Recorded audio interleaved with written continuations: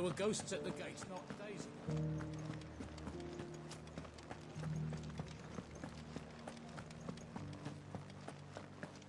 Those things I said before.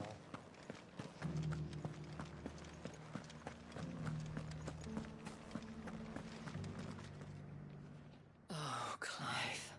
What am I to do? My wards and I may soon be without a home. What's happened? The High Cardinal has descended from his lofty throne and taken up residence here in Northreach. The High Cardinal? Leader of the Council of Elders, second only to his Radiance at the head of the Imperial government.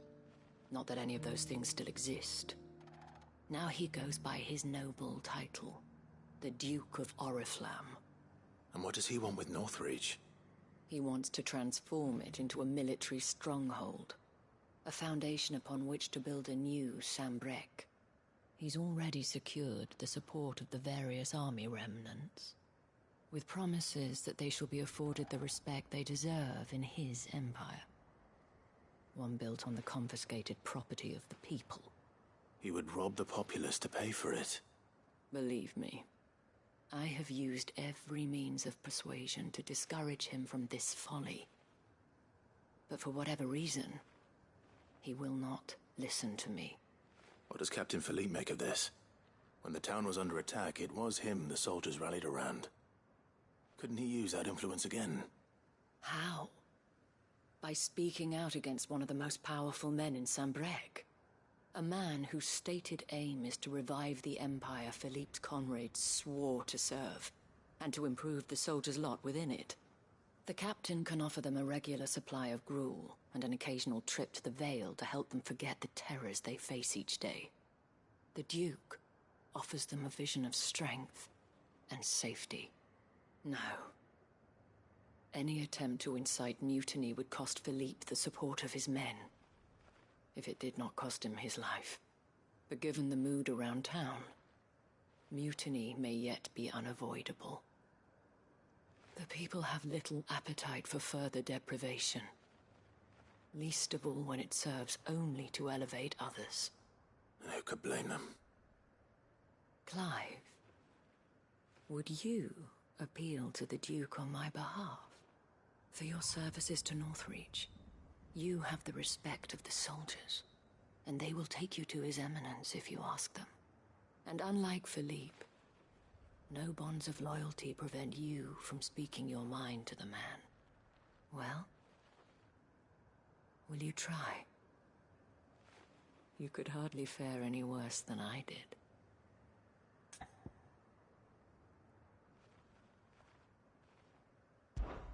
I'll see what I can do. Thank you, Clive. Tell me then, where will I find this Duke of Oriflamme? In the garrison? Overseeing the troops, yes. All right. Wish me luck.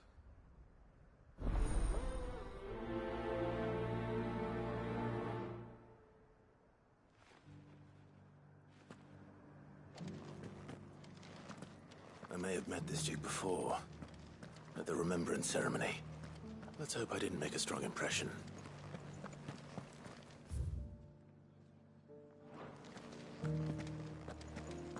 Those things I said before. You needn't fret. The creatures have been...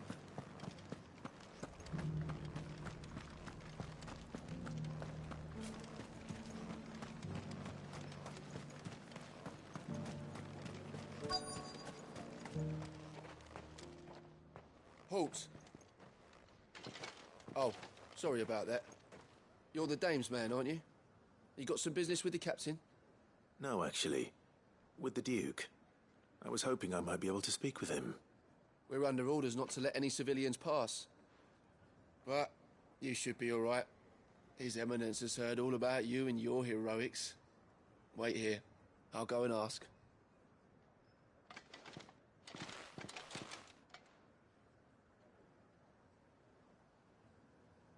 So, you are the sellsword who lent his aid to the garrison. The Empire owes you a debt, and I shall see it repaid. But tell me, Is it wealth that you seek, or favor? Neither, Your Eminence. I thought only to inquire about your plan to turn Northreach into a stronghold. Ah, I see.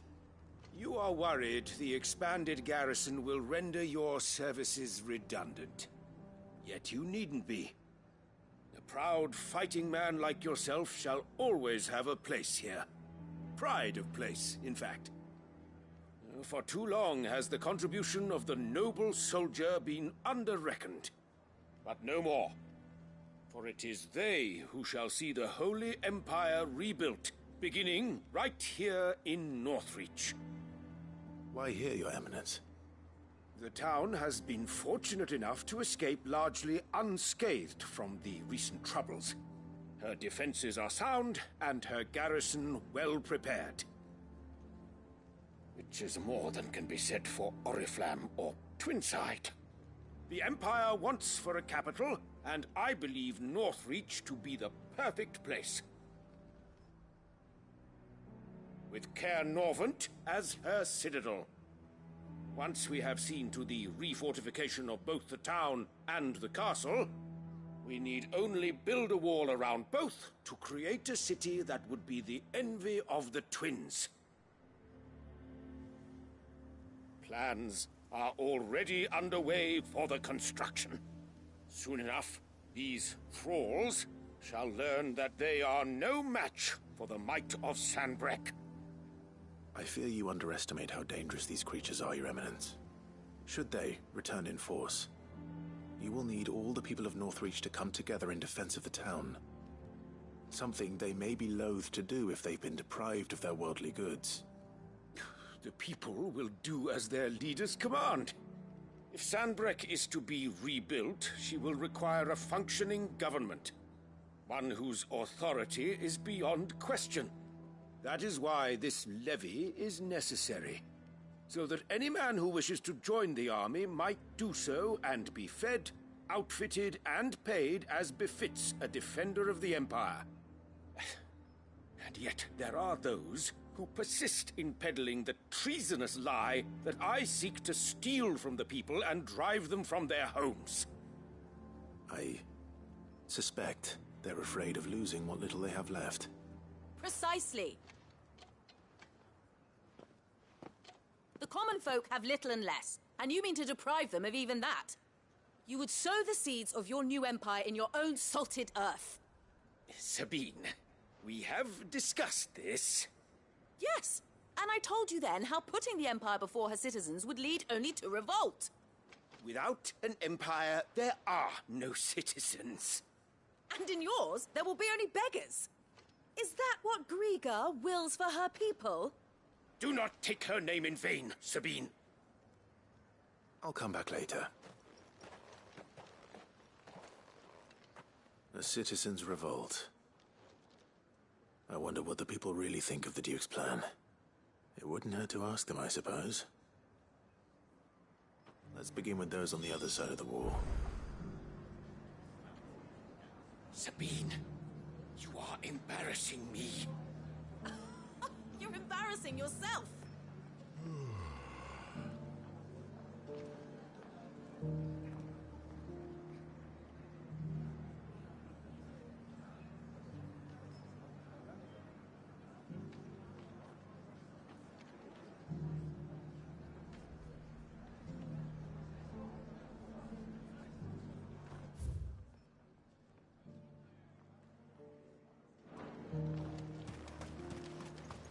As long as you remain, the veil is...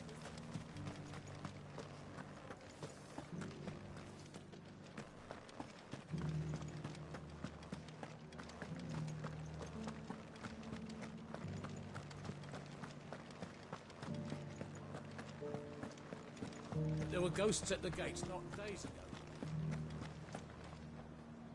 All right there. What is it you're after, sir? Just your opinion, actually. I wondered what you thought of the Duke of Oriflamme. Oh, him. Not much.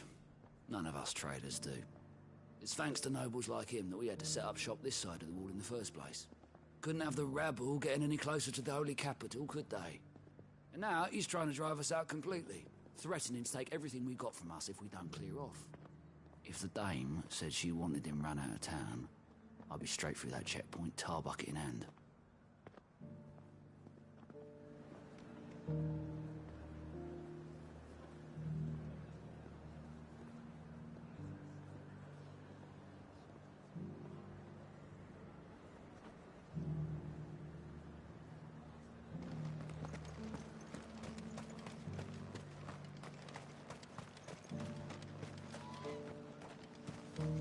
I heard the dame got an eye concert with the Meadows and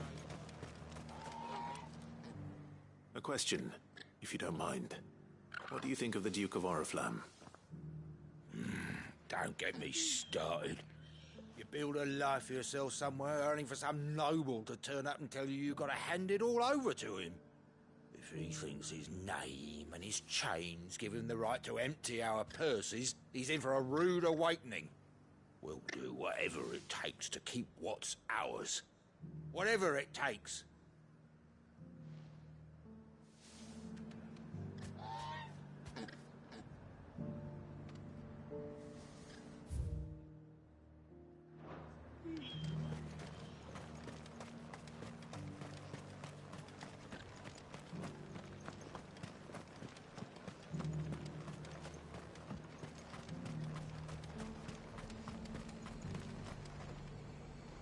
I've been hearing a lot of talk about a certain duke.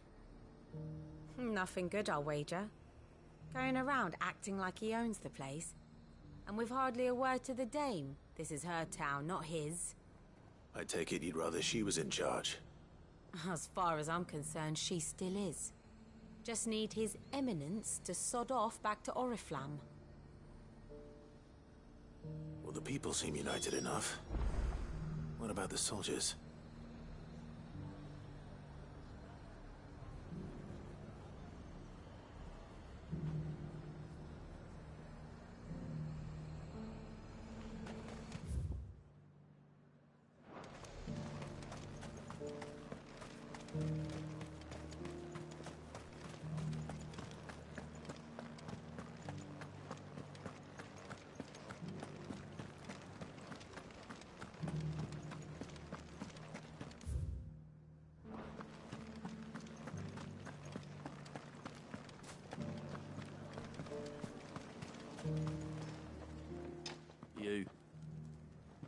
You're the one who was talking to His Eminence. On the dame's behalf, yes. I was trying to persuade him not to take the people's goodwill for granted, but it seems my words fell on deaf ears. What do you think of his plans? I'm a soldier, mate. He tells me what to do, not the other way round. Listen, I've got nothing but respect for the dame, but I've got a family to look after. That's where my loyalties lie, not with the town or the Empire, but with my wife and children. If the Duke can get us the men and the equipment we need to fight off those blue-skinned bastards, I don't care how he does it.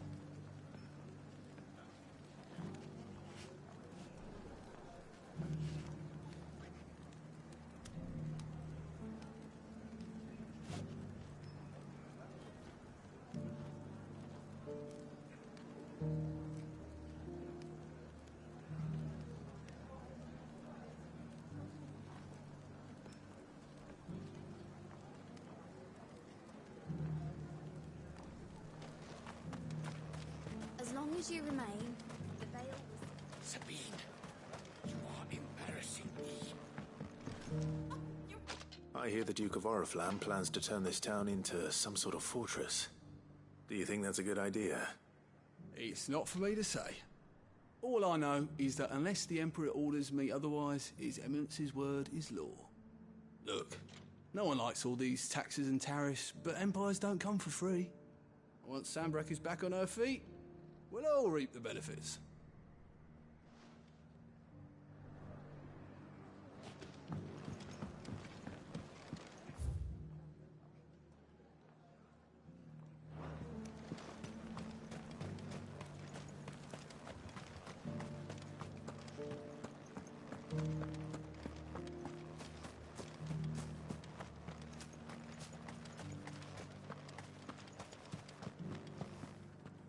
Excuse me, do you have a moment?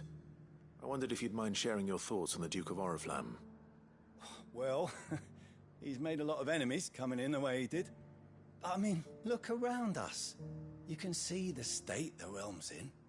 The traders might not like having the screws put on them, but if they volunteered a few more of their hard-earned gil before things got bad, maybe they wouldn't have to. I think the Duke's got a point when he says rebuilding the Empire's the best way of making sure we're all protected.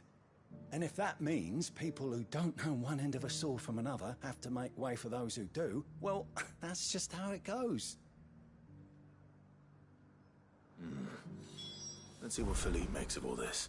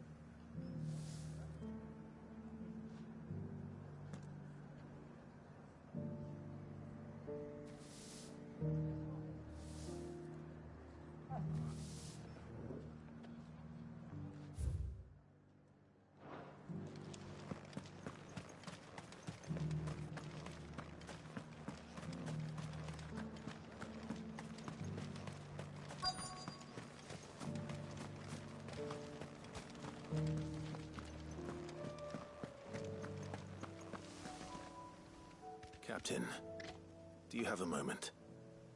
For you? Certainly. Clive, wasn't it? Thank you for last time. How can I help you? I wanted to ask you about the Duke of Oriflamme. Do you intend to go along with his plan? But to tell you the truth, I'm in two minds. It's my sworn duty as a captain of the Imperial Army to obey his orders. But I can't say I agree with him.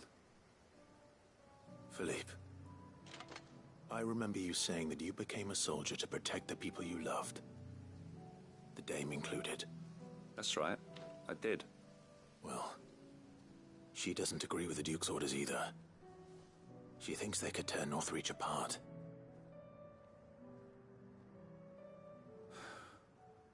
And she's probably right. Thank you, Clive. I know what I need to do now. Protecting the people I love is what matters. Doesn't matter how. Well, duty calls, so I better go. Thanks again.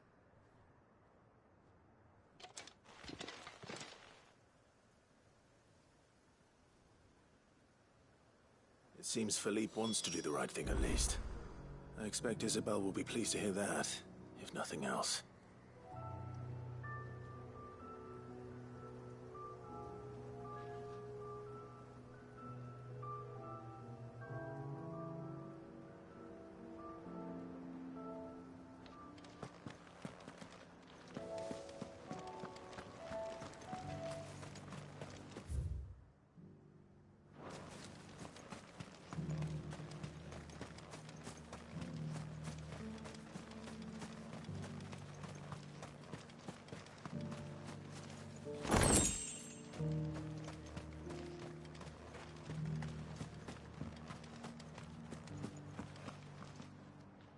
Ah, Clive.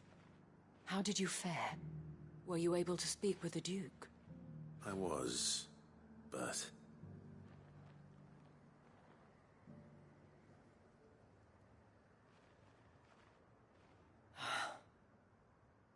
So Northreach is to be a fortress after all.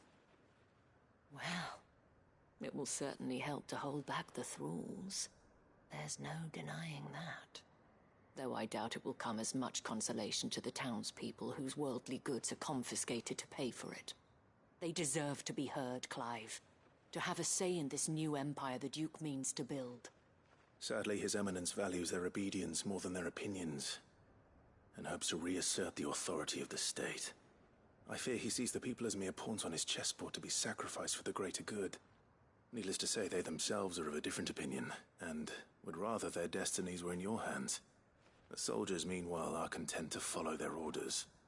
And not just because of the Duke's rank, but because of his vision. I thought as much. Had I sworn to protect Sanbreque, I dare say I too would want nothing more than to see it rise from the ashes. Thank you for trying. But the battle is lost. I don't know about that. What happened to your uniform? I handed it in, along with my resignation. Told the lads I wished them well, but that I owe it to those I love to call it a day. But why? Because I realized what really matters to me. Not following some nobleman's orders for the sake of it, but protecting what I care about. Protecting Northreach. I honestly don't know when those monsters will return, but I'm certain they're not finished with us yet. And when they do come back, we need to be ready for them. We need to stand together, all of us. And with you to lead us, milady, I reckon we can do it. It was you who finally convinced me, Clive. There's no point following orders if they go against everything you believe. Indeed. All of us, standing together. That has always been Northreach's best hope, and one which still lies within our grasp. We have only to turn our attentions to the true enemy. Thank you, Philippe, for showing me what I must do. Anything for you, milady. Speaking of standing together, would you mind if I borrowed a few of the lads from the Vale to help keep watch around the town? I fear His Eminence has loftier tasks in mind for the guard. Not at all. Be my guest. Wouldn't be the first time.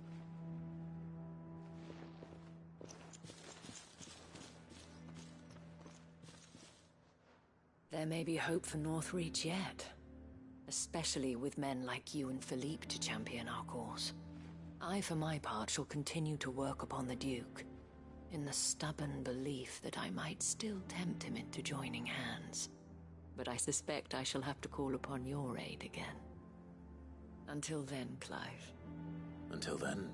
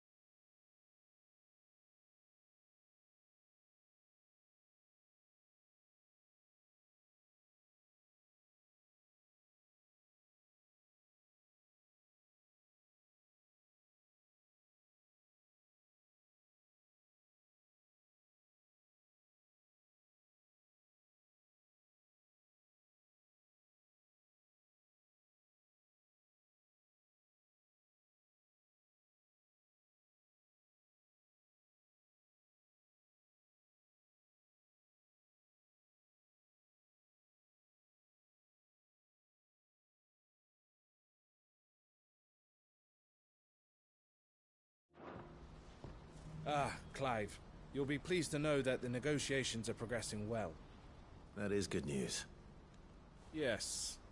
Our comrade in Randala has just sent word that the contract should be signed very soon.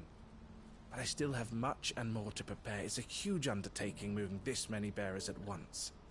You couldn't do me a quick favor, could you?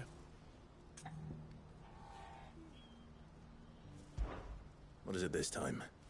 More wild beasts? Nothing like that. I just need you to go over to the caravans and ask El how long we have until the bearers arrive.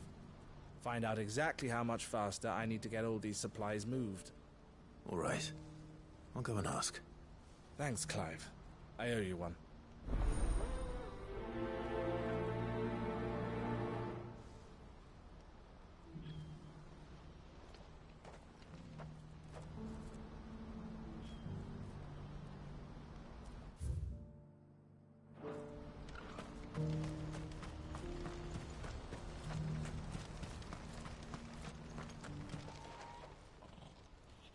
Don't blame yourself, El. This is their fault, not yours. I know, but... No buts about it, all right?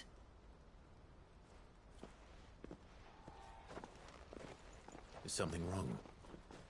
Vonnie came to give me a message from our intermediary. The talks with the Republican army have fallen through. They've reached an agreement with the Silver Peak Consortium instead. Though prices have fallen of late, we deliberately offered above the going rate to try and deter other bidders. But the Consortium offered double what we did, and the army jumped at the chance. And you had no opportunity to make a counteroffer? None at all. And we were so close. El, what's happened? I saw Vonnie leaving. She didn't look happy. And with good reason.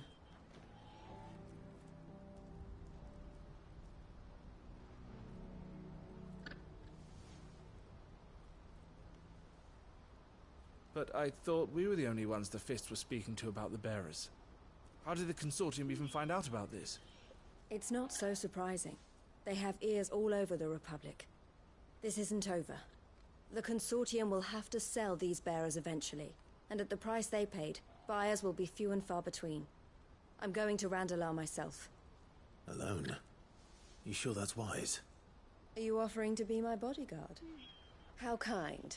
Meet me at the checkpoint near the capital gates. I'll send an owl ahead and request a meeting. You go to Cashlock, Theo, and get everything ready. We've waited far too long as it is. Even if I fail to free these bearers, there will be others. Someone needs to prepare the place and keep any prowling beasts at bay.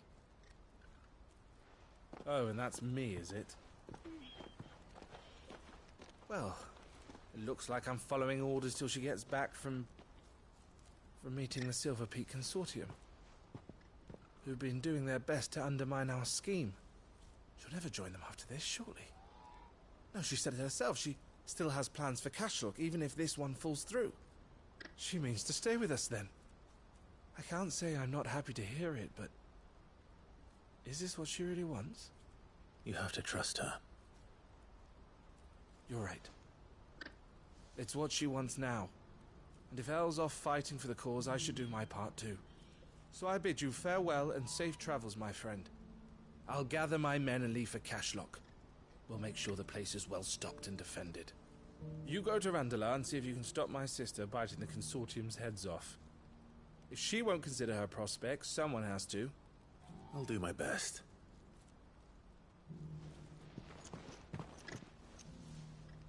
All right.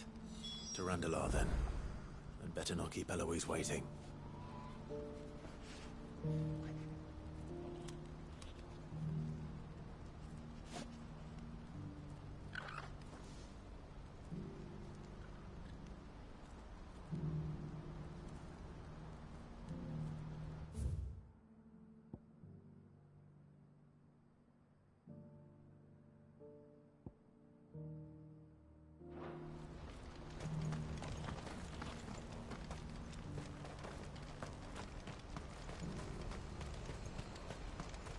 What's happened?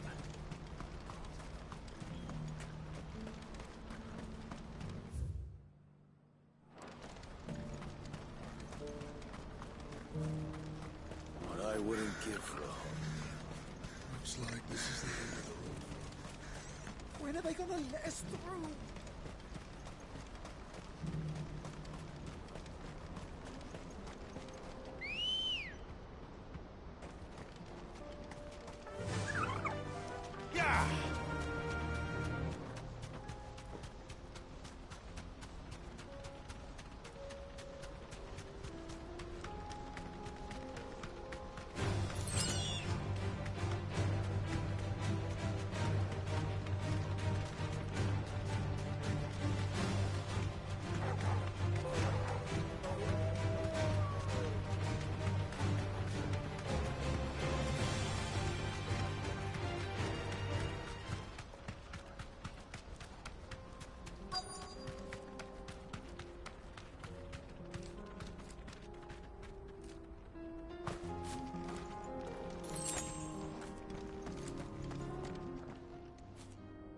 I hope I didn't keep you waiting.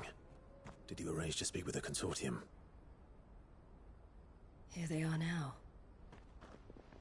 You wish to consult with me? I did. It's about the bearers you recently purchased from the Fist. We had all but finished making arrangements to buy them ourselves, and then you stepped into the fray. You misunderstand. The Consortium had an interest in purchasing them from the very first. It was only our regard for you that kept us from bidding. But your hesitancy in accepting our offer to you suggested that the regard was not mutual. And so we resumed our business. I did not hesitate. I am simply not inclined to make such decisions without first giving them due consideration. But what is done is done. Come then. How much do you want for them? Alas, you are too late yet again.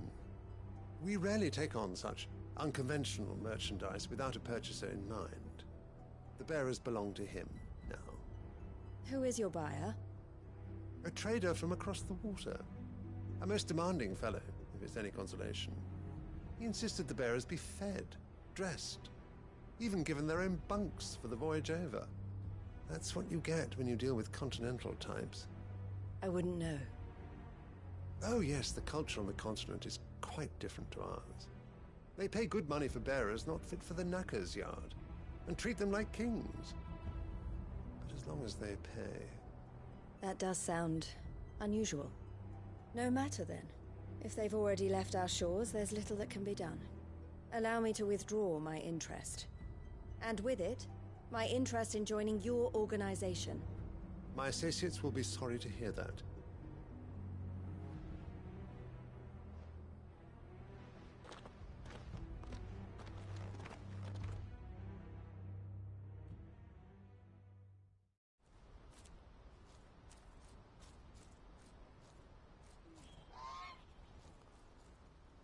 I'm sorry you weren't able to save them. As am I. But I only have myself to blame. He was right, you see. The Silver Peak Consortium did intend to buy those bearers before I did. Their representative hinted at a possible purchase when he came to recruit me. I feigned interest in joining them in the hope he might be encouraged to tell me more, and he did just that. As soon as he left, I sent my own offer to Randalar. So you never... No. I entertained the Consortium's proposal solely so I could learn more about those bearers. But I was a fool to think they wouldn't find out. I knew exactly who I was dealing with. You tried. I did. And if what he said was true, the bearers are to be well treated. Which is something, at least. But they deserved more. I wanted so badly to see them freed. Eloise! Eloise! Word from Cashlock. The village is under attack. A pack of beasts have come down from the mountains, and there's a dragon at its head. Theo and the others are trying to hold them off as best they can, but the odds are against them. They need help, and fast. Theo! I'll go on ahead. Thank you, Clive. I'll gather some men and join you there. Just... make sure he's safe.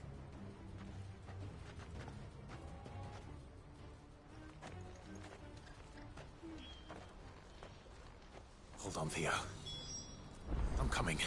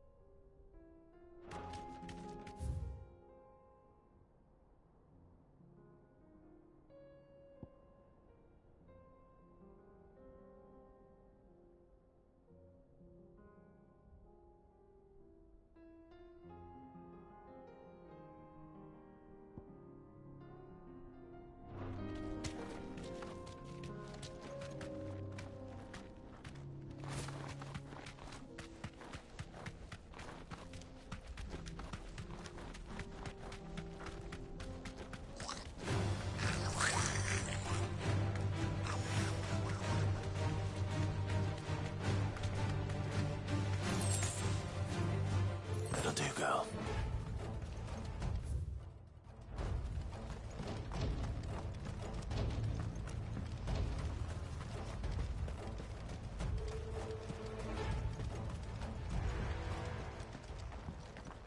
Where's Theodore? Upriver! He led the dragon that way to keep it from the village, but the whole area's flooded with ether. We just have to pray he makes it out in one piece. I can do better than that. Torgal, with me.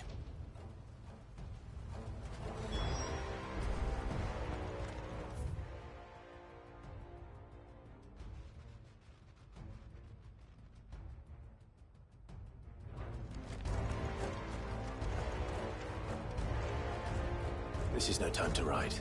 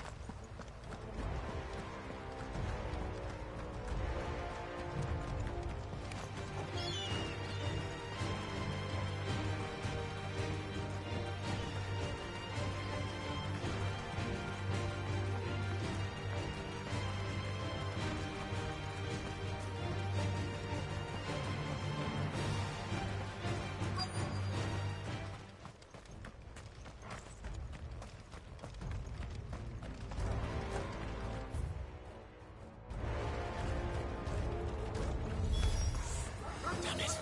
The ether's too thick. These creatures have already turned.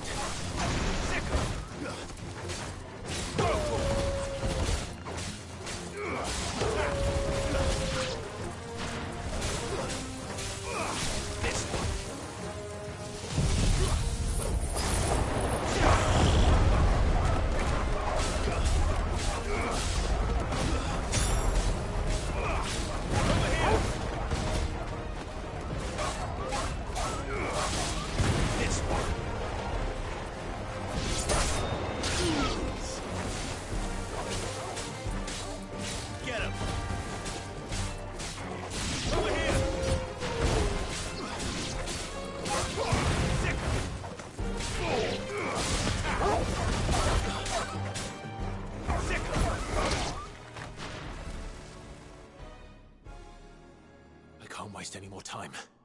I need to find Theodore before that dragon does.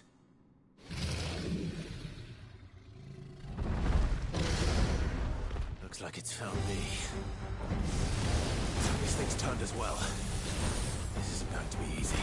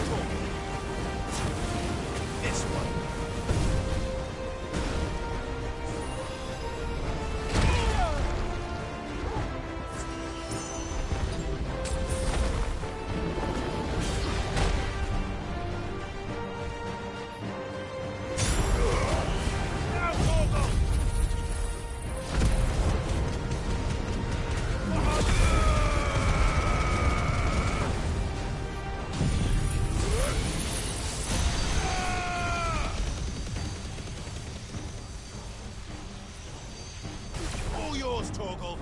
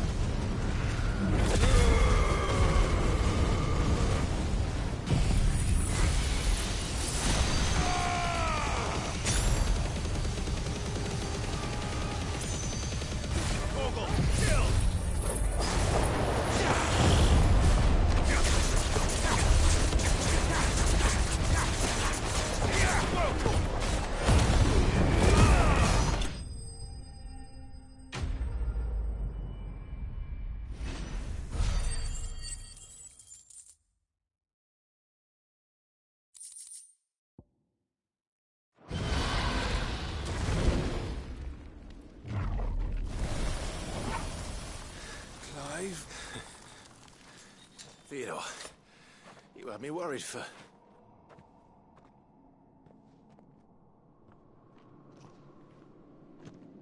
We have to get you out of here.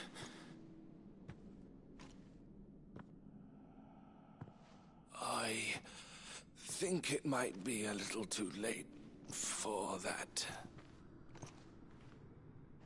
Bearer or no, there's only so much ether a man can take, and that Drake just wouldn't let me leave. You have my thanks, Sid, for finishing what I could not. For keeping Elle's dream. Theodore!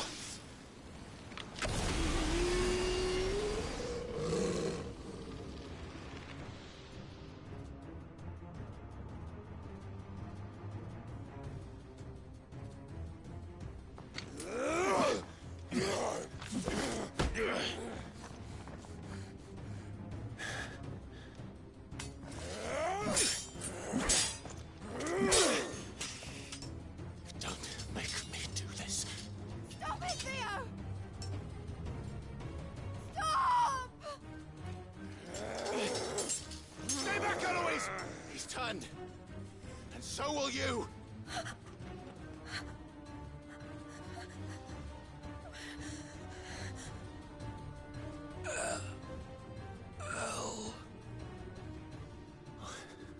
Theodore.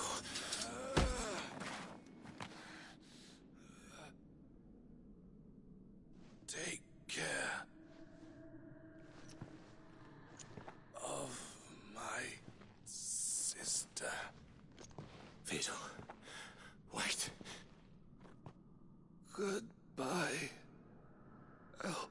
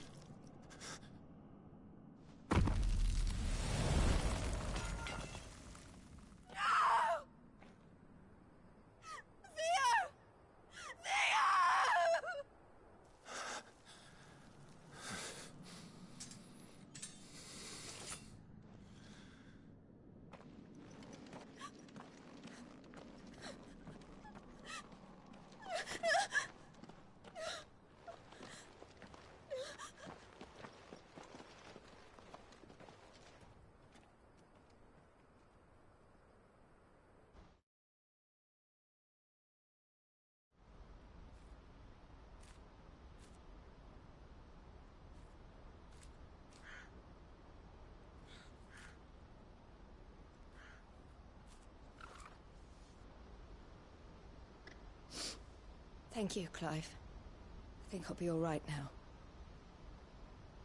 That was true bravery he showed. Leading the dragon away from the village like that. His first instinct was always to protect people. To put others' well-being before his own. And now he's gone. Because I sent him to that place, against his will. It wasn't against his will. He was ready to do whatever it took to show you he could stand on his own. So that you would finally be free to live your own life. To live my own life? He never could come to terms with the choice I made. What exactly happened? You once told me Theo was the first bearer you ever helped.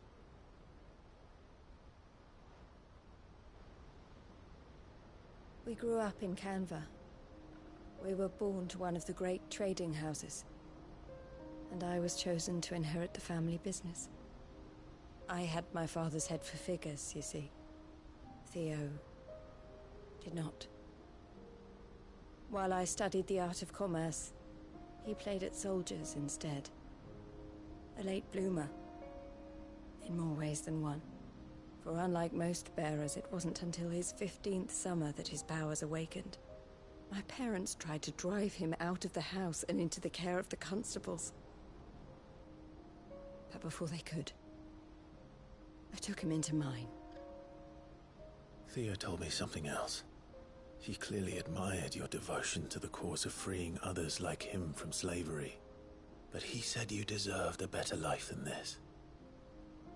He wanted to free you from what he called your bonds, just as you freed him from his. I would be lying if I said I had not wondered from time to time how much easier my life might have been if I had allowed Theo to be taken and devoted myself to the family business instead.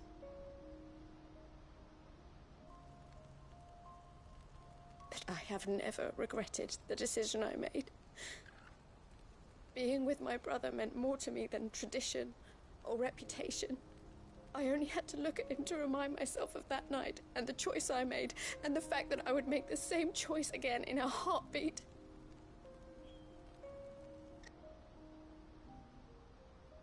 He was never a burden. How could he even think that? If anything, I was the one who weighed him down. You weren't, Eloise.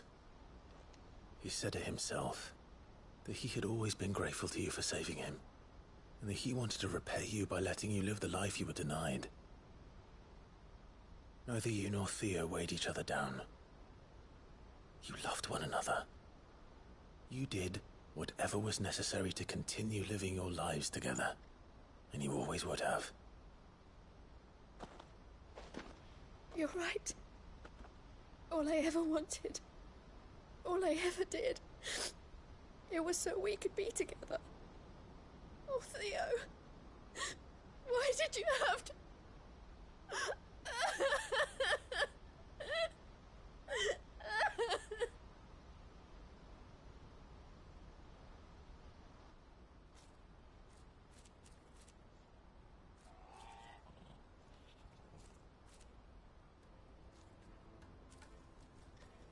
I know Theo wanted me to move on, but I'm staying here at the Crimson Caravans to continue our work. We can make a difference here. We can help people, save them. I need nothing more from life than that. So I'll carry on doing what we do, ensuring that goods, people, bearers get where they need to be, bringing smiles to people's faces just like we always have, and to Theo's. Wherever he is. This is the life I have chosen. The life I will always choose. I've made a choice of my own, to continue helping you however I can. Whenever you need it. Thank you, Clive. Let's go on together then. For Theodore.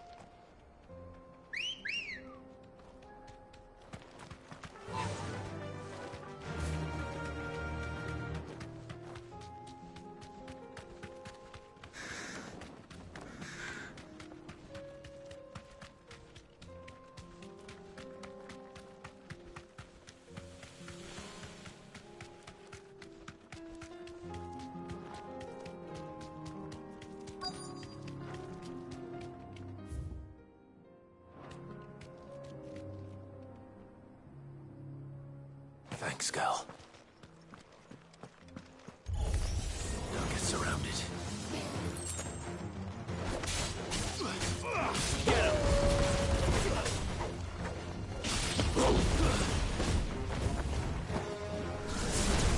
Sick 'em!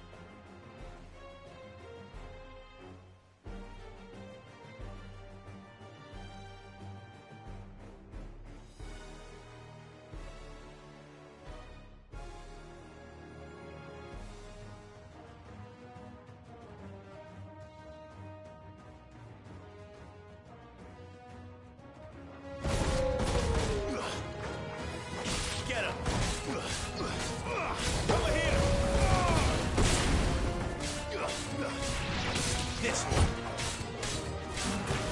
Get him. Over here. Photon.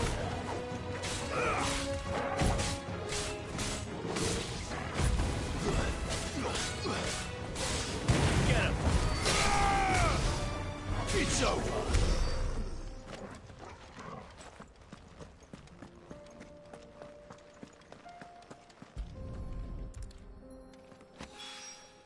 Two down.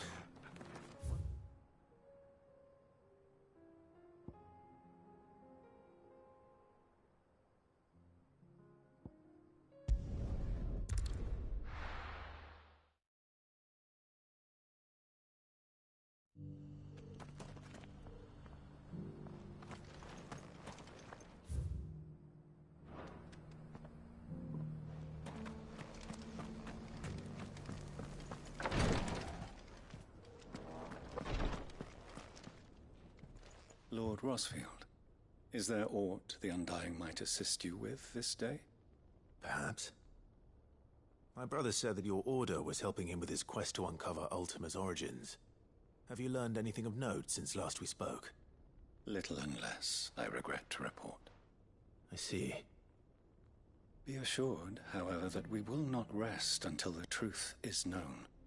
Even now, our archaeologians scour ruins in every corner of the realm for traces of Ultima's touch.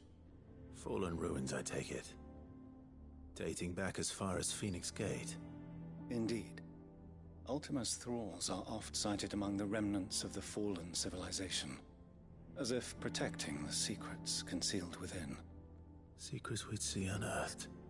Should our methods be of interest, my lord, mayhap it would please you to observe some of our number at work. Would that be possible? Of course. A survey is being conducted not far from here. Perchance you are familiar with Kretov, a small hamlet built around a fallen airship. I was due to visit my colleagues there to collect their preliminary findings, but if you would consent to do so in my stead, I'm sure that they would be honored to relate any discoveries they have made to you directly.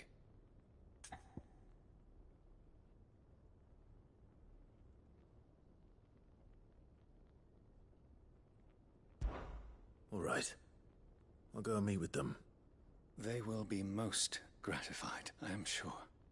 Might I suggest you take the road through Titan's Wake? It will lead you straight to the village after but a short walk. Thank you. I will. I wish you a safe journey, my lord. May the Firebird's flames burn ever in your heart.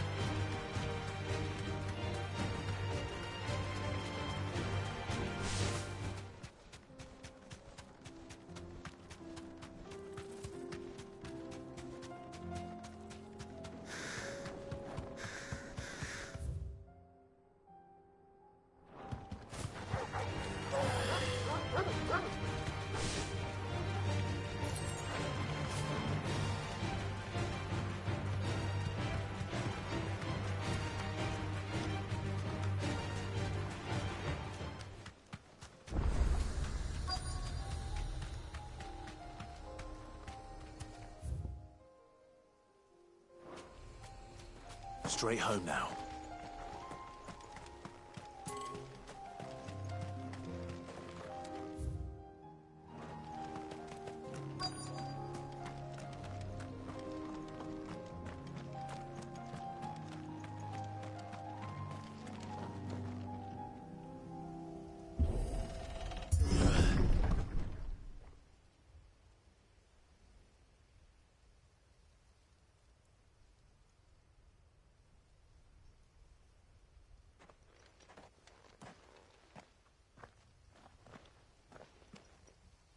Oh no.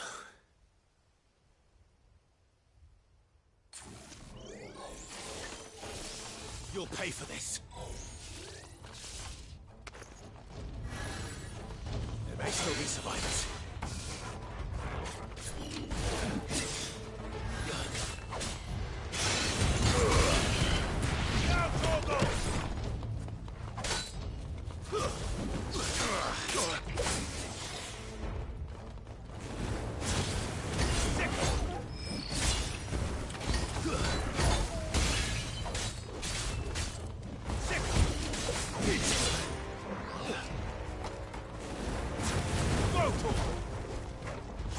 This one.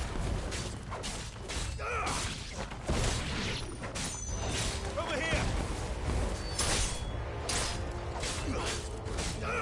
This one.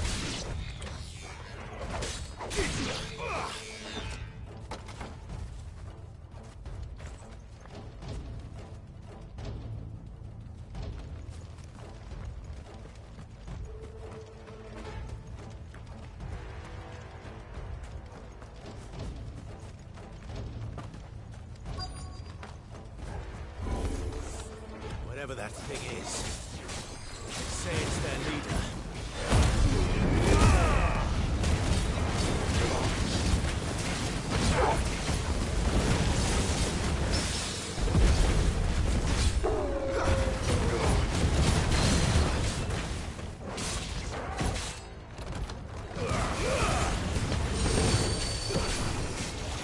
This one.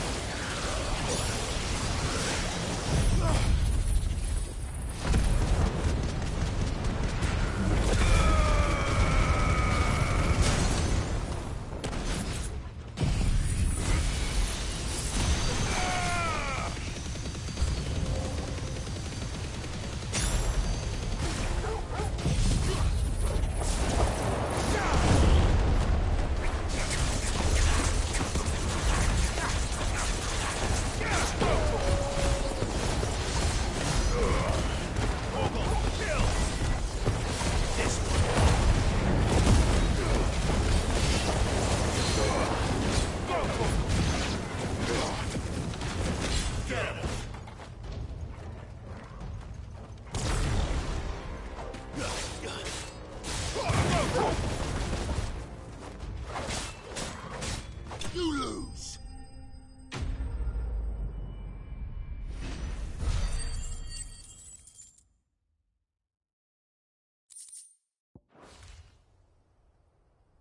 Should have stayed in the past. These must be Cyril's colleagues.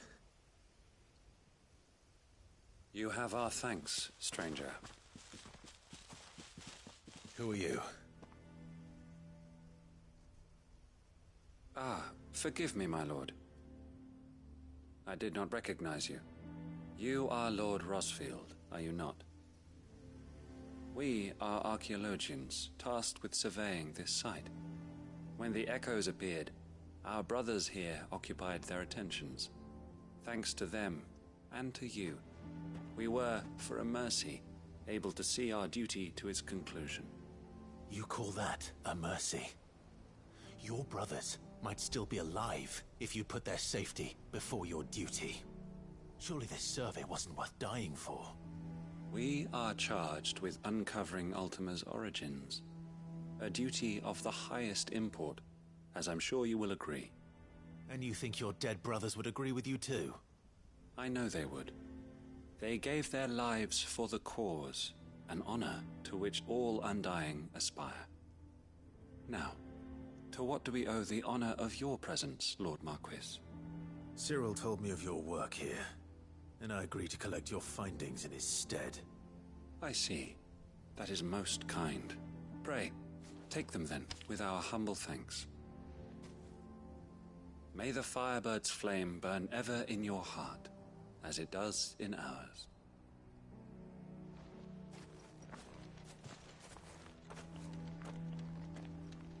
It's one thing to lay down your life for another, but for a survey...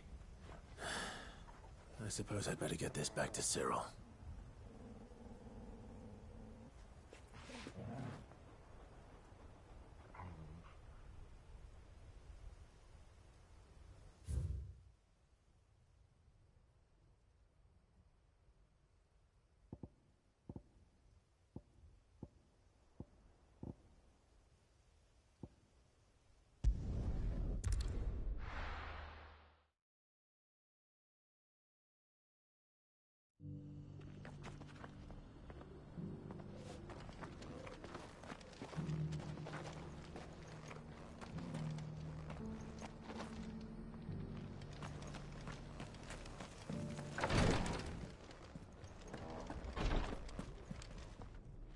Ah, you are returned, my lord.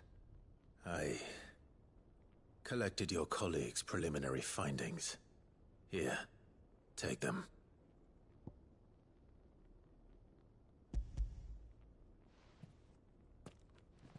My thanks.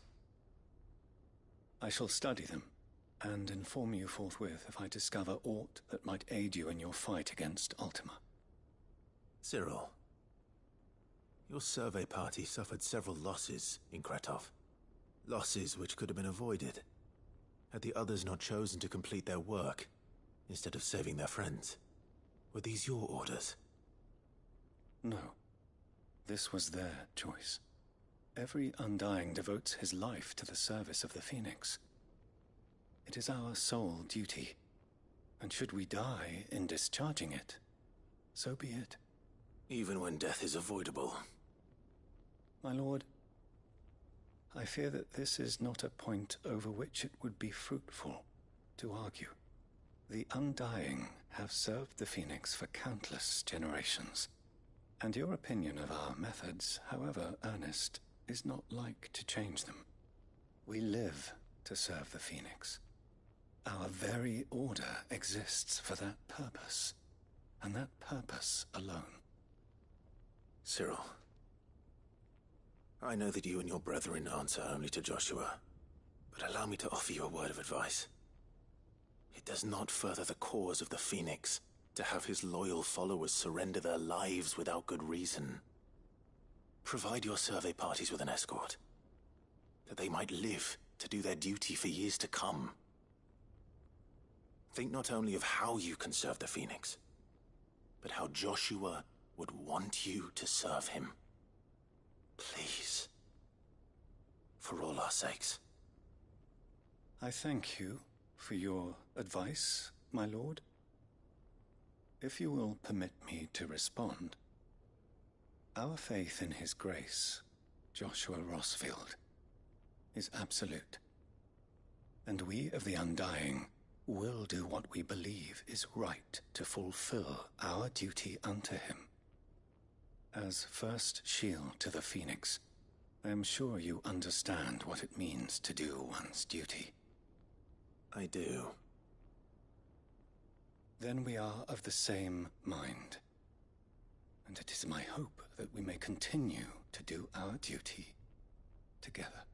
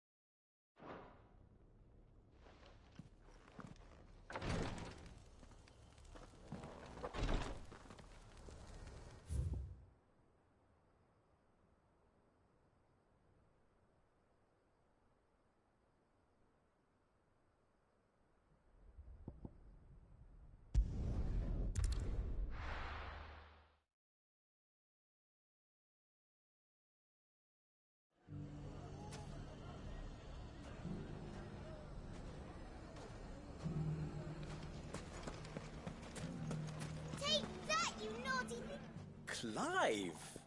To what do I owe the pleasure? I just wanted to see how the town's been faring since you brought everyone together. Since we brought everyone together, all is absolutely wonderful. Conrad and Natalie's hands remain safely away from each other's throats, and firmly at the helm. Our stores are full, and the bandits still too disorganized to raid them. Just as the good Lady Jane and Lord Underhill intended. Are you a lord? Lubor's going to be one too. They're going to make him the Lord of Dalimil, because of how he stopped all the grown-ups from fighting. It's the mayor of Dalimil, dear child, and the vote hasn't taken place just yet. But if the people wish me to lead them, I shall. And my first act will be to build a school so that menaces like you two learn not to interrupt your elders. Speaking of menaces, there may be a rather worrying one just over the horizon. May there indeed. I'm afraid the example Conrad and Natalie set in putting aside their differences and presenting a united front might have caught the bandits' attention. And they might have elected to take a similar approach. They have formed what one could call a League of Outlaws, and they grow more organized by the day. But we'll fight them all off just like last time, no matter how many of them there are. Won't we, Lubor? Of course we will. If we continue to work together, we can overcome any challenge we choose to face. The longer we avoid facing this one, the more difficult it will be, until the only way to overcome it might be to run for the hills. Our best hope is to nip these efforts at organization in the bud, by finding those ne'er-do-wells who have yet to join the cause, and ensuring that they never do. Perhaps a certain Lord Underhill might be willing to lend us his aid once more?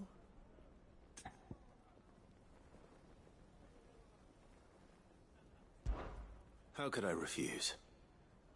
Thank you, my lord. Victor will fill you in on the particulars. I have him stationed by the desert gate, receiving and collating reports from my scouts. Such an amenable soul. He reminds me of you. I'll go and speak with him.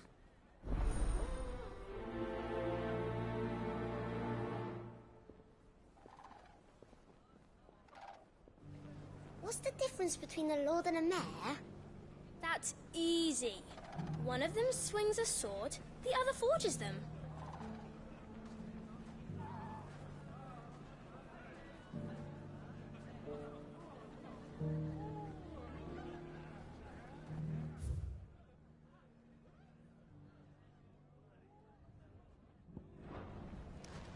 Everyone around town saying Master Lubor's going to be... A League of Outlaws. Sounds like we have some competition.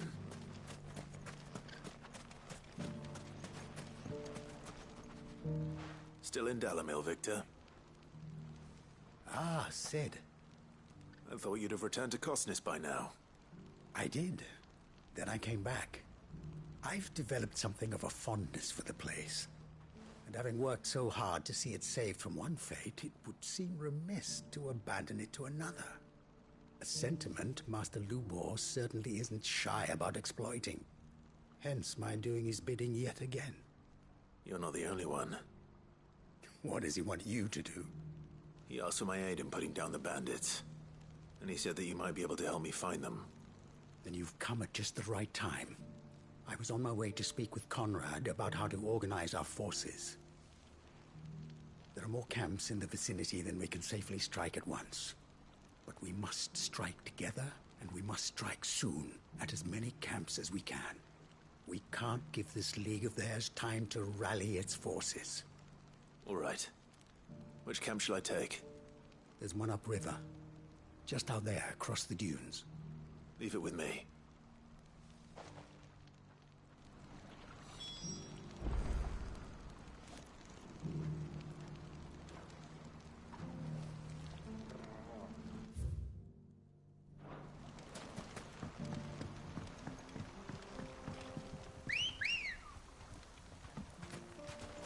Let's go. Yeah! Those ne'er-do-wells.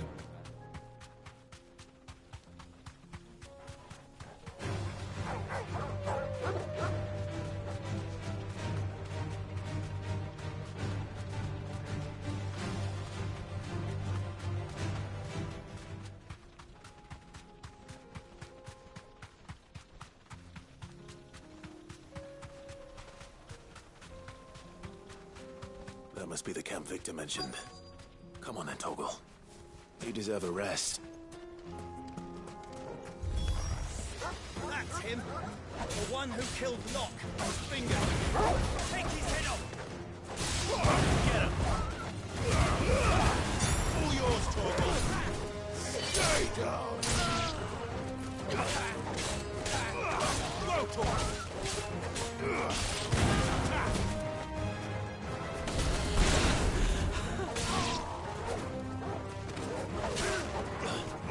Go, Torgal!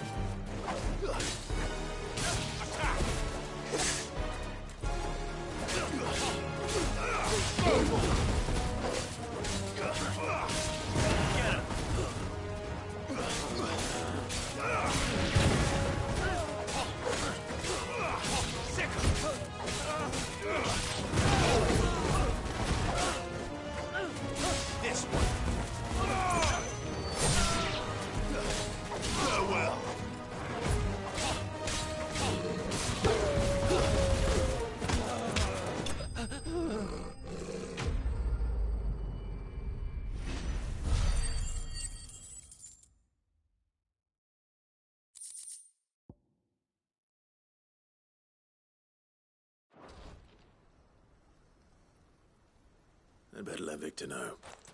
Sid, where are you? Ah, I see the bandits didn't pose you any trouble. No, but that's not why you're here, is it? No. Something's happened. We need you back in Dalimil. What is it? The whole town's in uproar. They're saying that Lubor is a bearer. What? Seems that one of our parties wasn't as thorough as they should have been.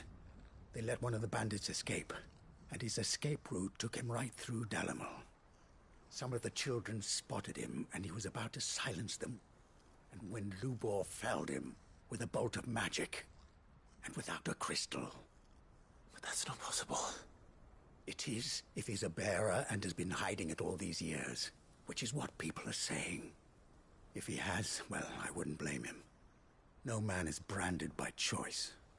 Still, all those people see is a man who's lied to them all his life. One who has made a leader of himself when the world believed he should have been a slave. Fuck.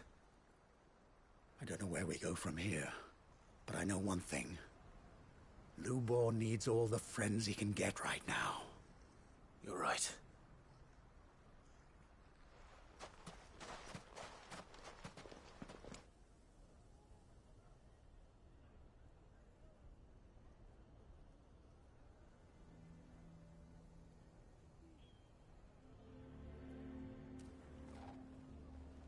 And now everyone knows. I made it a habit to keep a crystal close at hand for just such an occasion. And when that occasion arose, I forgot to reach for it. Well, it was bound to come out sooner or later. We're sorry, Lubor. We tried to keep running, but we just couldn't anymore. There's nothing to be sorry for. I rather enjoyed playing the hero for once. All that matters to me is that you two are safe. Look at him talking to his betters like it's nothing. All lies, I'll wager. Just like the ones he fed us all these years. Once people make up their minds, it's hard to change them. We need to do something, and quickly. Convince the people not to let their prejudices blind them. Convince them that nothing has changed. That their enemy lies outside these walls, not within them. You're right. We should speak to everyone. I'm glad you agree. I'll handle the townsfolk. I'm a Dalmec born and bred. They listen to me. You head to the tavern. Make Conrad and Natalie remember who Lubor really is. They know that Lubor and I are friends. I might not make for the most impartial of interlocutors. Lord Underhill of Randalar's League of Merchants, however, is a trusted and impartial mediator of note. I'll do what I can.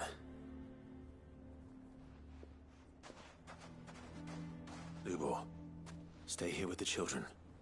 I can't promise anything, but we'll try. And that is all I can ask of you.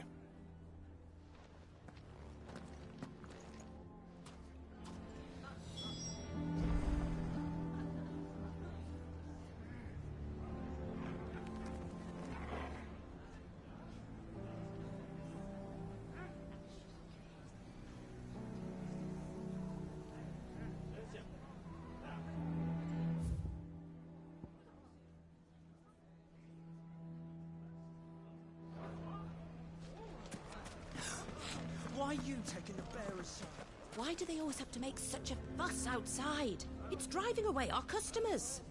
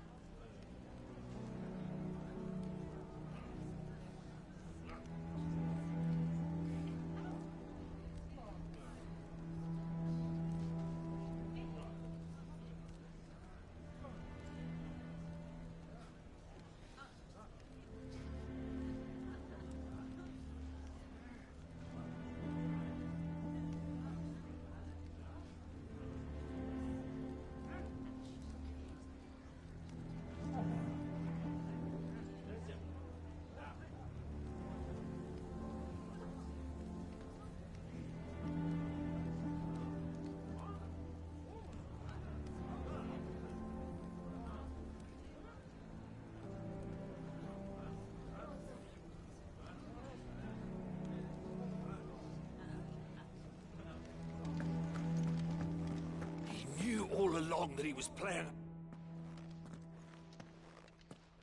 Forgive me for disturbing you, but could I have a moment of your time? I've seen your face before. As have I. Lord Underhill, wasn't it? Of the League of Merchants. That's right. I wanted to speak to you about Lubor. The rumors that he's a bearer. All true, I'm afraid. He'll never be mayor now. Not if I have anything to do with it.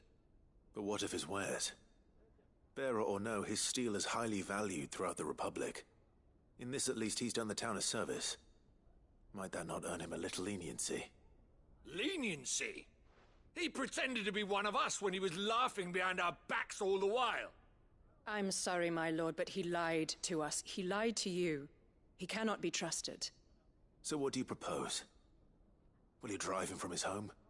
Close his forge? Perhaps. That is a question for the people of Dalimil, and they will thank you not to get involved.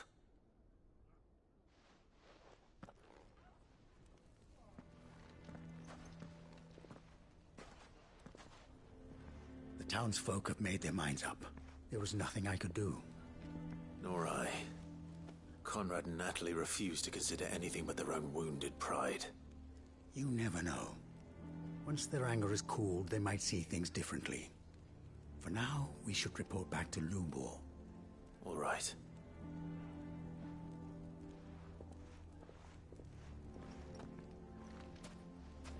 Why do they always have to make such a fuss outside? It's driving away our customers.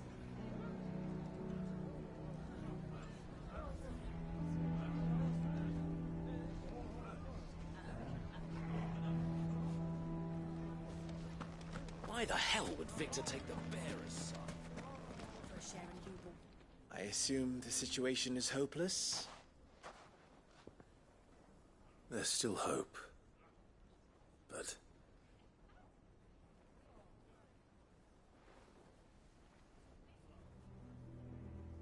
But perhaps not in this lifetime, I think it's fair to say. You mustn't think like that, Lubor. Give them time. They'll come around. We'll talk some sense into them in the end, you'll see. No, you won't. And your efforts would be better spent elsewhere. But Lubor... Rosina would often tell me that steel does not lie, that a blade is a reflection of the smith who forged it. To yourself be true, that was her point. Rather an ironic one when you consider that her life was taken with a blade of her own making. But I do not doubt that she was always true to herself and what she believed in, right to the end. And so must I be. I must do what I know to be right, no matter what others might think of me. And now, I know what that is. I must embrace my new role of villain so that the people of Dalimil have something to unite against. For only united can they hope to stand against the threat that awaits them. I'll need to make a suitably dramatic exit, of course. Don't go, Lubor. You're the only one who was ever kind to us. We'll be all alone. Again. Trust me, little ones. It is for the best that I go. Not only for the town, but for you, too. How could it possibly be for the best? These children need you. The least you can do is give the townspeople a chance to change their minds. I would not take it, Victor. It's over.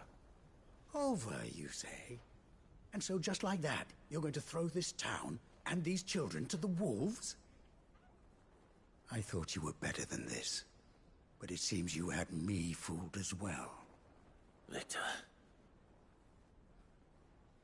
Forget it. Do what you will. You sure you're making the right choice, Lubor? Of those available to me, I believe it's the best one. Yes. Ah, but where are my manners? Here. A reward for clearing out that bandit camp. Right then. I have packing to do. If there's anything I can do. Anything. I'll bear it in mind. Thank you.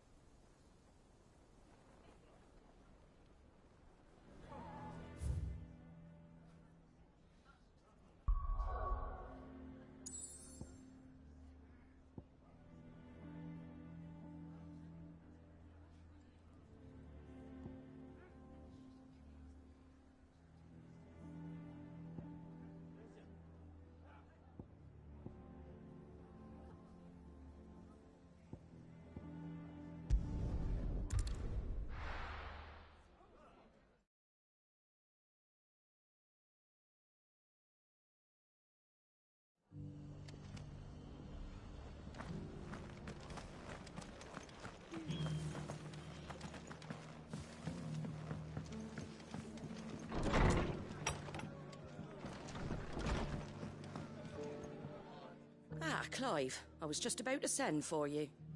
I'd like you to take something to Sir Wade up in Eastpool. Seeds for planting. Thought it was about time they started growing their own food. I'll keep providing them with whatever they need in the meantime, of course. But if Eastpool's going to survive, it's got to be able to fend for itself. As of those poor bearers. They've lived their whole lives in servitude, but now they're their own masters. Small wonder they ain't got the foggiest how to provide for themselves. So it's up to us to teach them. And if you're wondering why you, well, the Wagoneers taking supplies up that way have been coming back with more and more reports of Akashic around the village of late. Sir Wade's putting a brave face on it, but I think even he's starting to worry. And if he's likely to share those concerns with anyone, it's you.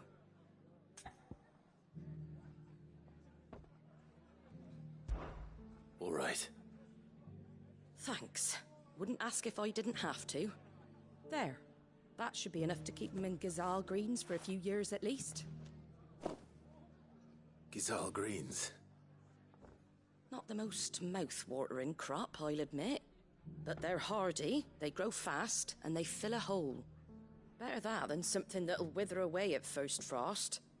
And chocobos love 'em too, which is no small thing. When I say all of us need to pull together to get Eastpool back on its feet, I mean all of us. They ain't exactly succulent, but cook 'em right, and they're just about bearable. I'll take your word for it. Anyway, Sir Wade'll know what to do with them. And if he don't, well, I'll go up there and show him myself. I'm sure you will.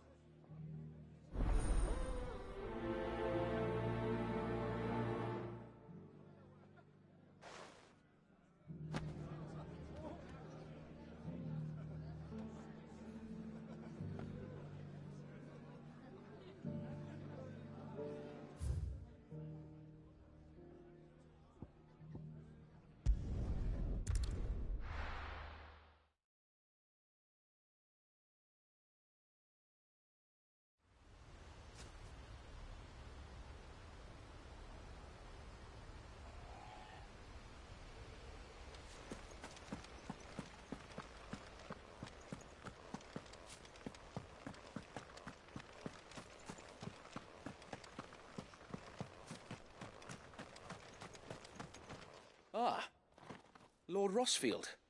What brings you to Eastpool? A delivery from Martha.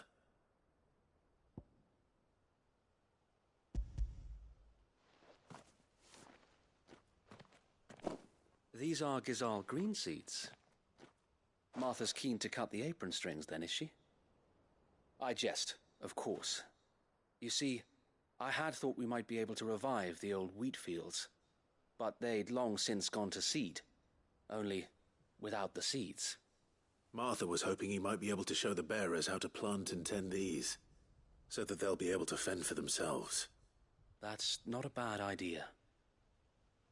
These bearers had only recently escaped their bonds before we brought them here. They know little of freedom, of providing for themselves and their loved ones. Unless we teach them how to live like free men, I fear that all we have achieved in bringing them here is to exchange one master for another. Not that myself and the Guardians have been the best example to them so far, subsisting almost entirely on Martha's charity as we do. It's about time we all started to provide for ourselves, bearers and Guardians alike. Unfortunately, we've been a little too busy of late to focus on much besides bolstering our defenses. There have been alarming reports of... The Horde is closing in.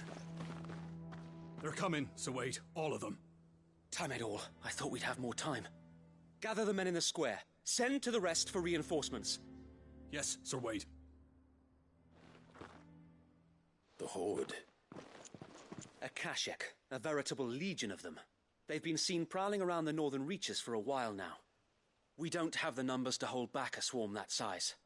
I had hoped to build a perimeter wall so that myself and the Guardians might be able to defend the village, but...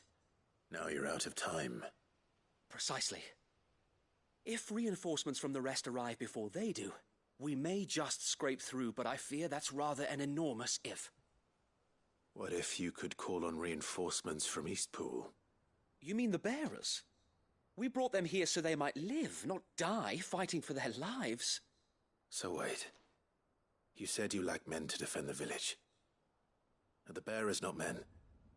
Do they not wish to see Eastpool saved?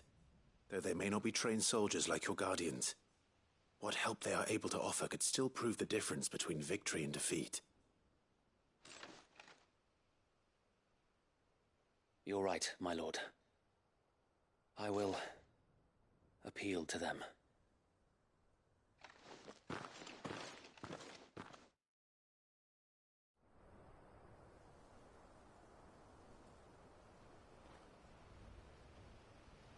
My friends, I humbly beg your aid.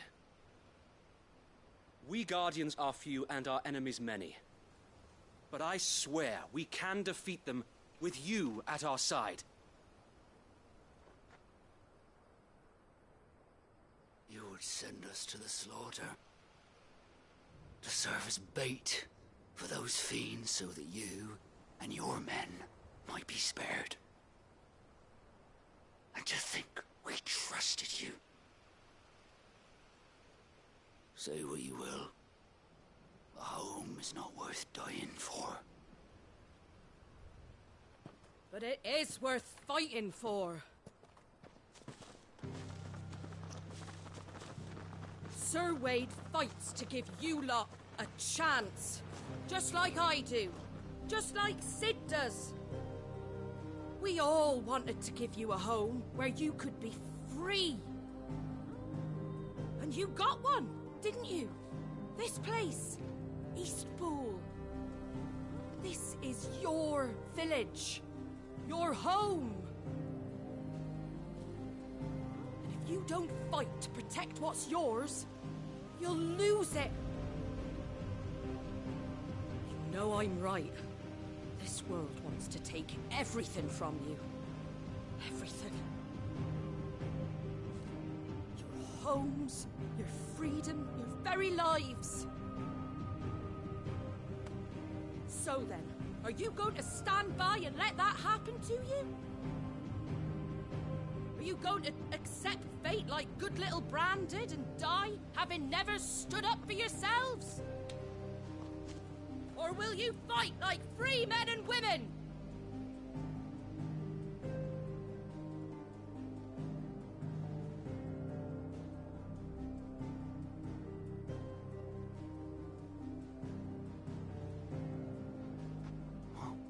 What do you do? All right. Give me a sword. I never dreamt I'd have a home of my own. And now that I have, I don't want to lose it. I will protect what's mine, or die trying. We all will. Free men and women, fighting together.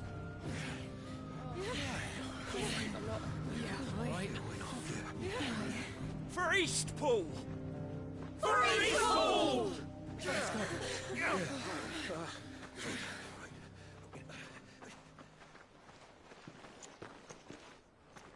Thank you, Martha. Don't mention it. Just promise me one thing. That you'll show them how freeborn fight. Gladly.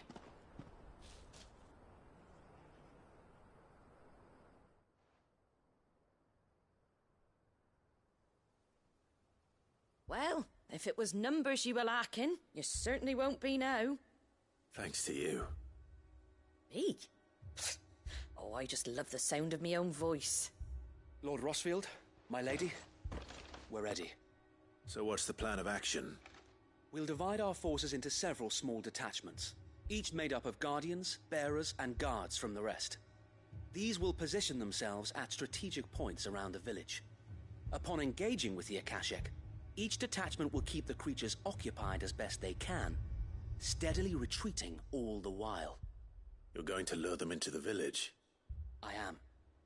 We will have neither the time nor the resources to treat the wounded, so injuries must be avoided at all costs. Instead, we will focus purely on defense at first.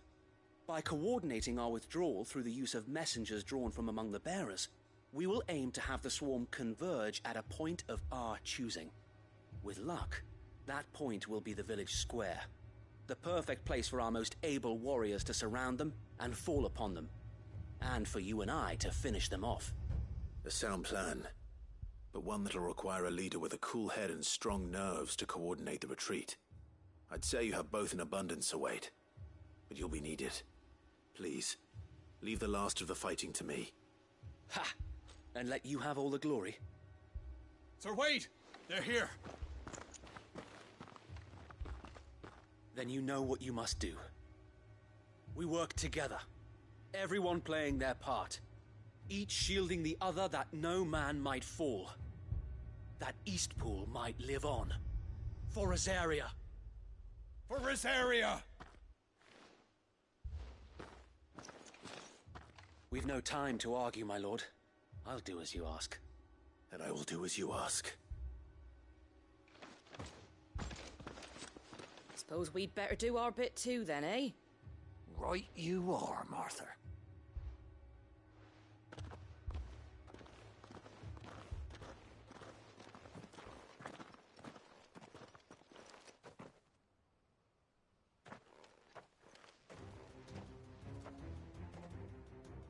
The calm before the storm.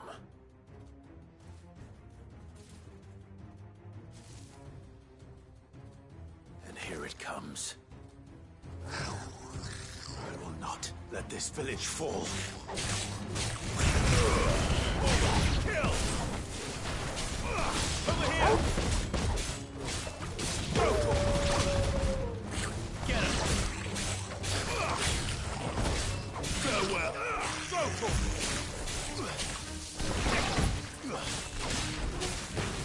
Over here! Go to him! Over here! Get him! Over here!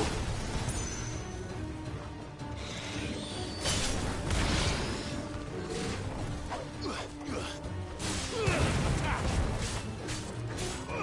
Over here! Farewell!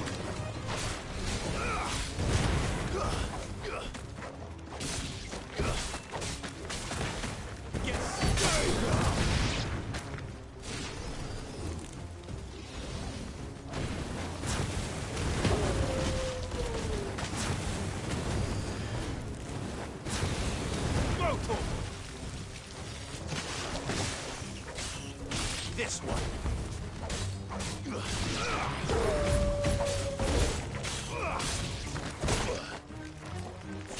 Fine how.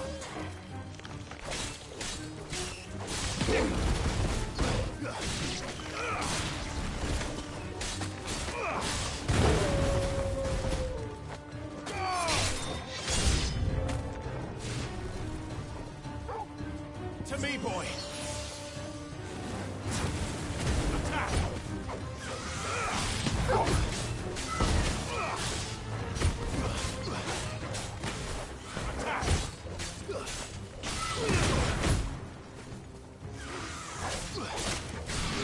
Get him!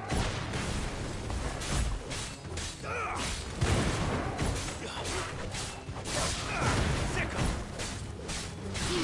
Go to him!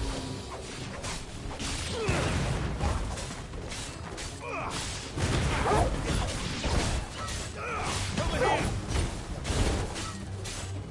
Get him!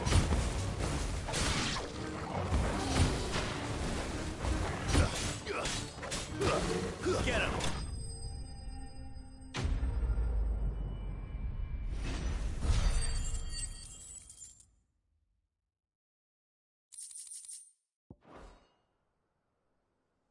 Looks like that's the last of them. Lord Rossfield! Change of plan! What is it?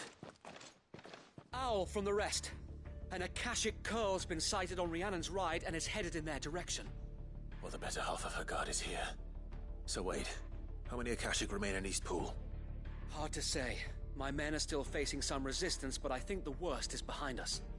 I could order a detachment or two to fall back and... No. Let them finish the job. You stay here too, Sir Wade. Your men need you. I'll go after the Curl. Join me only when Eastpool is won. If you're sure, my lord. May the Founder protect you.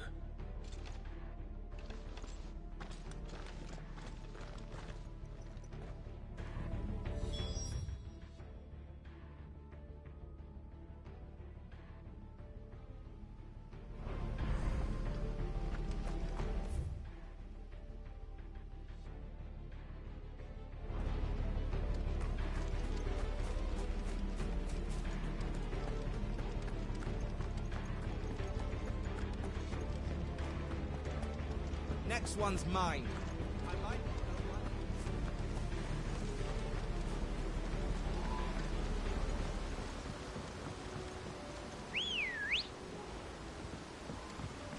Let's go. Run like the wind.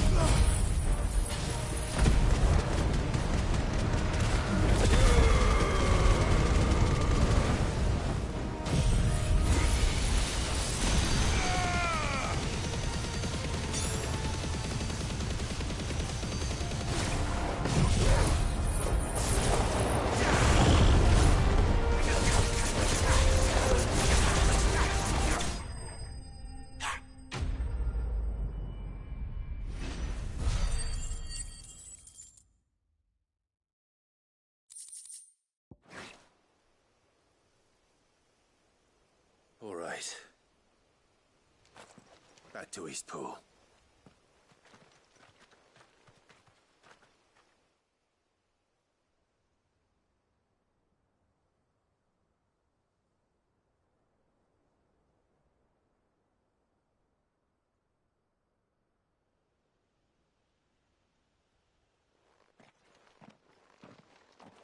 Lord Rossfield, the Curl, is it?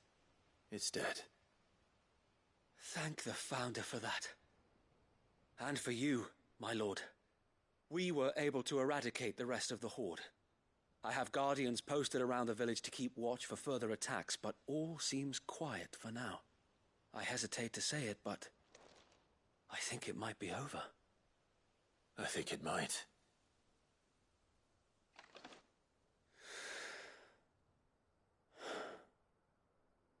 We did it. We saved Eastpool. Thank you, my friends. Thank you. No, Sir Wade. It's us who should be thanking you. You brought us together. Showed us what it means to fight for what you hold dear. We never had nothing to call our own before. We didn't know what it meant to protect it, but now we do. We really do. Forgive us, Sir Wade. You and your people saved us, and still we doubted you. But there's no doubt in my mind anymore. We're free men now, so we have to start acting like it. We have to fight to protect what's ours, to protect Eastpool. And we shall. We all shall. Together. This is our home. And if anyone or anything tries to take it away, they'll have us to answer to. Come on then. Let's get to work. This village isn't going to rebuild itself.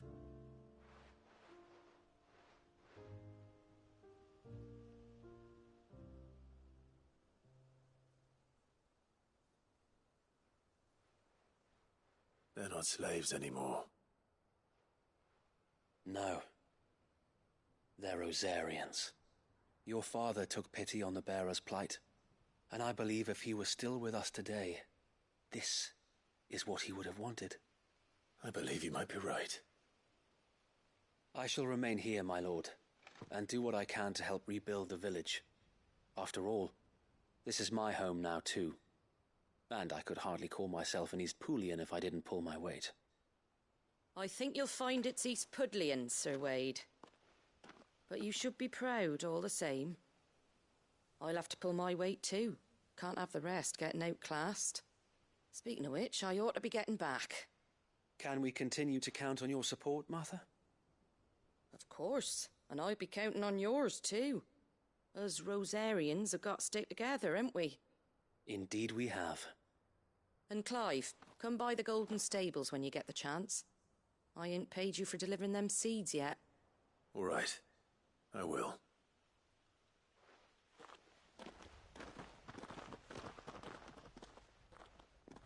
Lord Rossfield, do you remember our very first mission together?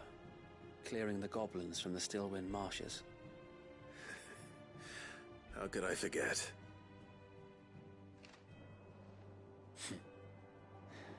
There's one sight that I shall never forget. You, facing off against that giant Morble. Not a trace of fear on your face. Since that day, there have been more than a few times when I felt like giving up. When the odds seemed so stacked in the enemy's favor, I thought I may as well just lay down my sword and surrender. But every time, I would think back to the look in your eyes that day and remember what it means to be a shield. Know that whatever trials Eastpool may face, I shall never lose courage. Thanks to you. So Wade, you have always been a true shield. I know that Eastpool, and indeed all of Rosaria, will be safe in your hands. Thank you, my lord. I know the rest of the world will be safe in yours. I'll do my best.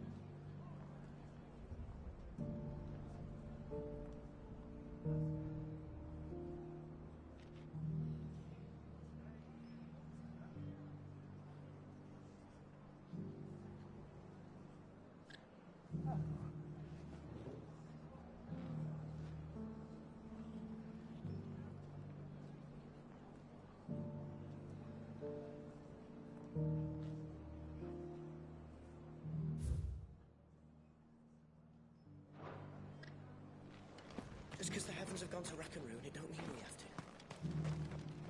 How do?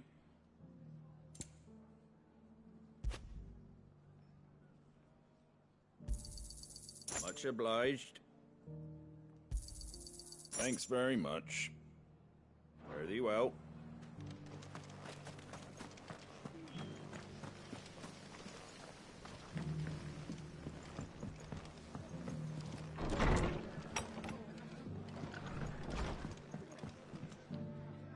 The hero returns. It's lucky you came by when you did, eh? Not only did my seeds get delivered, but you went and saved Eastpool and all. I just did what I could. And it's only right that you get rewarded for it. Take it before I change my mind. Thank you, Martha. So, Eastpool's finally back on its feet again. And a home to free bearers. Who'd have thought we'd see the day, eh? Well, it was your idea. I know that, but I never stopped to think what it would mean. Bearers in charge of themselves, thinking for themselves, working for themselves. Like your hideaway, but not even hidden away. Though I suppose the rest ain't much different nowadays. You know, bearers living free like that reminds me of when I first met Sid. Loath as I am to recall that particular day. I take it you didn't always see eye to eye. What happened? Well, if you really want to know, I started doing what I do long before I met Sid. In fact, that's how I met him. Or at least how he came to meet me. He showed up at the stables one day, asking questions about who'd been buying up bearers. Founder knows what he thought I was doing with them. Running a hunt, poking around in their innards. Something awful anyway. Me, I thought he was a new constable. Thought the game was up. But somehow we both managed to work out what each other was about. And before I knew it, the cheeky arse was rattling on at me about how I was doing it all wrong. After all my hard work. Told me I was giving them relief, but not freedom. That my bearers were still dying as slaves. Got right under my skin, it did. Told him if he didn't like it, he could bugger off and report me to the garrison. And do you know what he did? He smiled. And then he laughed. And then I did the same. We made a pact that day. That whenever one of us was in need, the other would always be there for him. And you were? Well, we both wanted the same thing. To make life better for bearers. Just like your dad. Do you know I was born right around the time Elwyn became Archduke? Growing up, I saw how he tried to change things. He certainly didn't lack for ambition, that one. Indeed. But the loftier one's ambitions, the harder they are to achieve. Which is why those of us who follow in their footsteps need to finish what people like Sid and my father started. Suppose you're right, aye. And if we don't manage it, there's always them who come after us. Good thing we've got a few half-decent sorts waiting in the wings, eh? It's almost enough to give you a little bit of hope. Just a little. Anyway, enough nattering. Better get back to work. Let's see about making everyone some dinner, shall we? The least the folks who saved Eastpool deserve is a hot meal. And you and me ain't gonna save the world on an empty stomach neither. That sounds like a wonderful idea.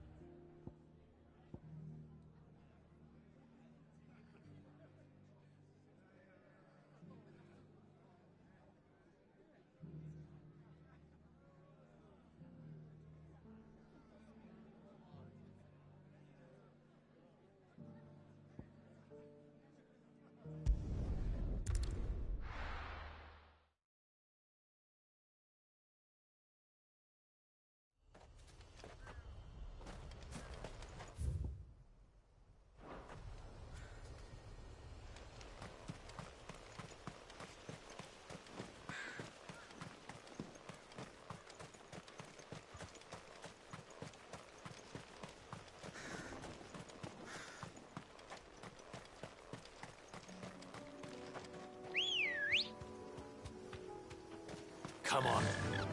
Yeah!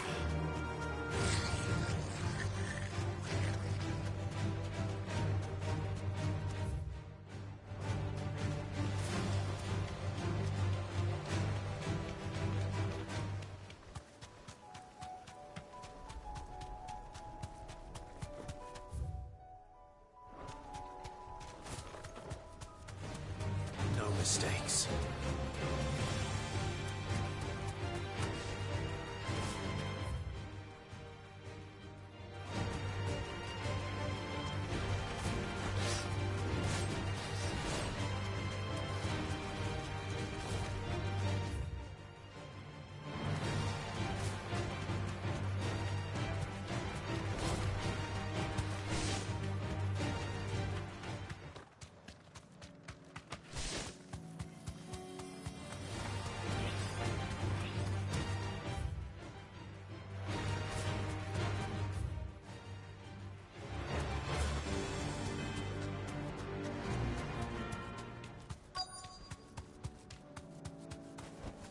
You deserve a rest.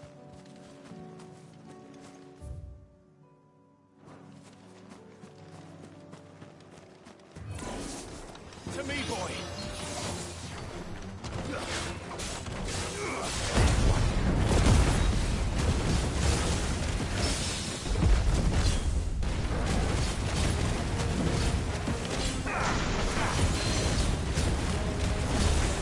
Over here!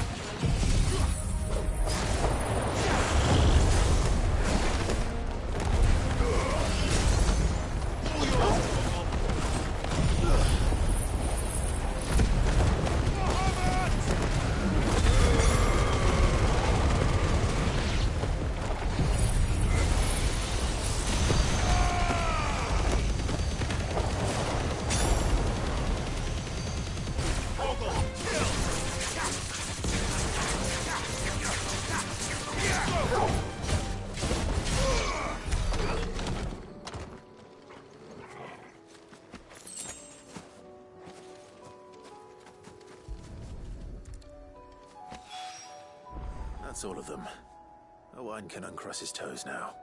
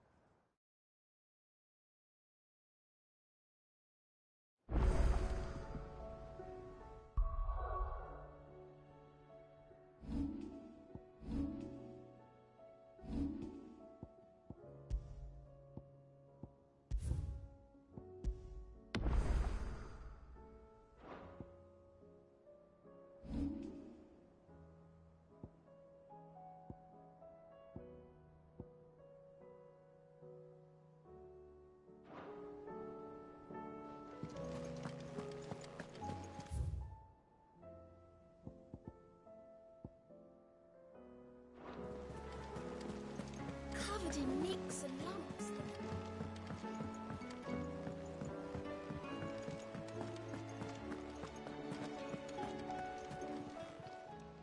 How may I help you today, Clive?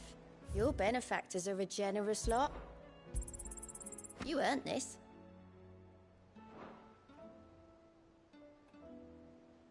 All done?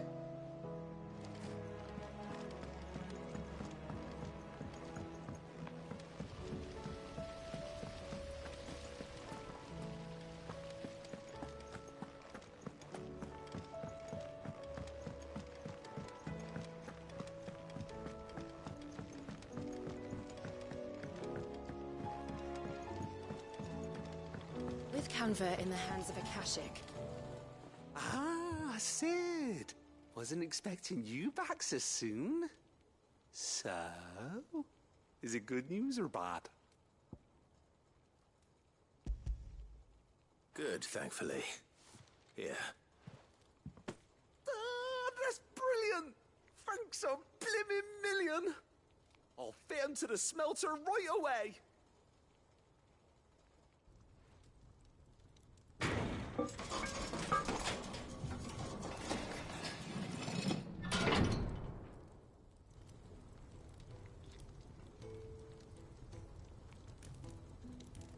Today, I present to you the Telemon Furnace! Ain't bad, is she? She's a beauty. You saved my bacon again, Sid, and I ain't about to let your good deed go unrewarded. It's fine, really.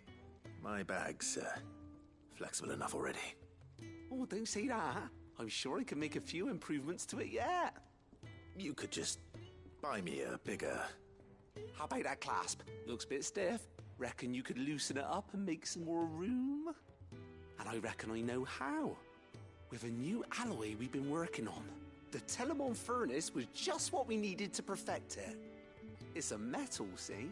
So it's lovely and strong, but it's also, well, stretchy, if you can believe it. Stretchy metal.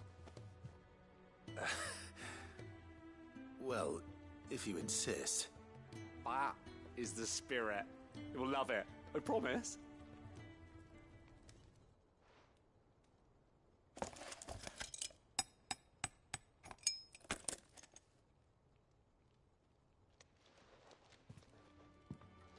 So, what do you reckon? It's actually quite ingenious. Thank you, Owain. Shh, don't mention it. You earned it. And I wanted to get some practice in using that metal anyway. Reckon we'll have all kinds of uses for it around the hideaway. Can't think of any right now, but that's our job, innit? Dreaming up new ways to make life easier around here. Maybe even out there, too. One day, the whole world's gonna know about the inventions you've helped us put together. That bag of yours will be the first of many. You mark my words. They'll hardly believe their eyes, I'm sure.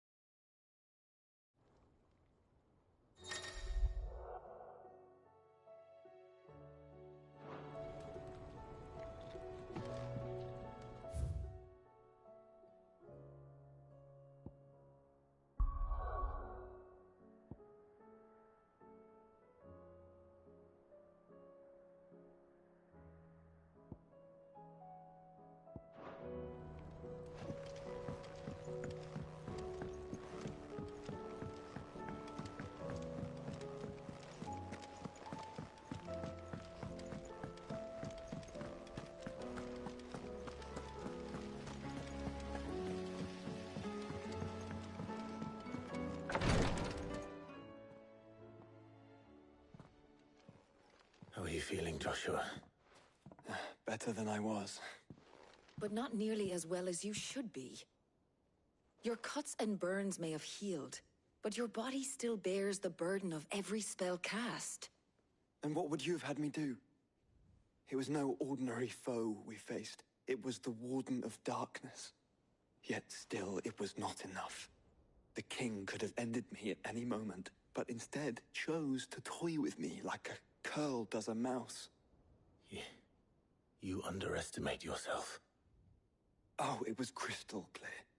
Only one man established his dominance that day, and that man was Barnabas. I'm sorry, brother. That was ill-spoken. It's just, I have never felt so powerless. And when so many are looking to us for strength, perhaps the prince feels the same.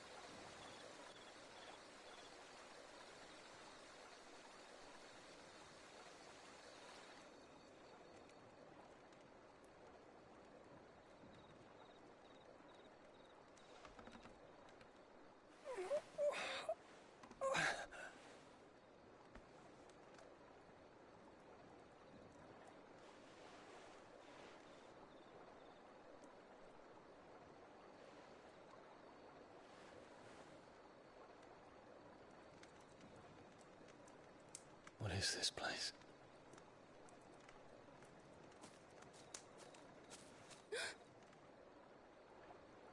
Don't move.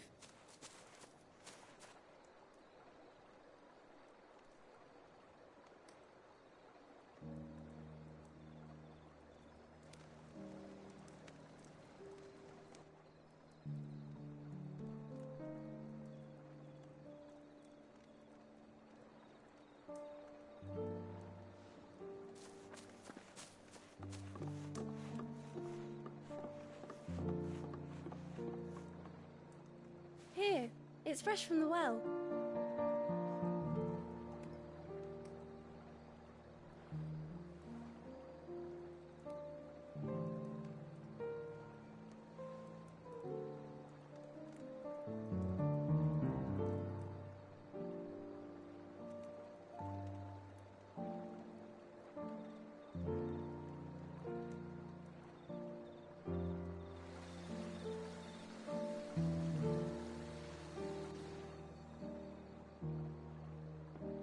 Grandmother told me spirits sometimes get lost, and that the lanterns guide them to their proper place. I set one on the river for her when she passed away.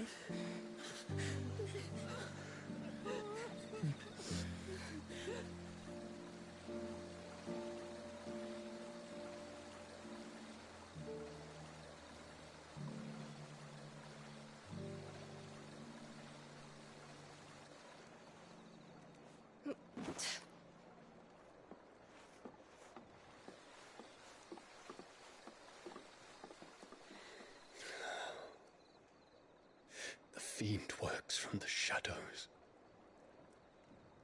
Was it you who guided my hand then, Ultima?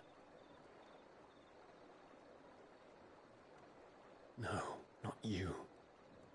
This is my doing, my fault, my sin to bear. And for it, I must atone. Your hurts are healing nicely. It was my poultices that saw you well. You make them? And sell them, or try to. Earns me enough for bread, most days. Forgive me. I have nothing to... I know, but I couldn't just leave you lying there.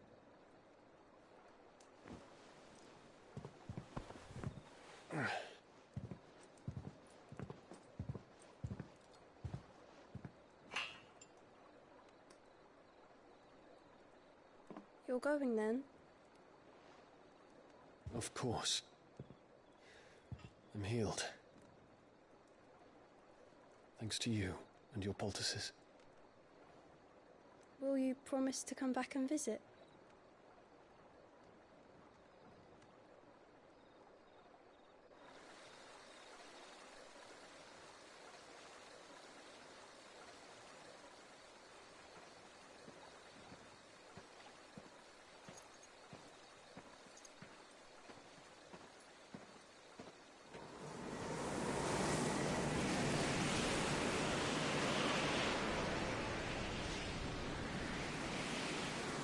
Well, Phoenix, it would seem that I owe you my wings.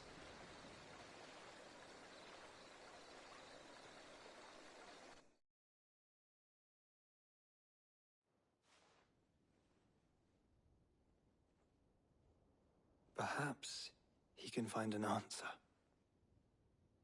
You will be returning to Waloed soon, I gather. I see no reason to wait. Then neither do I. I can think of a few, but I doubt they'll stop you. You will take your medicine. Of course, Lady Daya. Set on leaving already, are you? How long will it take us to get back to Ash? Dunno, about the same amount of time it took us to get here. Maybe less, if your uncle can find someone trustworthy to patch up the Enterprise. All depends on where we're putting into port, mind. Yes. It's not as if we can put ashore wherever we choose. We have to assume that the whole of Ash is hostile, and that we'll be attacked on sight. Then we must find a place they won't think to look. And I have an idea who might know of one. The Professor! I'll go and tell you coming! While you're plotting our course, I'll be in the shelves with your lawsmen, I wish to pick his brains about Ultima. Then I'll talk to Karen about supplies for the journey. They may not be easy to come by in Ash.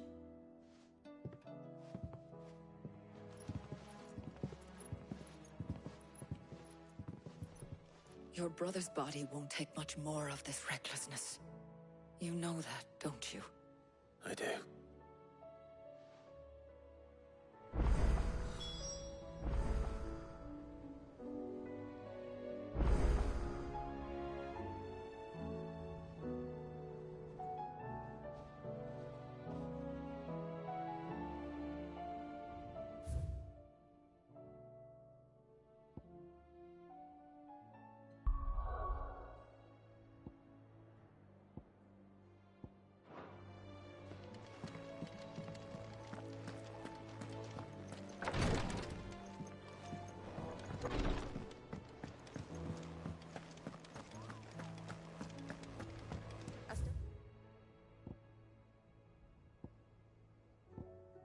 Say it were a compliment.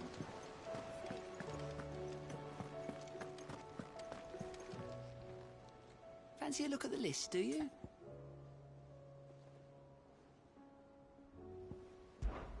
I don't mean to be. They need all the help.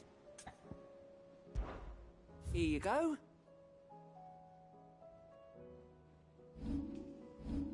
Always something in there.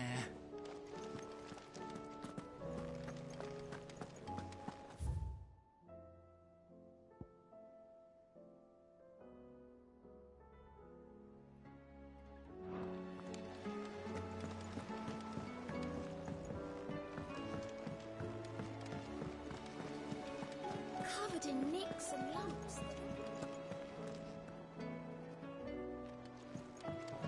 Come back.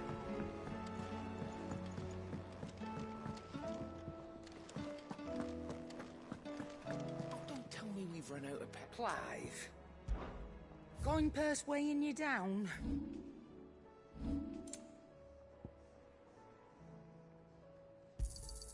You'll not find a better price than that. You're rubbing me blind, you know. Come again. Or don't. I'm not much bothered either way. The stew's awfully thin these days.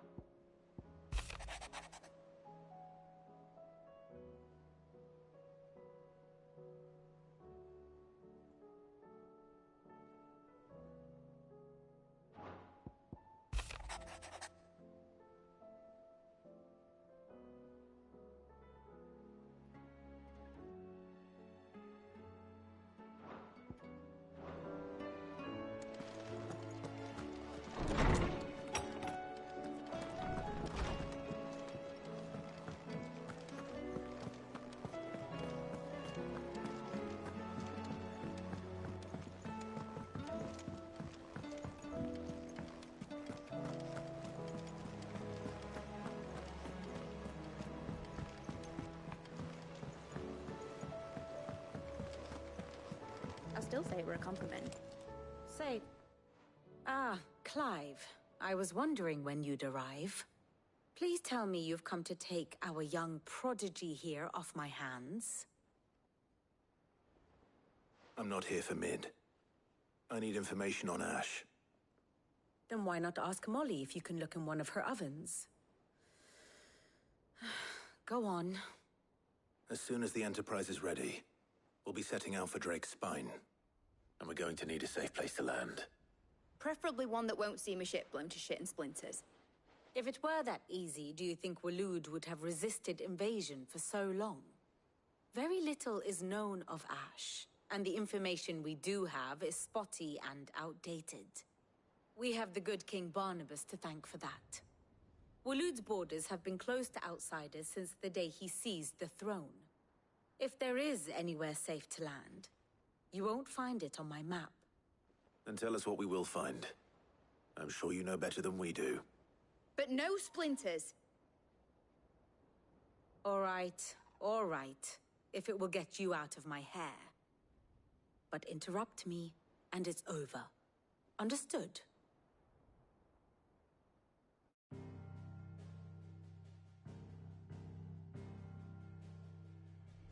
Barnabas Tharm, the one they call the Last King.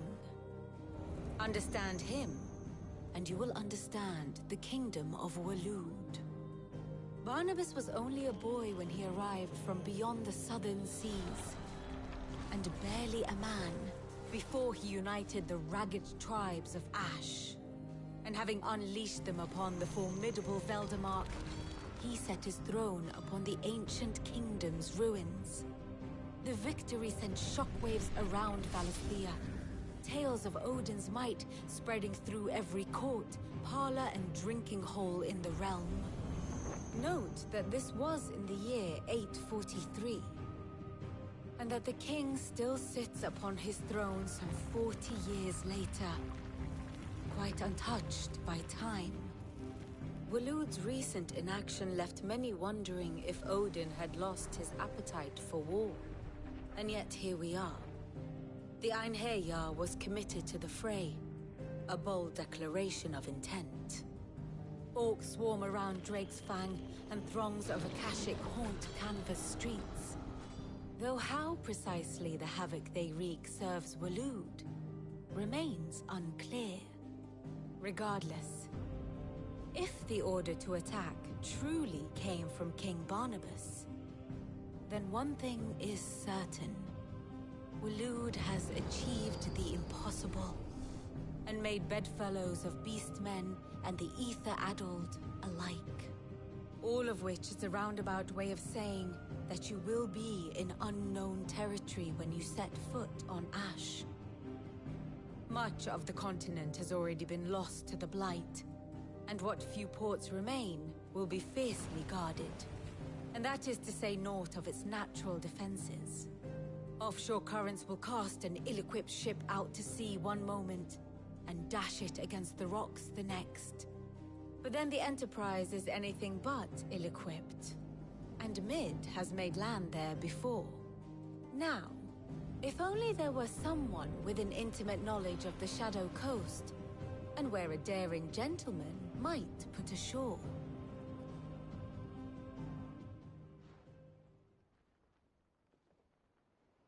You see, Clive, you had the answer all along. Do you think you can get us back to that beach, Mid? Picked you up from it, didn't I? Not that it were easy. The currents were a right bastard. But then, if it wasn't hard, it wouldn't be worth doing, would it? Well said. Thank you, Lady Vivian. If a few morsels of common knowledge and a sprinkling of tavern talk are worthy of your thanks, I wonder what genuine intelligence might earn me. Probably more visits. Mid, I need everyone in the ale hall now. I'll fetch Joshua from the shelves. Aye, aye, Captain.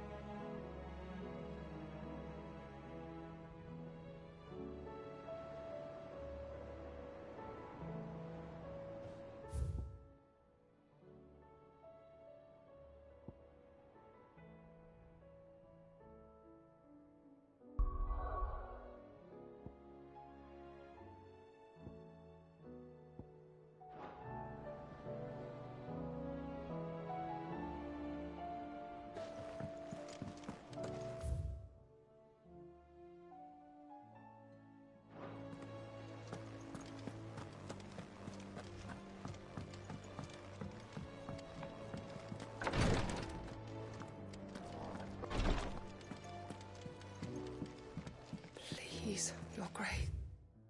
Stay strong. Ah, my Lord Marquis.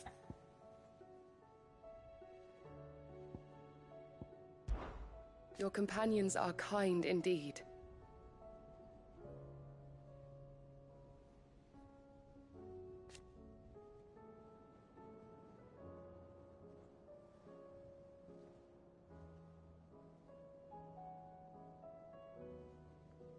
I must admit,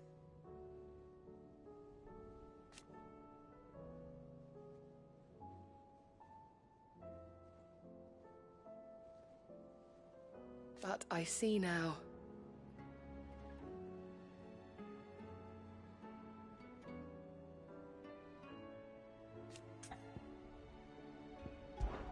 It was the greatest honor of my life.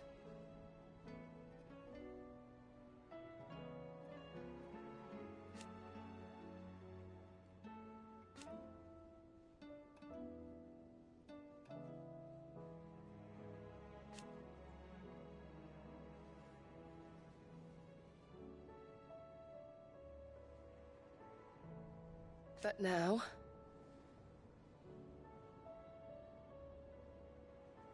so I bid you.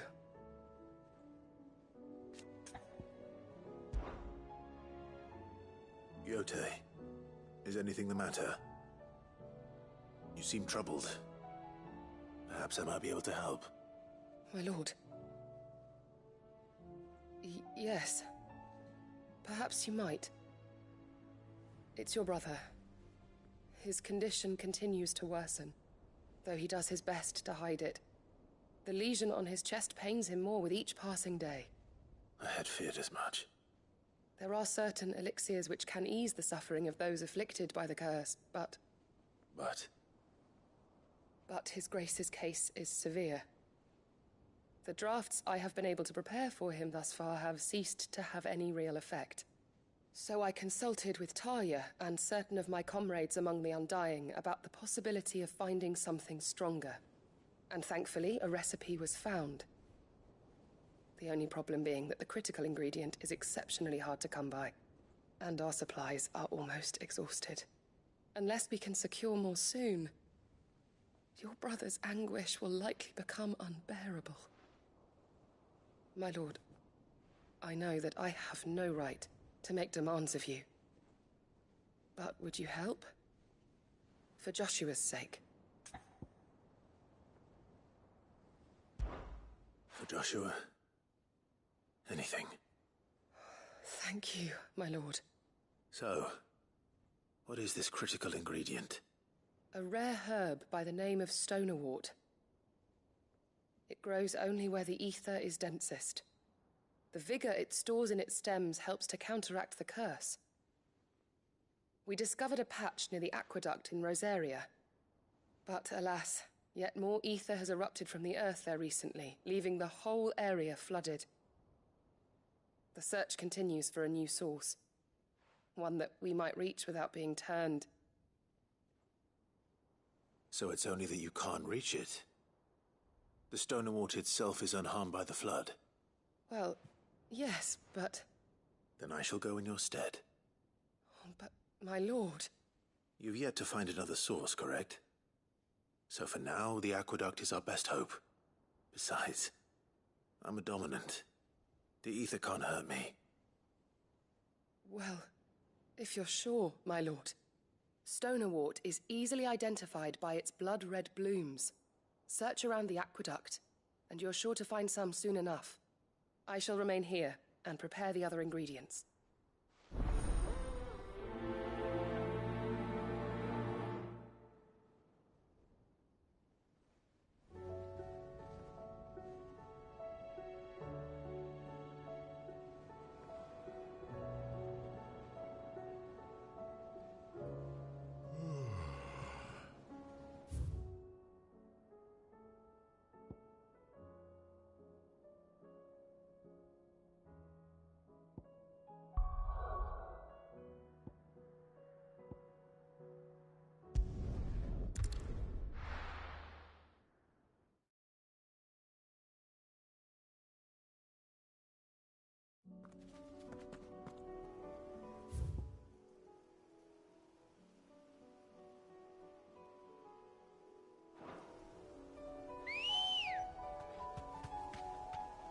Come on.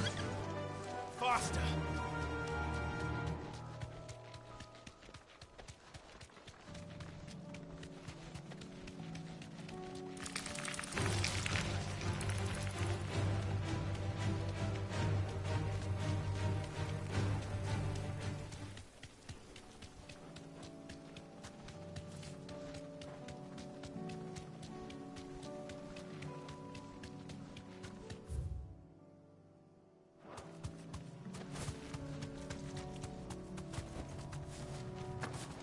Here's the aqueduct. Now to find our stonewort.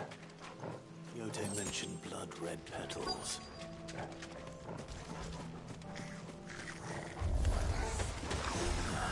Just my luck. Well, I won't be picking anything till they're gone. There's only one thing for it.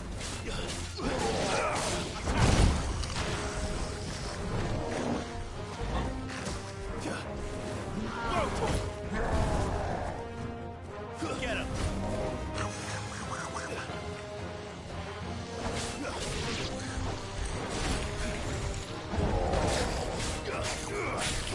Over here!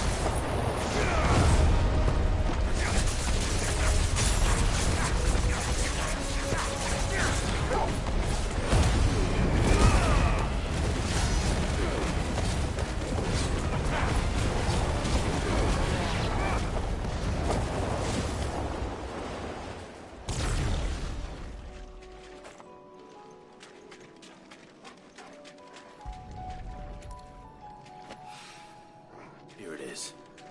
Better collect as much as I can before reinforcements arrive.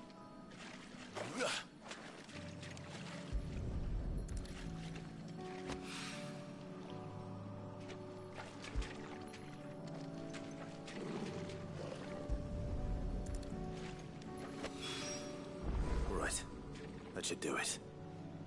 Let's get...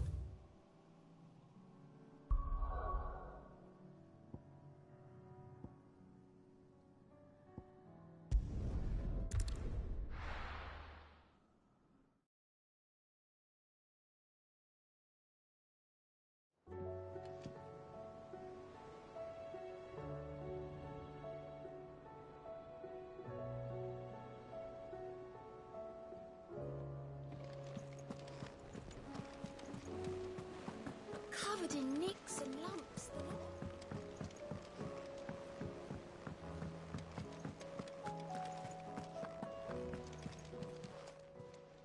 Oh, I wasn't expecting you back so soon.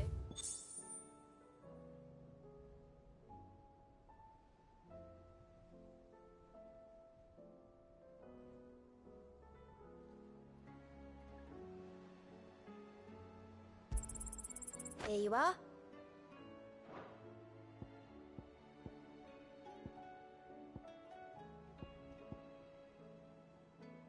Come again.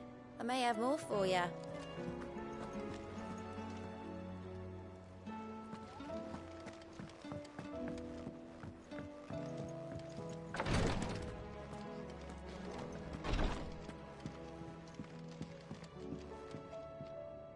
Yote.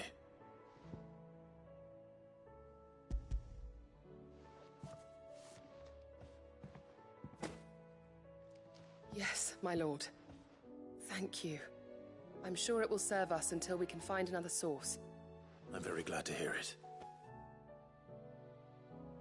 You and His Grace are very much alike, you know. You think only of how you might help others, and never of the danger to yourselves. No more than you have minding my brother. You've risked a lot for him, and I thank you for it. I am honored that you should say so. But I beg you, my lord, do not give too much of yourself for the sake of others. We could not afford to lose you. I'll keep that in mind.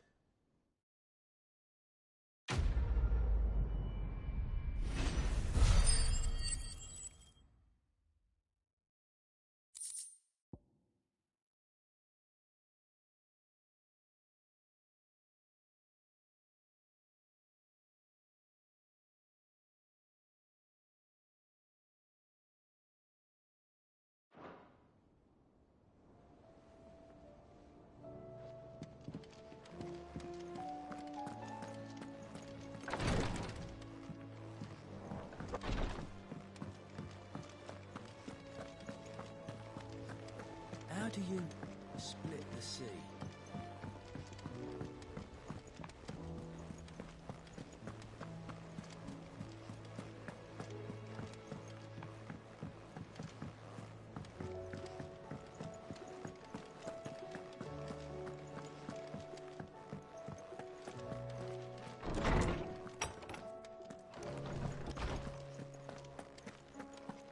I have no reason to assume otherwise. Clive, you must listen to this. Lawsman, tell him. Do you recall when we spoke before on the divinity of Ultima?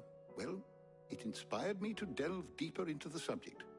And what I discovered appears to agree with the findings of His Grace. You will recall that my quest to uncover Ultima's origins began with the mural at Phoenix Gate. But while I've always known it to be important, its secrets have heretofore eluded me. Now, however, I believe I know where to find the more complete example, one that will reveal all we seek. Master Clive, have you ever in your travels chanced to hear of the Circle of Malleus? I would think not, if you have. But there was once a time when the faith flourished, the oldest known religion in the Twins, and though its popularity eventually waned on Storm, hints of its dogma remain embedded in more modern faiths such as the Crystalline Orthodox. Wait, you said it waned on Storm. What of Ash? Religious monuments are often torn down or repurposed when new faiths rise to prominence. But if no new faith arose, then perhaps the ancient temples might still stand. And so, you see now why I must accompany you to Waloed. It would appear the past still has much to teach us, though in this case, it would not have been possible without the musings of Moss. To think that you carried a copy of my old mentor's chronicles all along. I am relieved to discover it in good hands. I shall guard it with my life. Joshua, if you're finished here, join me in the ale hall. I need to speak to everyone before we leave. Right away.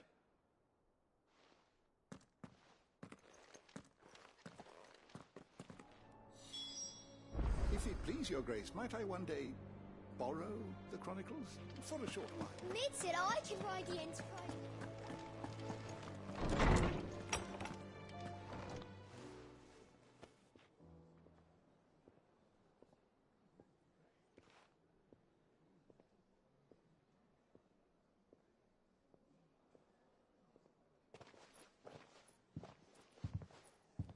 My apologies.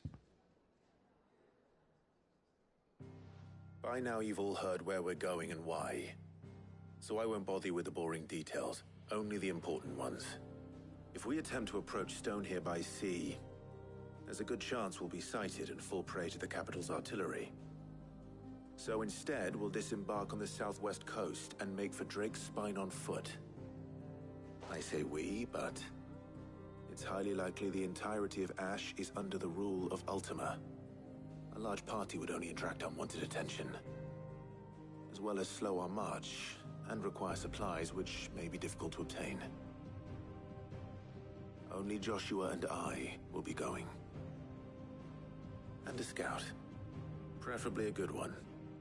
Gav, do you know of any? You bet your ass I do.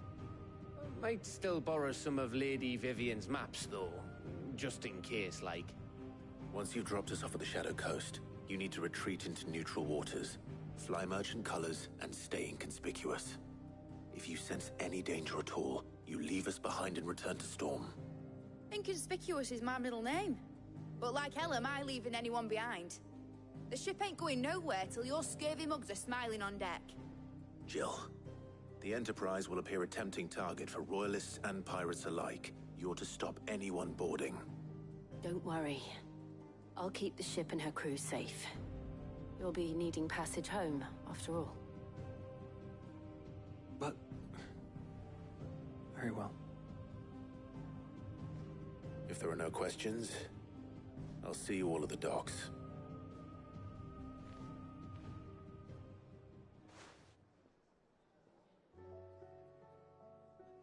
Let me know when you're leaving. I want a word before you go. Of course.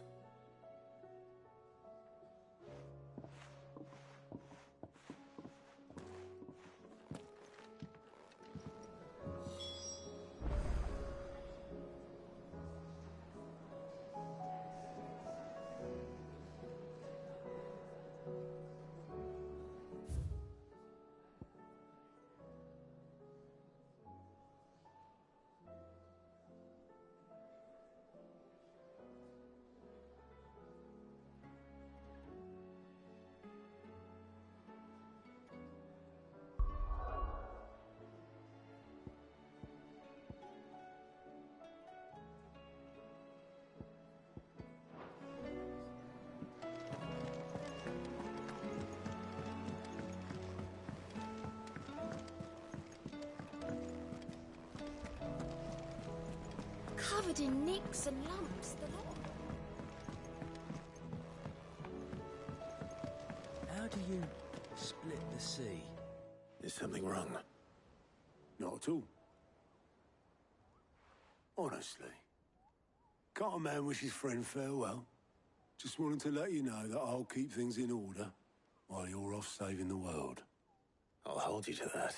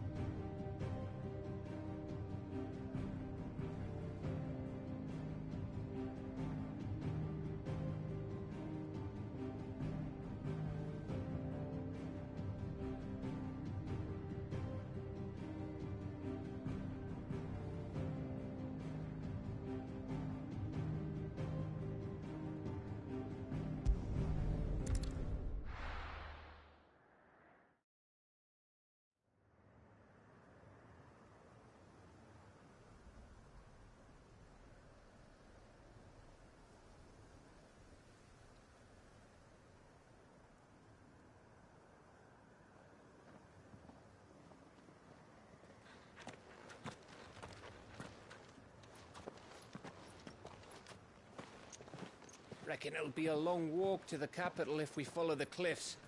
I'll scout ahead, see if I can't find us an inland route.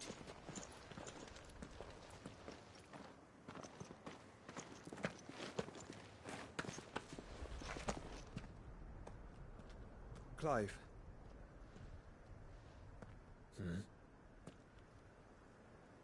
There's something I've been meaning to ask. You took her icon, didn't you? Yes, I did. She understood.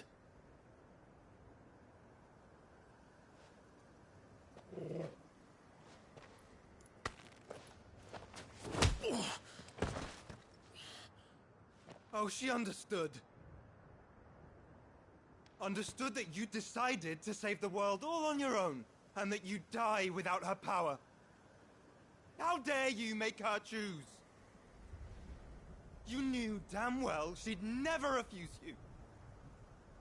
But I will. You can't keep pushing us away, Clive. The world is ours to save, not yours.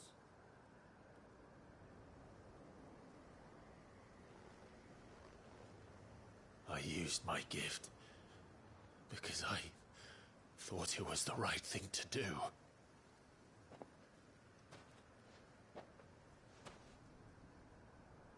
And you truly believe this will save you? Will save us all? I do.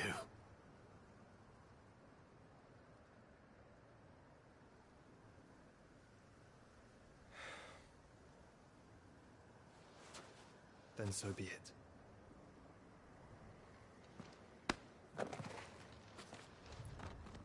Just don't forget, you're not alone.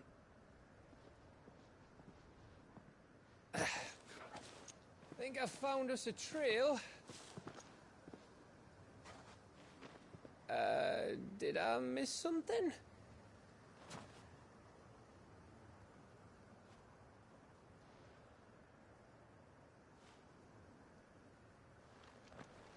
Only that Joshua didn't. I don't get it.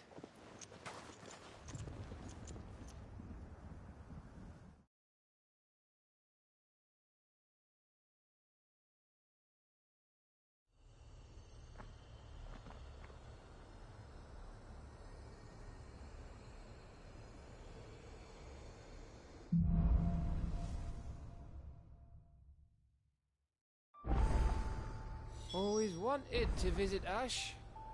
We're in Waluda territory now. Don't expect a warm welcome. Oh, I don't know, Clive.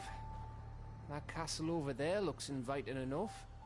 Shall we sample its inhabitants' hospitality?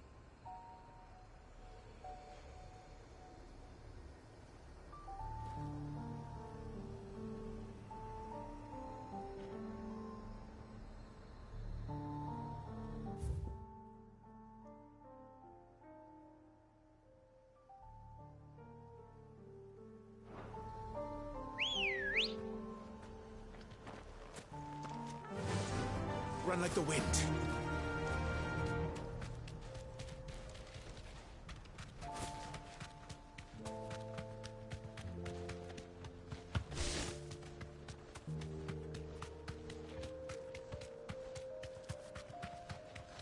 Remember what I said about warm welcomes, Gav? Oh, this place is as dead as Grieger's ghost.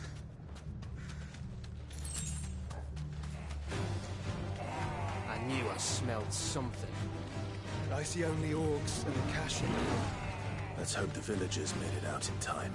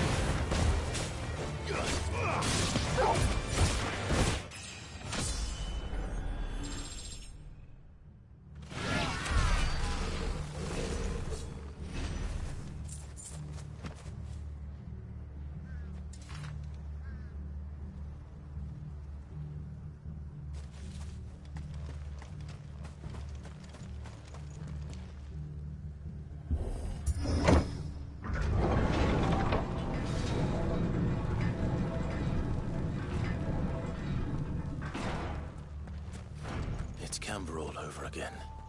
Where the hell are the royalists? Seems you were right about that welcome after all, Clive. Fly, Ambrosia!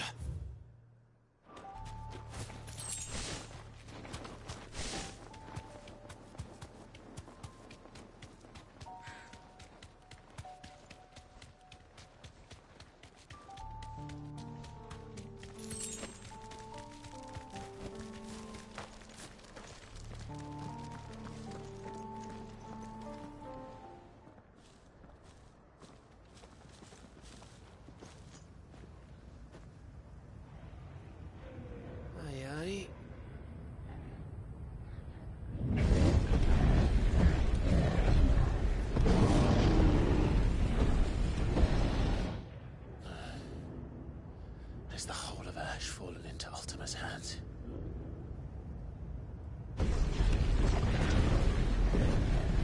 That's no peace delegation. We should send a warning to the others. No. My uncle will have an eye on the coast.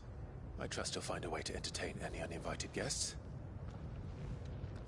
Our mark is Drake's Spine, and there's a lot of road between us and it. We press on to Stonehere. Aye, you never know. It might not be a nest of slavering monsters.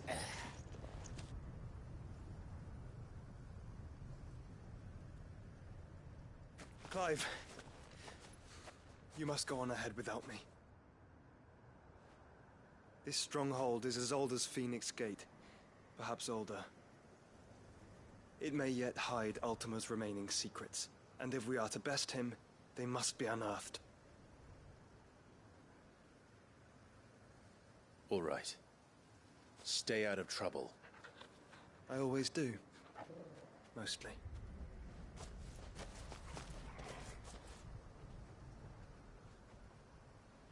You sure about this? About leaving my brother on his own. Of course. Mostly.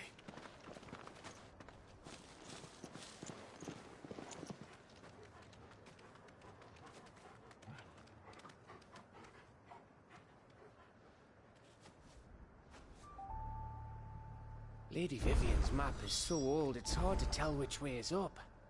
But if I'm right, we're not far from a village called Aistla. Then we make our way there, resupply, and wait for Joshua.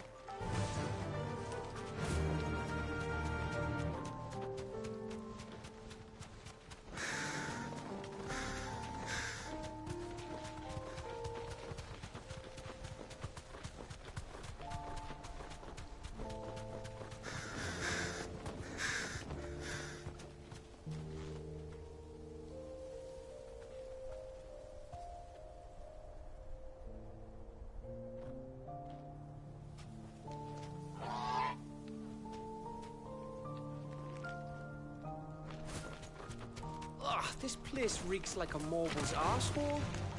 Though I'm guessing it's not the smell that'll kill us.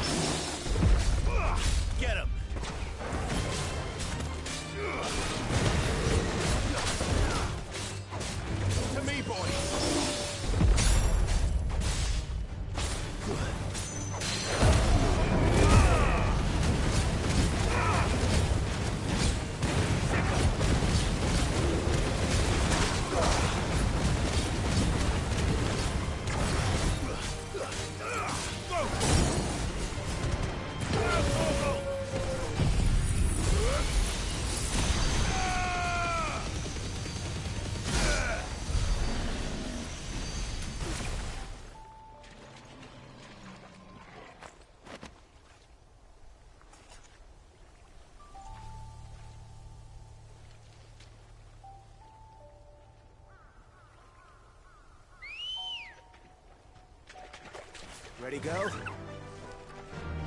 Run like the wind.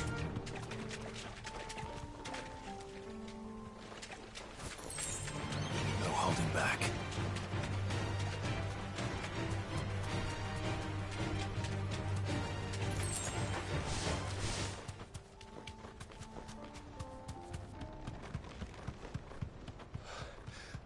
Bahamut's breath.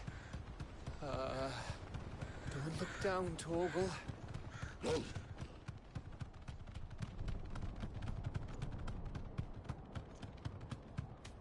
That must be Aistla.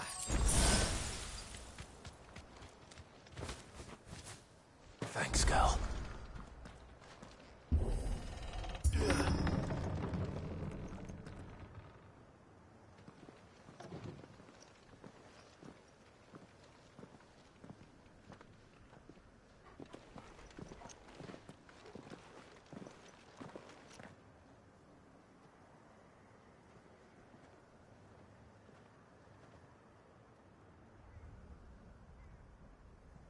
What do you think, Clive? Then we're too late.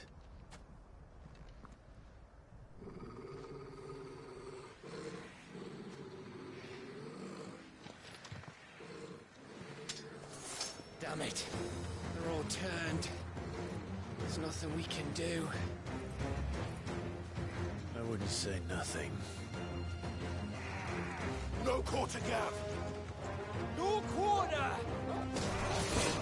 Over here!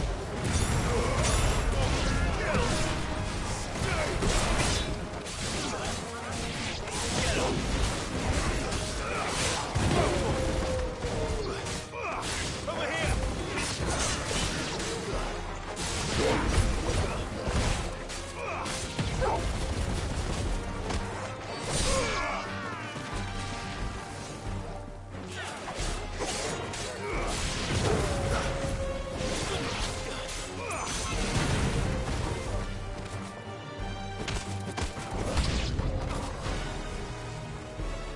You think all the villages in Asher like this? A question for later, Gav. Get him!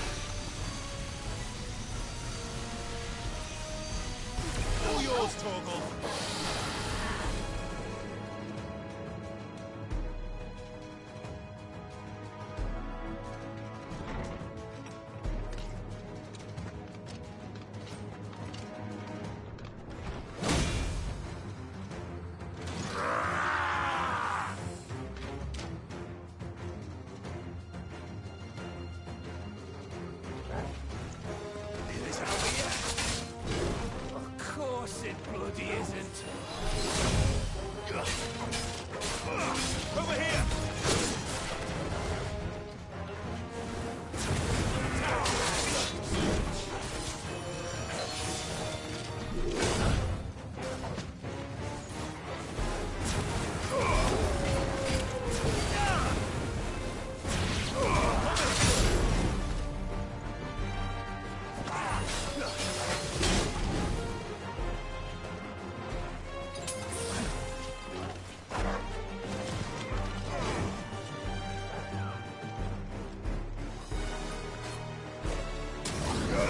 This one. Go for it.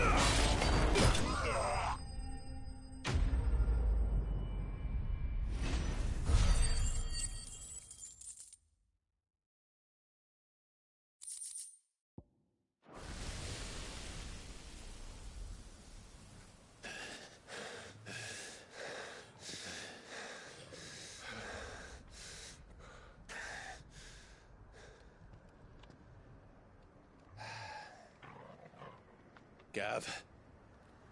Gav!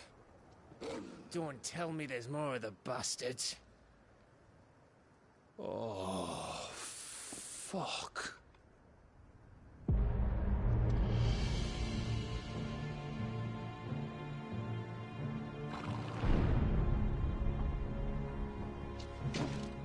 Have you come to watch, Odin? Bound for Stonehill. Good. My master awaits you in the capital, though I cannot allow you to attend him in your present state. And how are you going to stop us? Why, with this!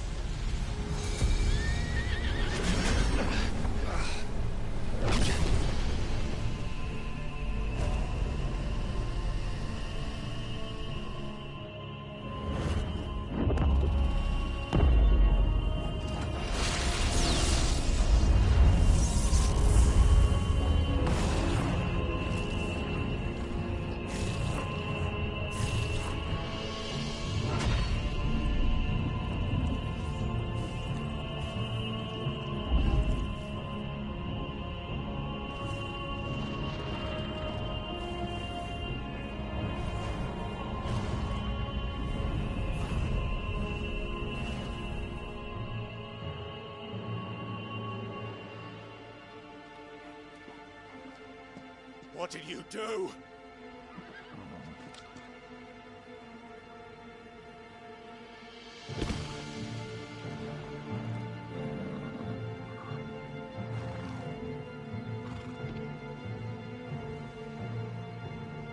If the vessel would see the path opened, it has but to ask. I shall see that my master's prize is made presentable.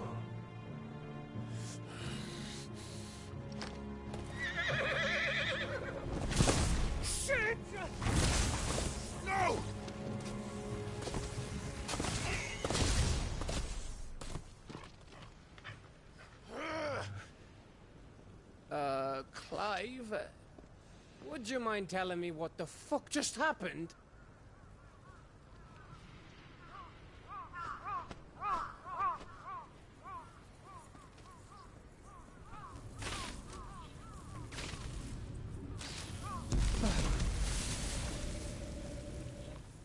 Oh, you've got to be.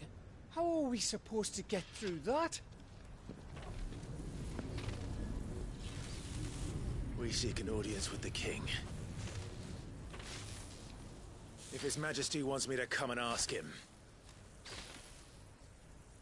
then that is exactly what I'll do. Before you go practicing your petition, we don't even know where the fucker went.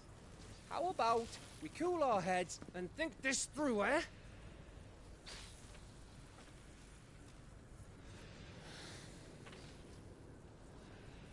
All right. Maybe there's something here we can use.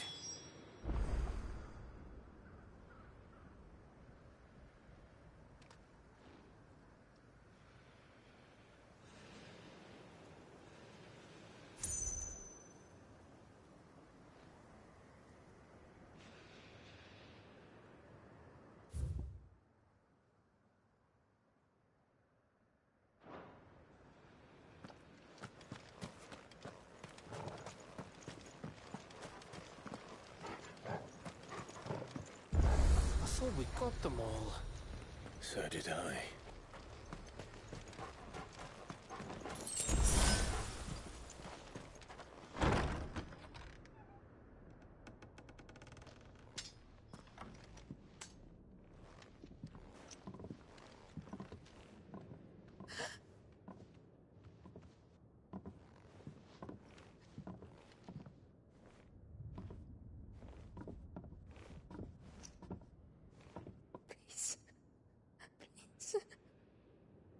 Please, no. Miss. Whoa, easy, easy. We're not turned, all right?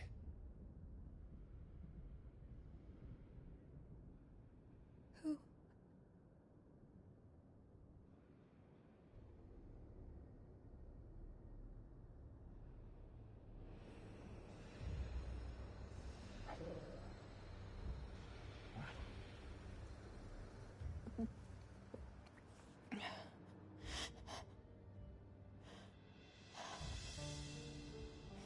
My thanks, kind travelers.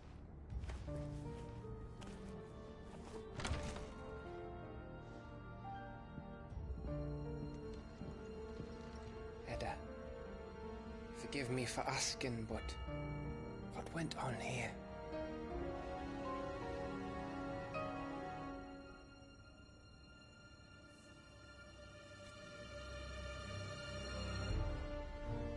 It all started when the skies changed. The elders said it was the Arche. One by one, people went mad. Minds taken by the ether. Till only I remained. By then, I was too far along to run. And then the nights came. And I didn't know what to do.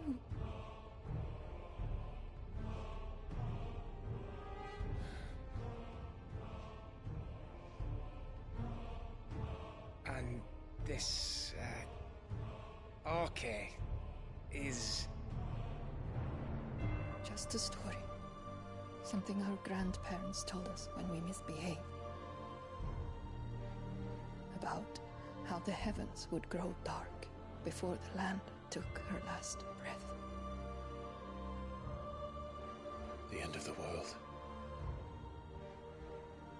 You said the others went mad. But where did they go?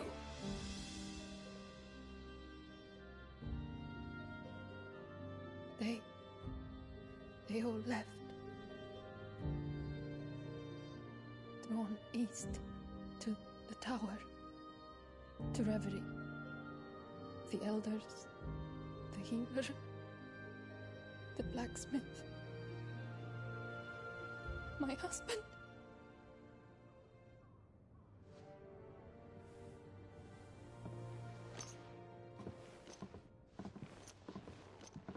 thinking he did this. Of course. Who else could it be? You were in Canva. You saw what he did to the people. But then what about her? How come her nut hasn't cracked? The baby, perhaps? Could be protecting her from the ether. I can't think of any other explanation. You mean... it's a bearer?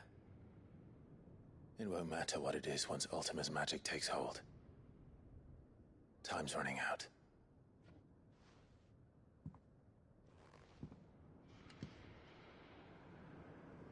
This tower. That's where we'll find the king.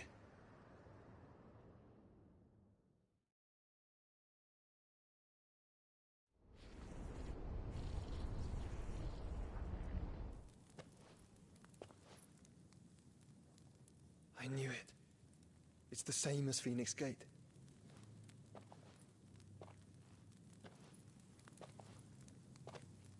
Which means at the end of these stairs should be...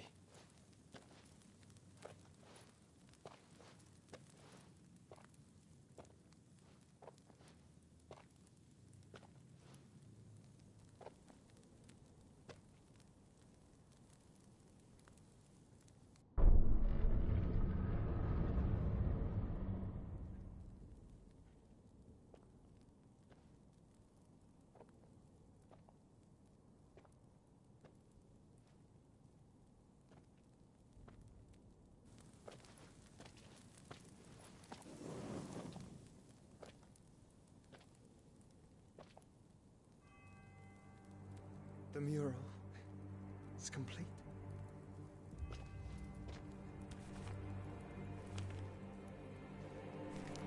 Ultima and his vessel, Ifrit. Garuda, Ramu, Shiva, Titan, Bahamut, Odin. Even Leviathan the Lost is here. But where is the Phoenix?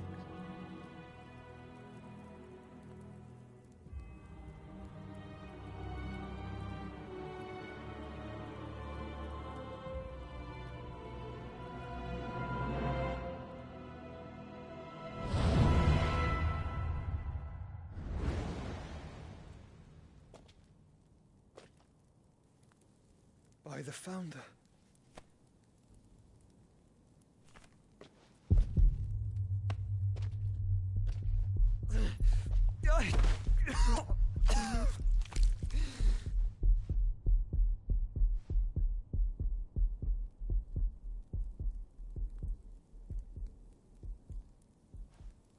So that's what you want, isn't it, Ultima?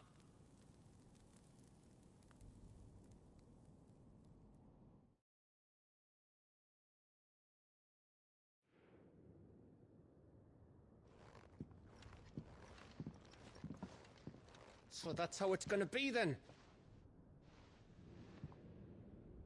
I'm not asking, Gav. I need you to stay with Edda. What? I must do this alone. If I don't return, you're to find Joshua and make for the Enterprise. Understood?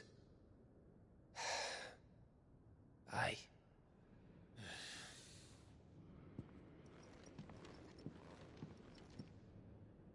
Just don't you go dying on me. Sid's name suits your miserable mug better than mine. Don't worry. I haven't finished with it yet.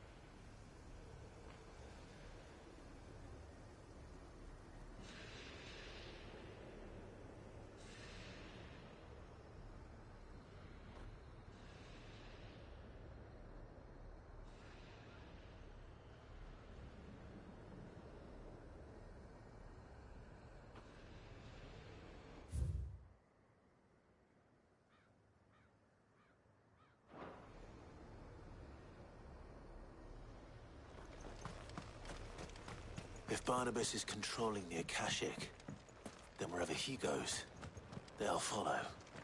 And so will I.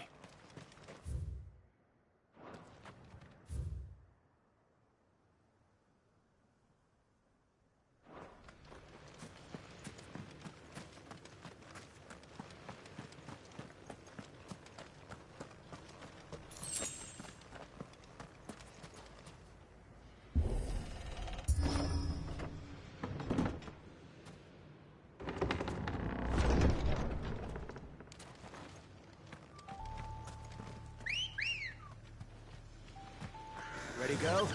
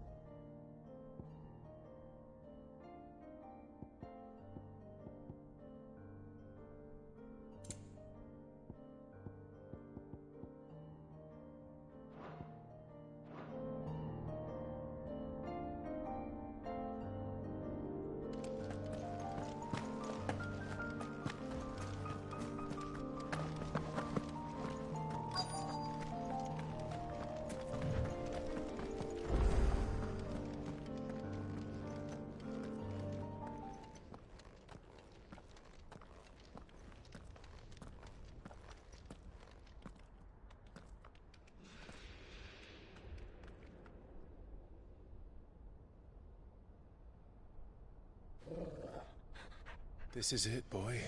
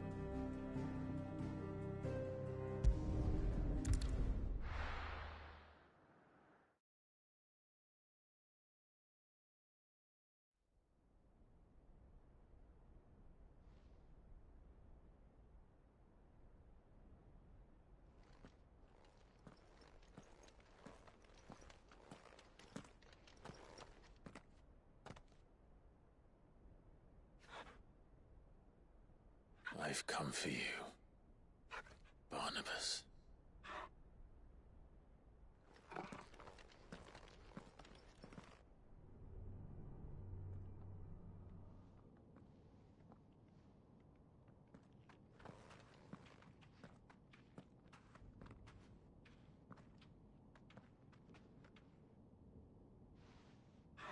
Stay close, Torgal.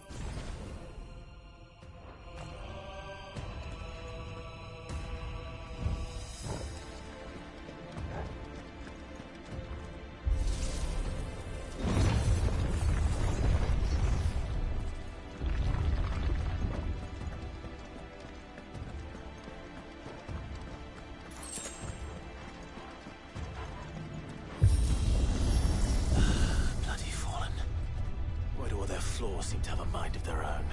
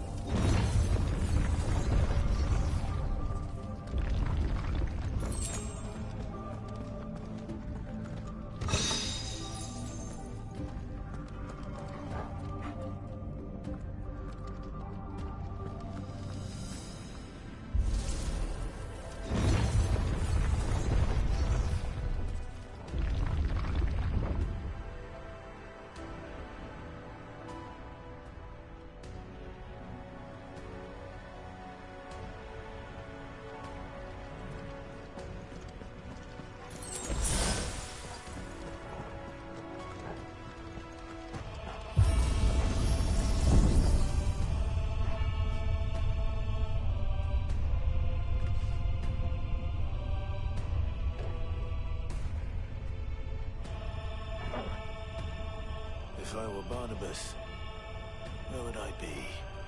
The top. So I could look down on the world.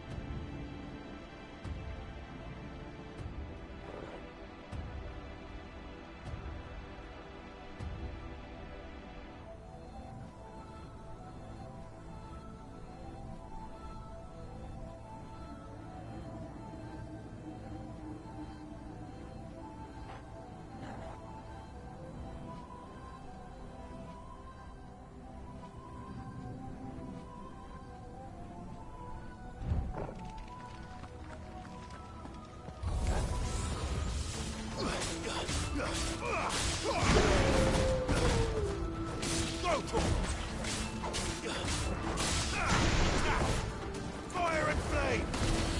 Finished!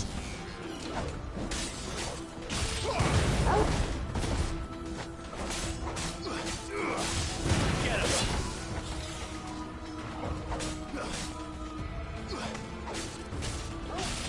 This one! Enough!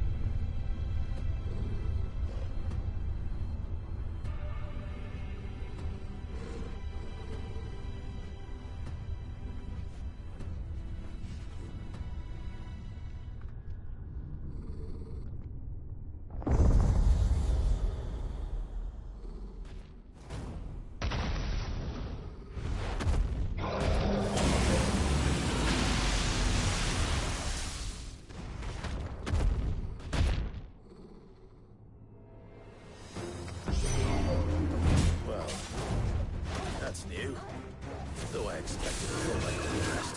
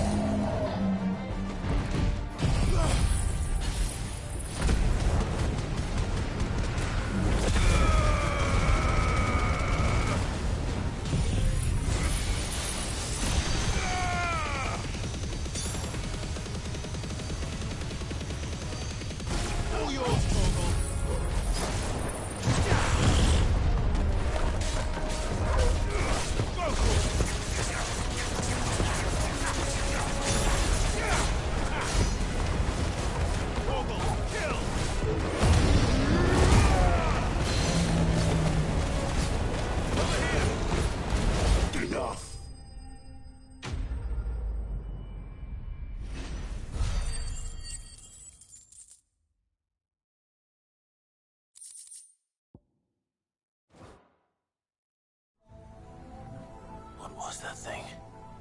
Hopefully there aren't any more.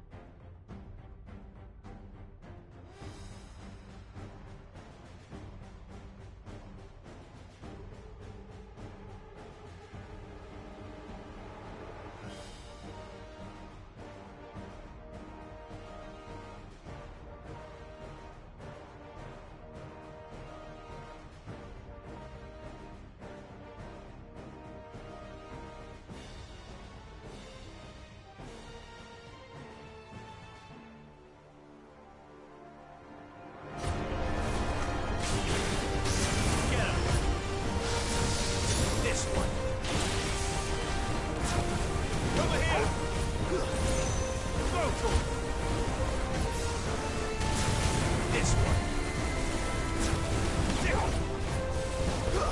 This one. Nice try. Go for it.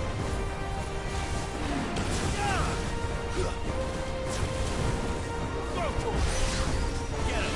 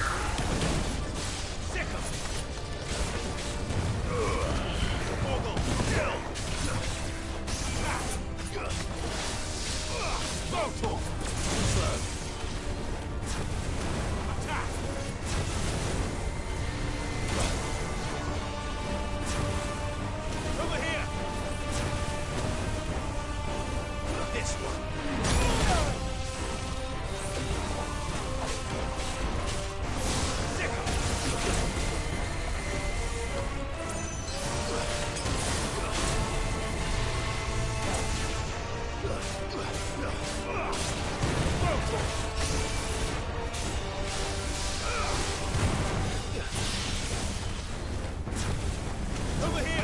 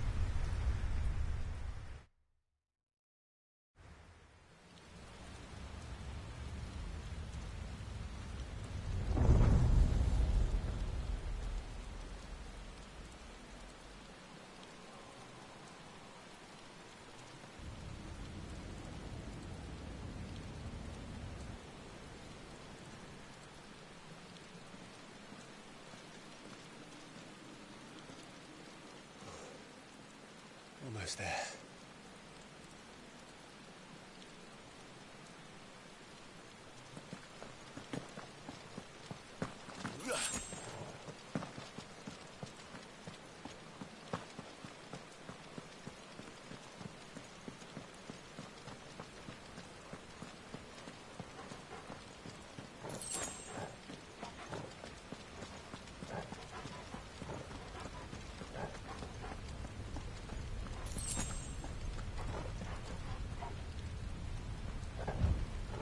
He's here.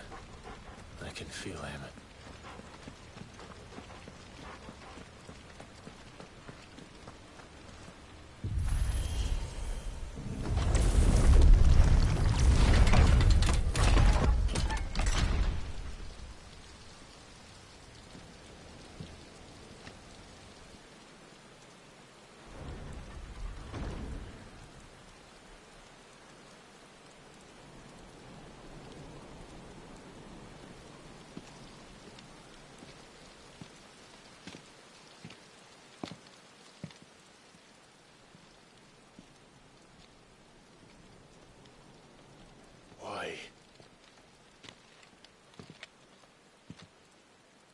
The blade must ever feed if her edge is to remain keen. Butcher. What care you for these worthless creatures? They are nothing. Weak from the moment of their conception, ever longing for power not theirs to command, they turn unfailingly upon themselves. Like sheep, they roam in filthy flocks, eager to trample those few gifted a fleece of gold. Or that they might feel contentment with their pitiful existence. Prejudice and persecution, severance and strife, every earthly wrong springs from the malice in men's hearts. Malice born of the pain and suffering that is free will. Its corruption is gnawed at your being from the very moment of your birth. You're wrong. It is no corruption. It is who I am. Every choice I make, right or wrong, gives me reason to carry on. And carry on I shall. Not as a puppet, but as a man. Which are you? There was a time I too thought those the only choices. What?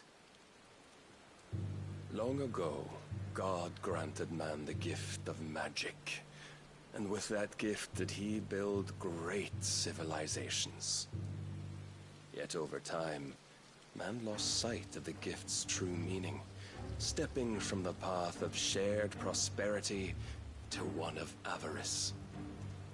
He abandoned his creator for sword and flame, and through his folly, beckoned the blight. Yet, there were those few who refused to turn their eyes from the heavens, and they prayed to God that he might lead them back to righteousness. And the Lord, he did answer. Before the worthy shall the gates of paradise open. And so did I spread my arms to the ether, and cast my soul upon its gentle waters. I gave myself unto him.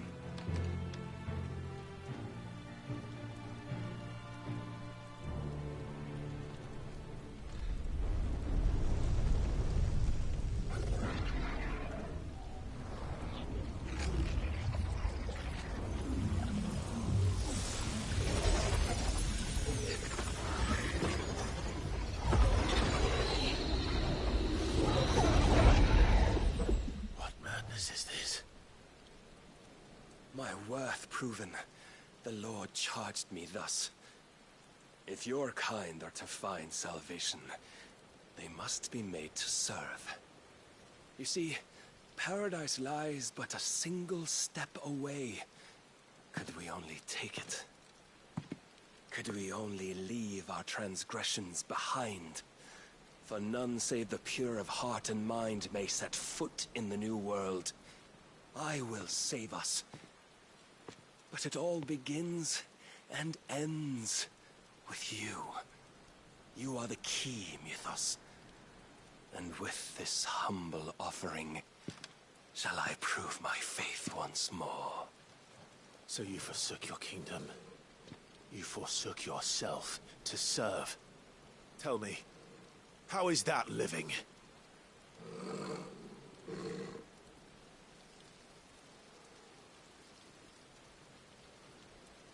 What you seek to provide is not salvation. It's anything but. Life is about always having a choice. Take that away, and we might as well be dead.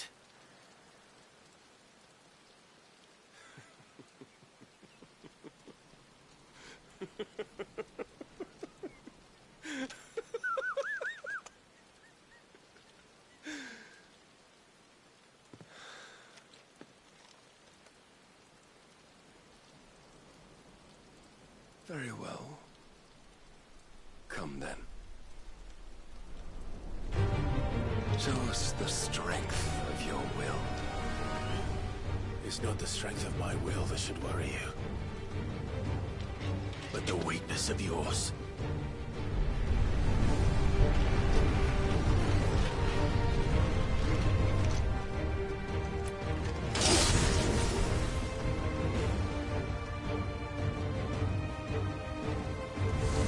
If you think your will the stronger, prove it.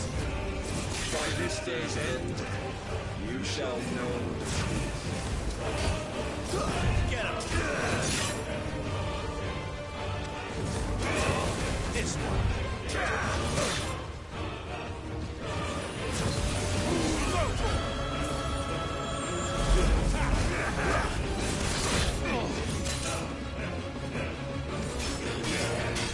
Show me more! Blessed with the might of a god, yet still you fight like a man. You will obey. This one.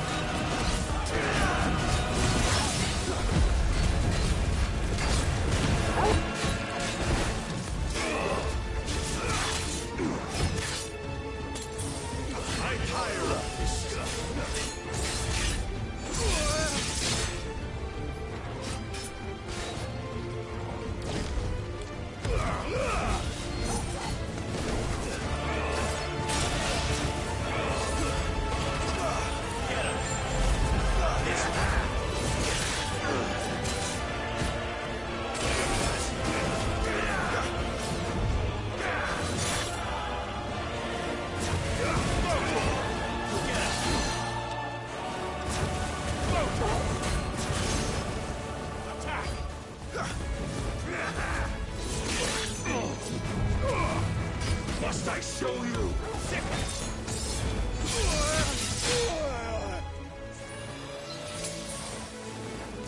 Over here! This one! Get out! Don't disappoint me!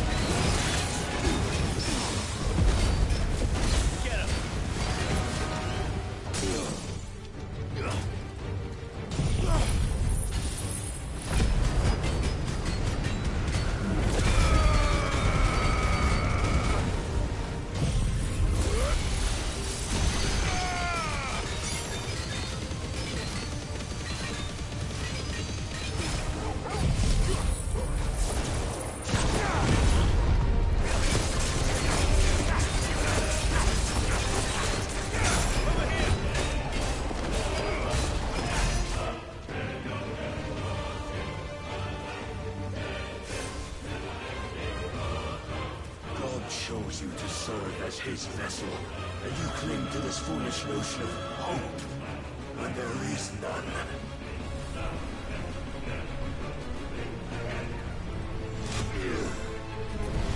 Fuck!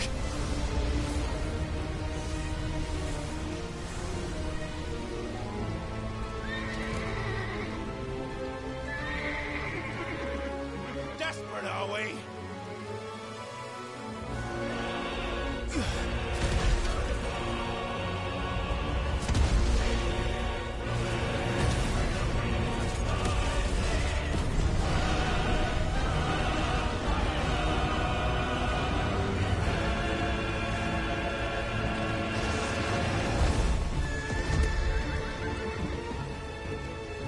Finally, we can begin!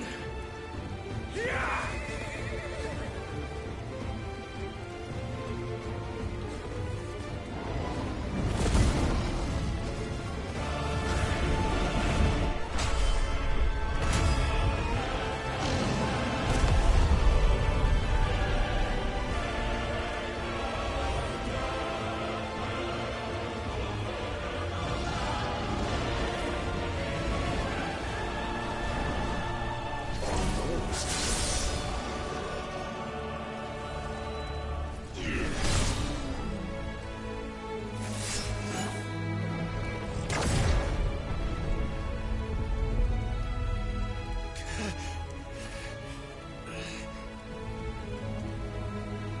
You have been shown the path.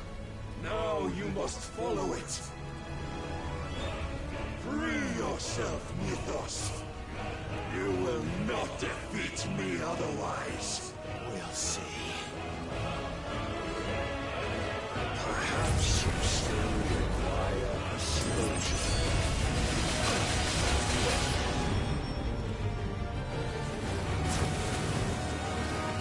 Go for it!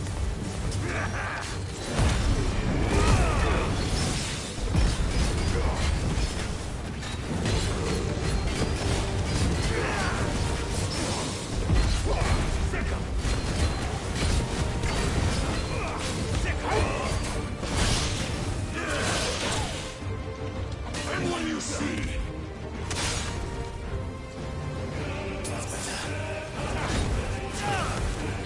Enough, Nico! So cool!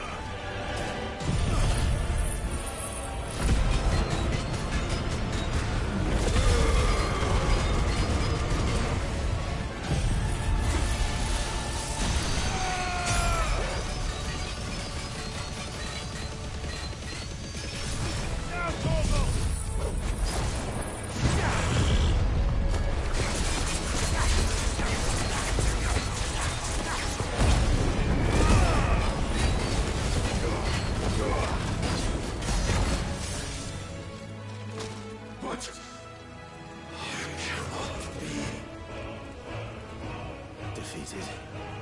You admitted defeat the moment you turned your back on us. When you turned your back on the truth, Barnabas. We are not as weak as your God believes.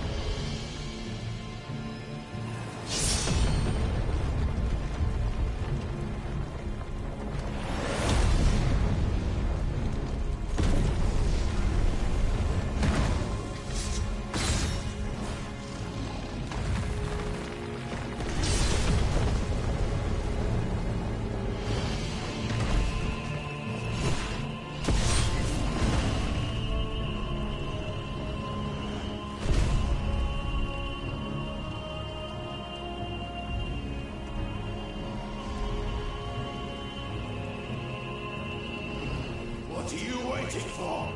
Men know nothing of strength.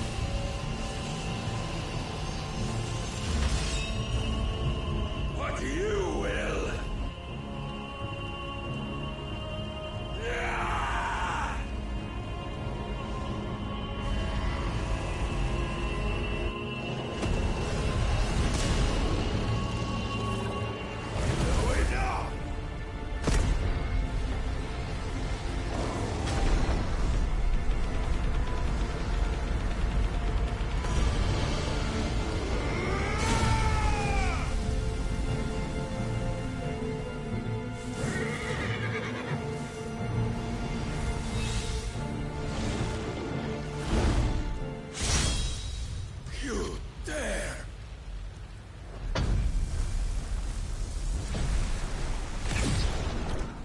Could it be you have made a weapon of your weakness? My apologies.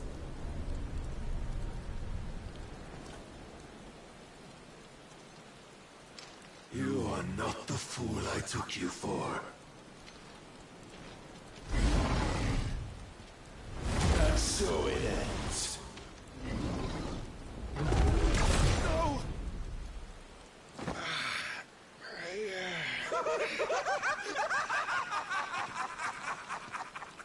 Don't tell me you are tired, Mythos! Your stubborn defiance has stirred my long-becalmed heart, filling it with a joy that I have not known for generations!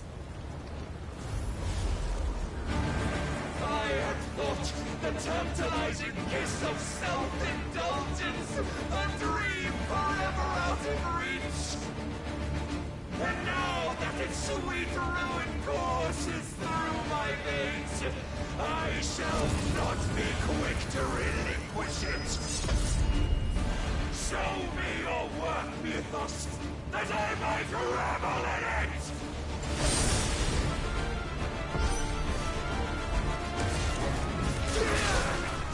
Yeah!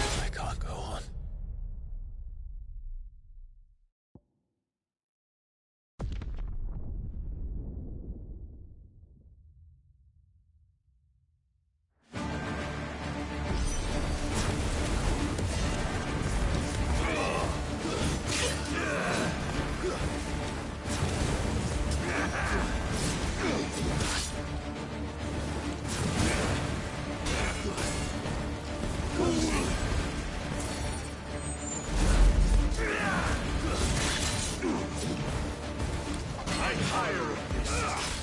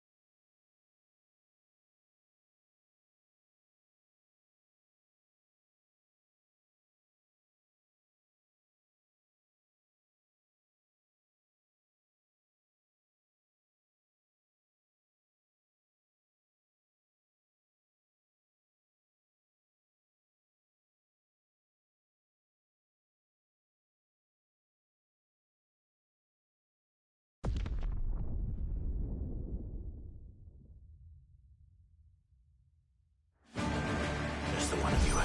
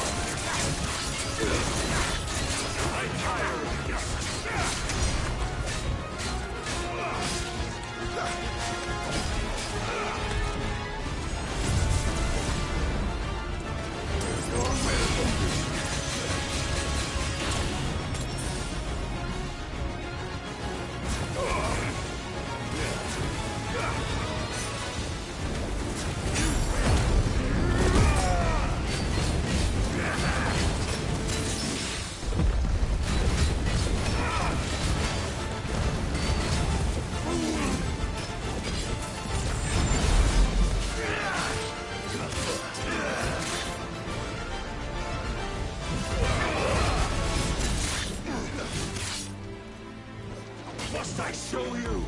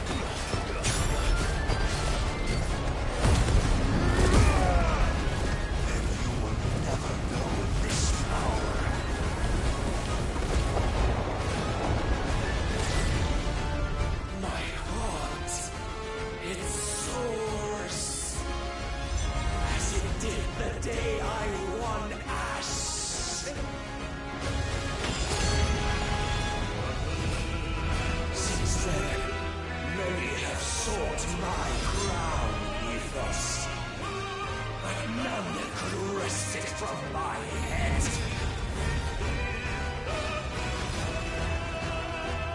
Come! Have you the strength?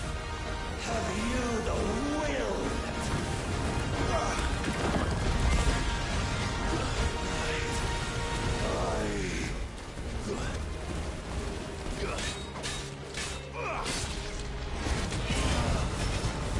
The rapture! I am yours, Mythos. Claim me as your prize!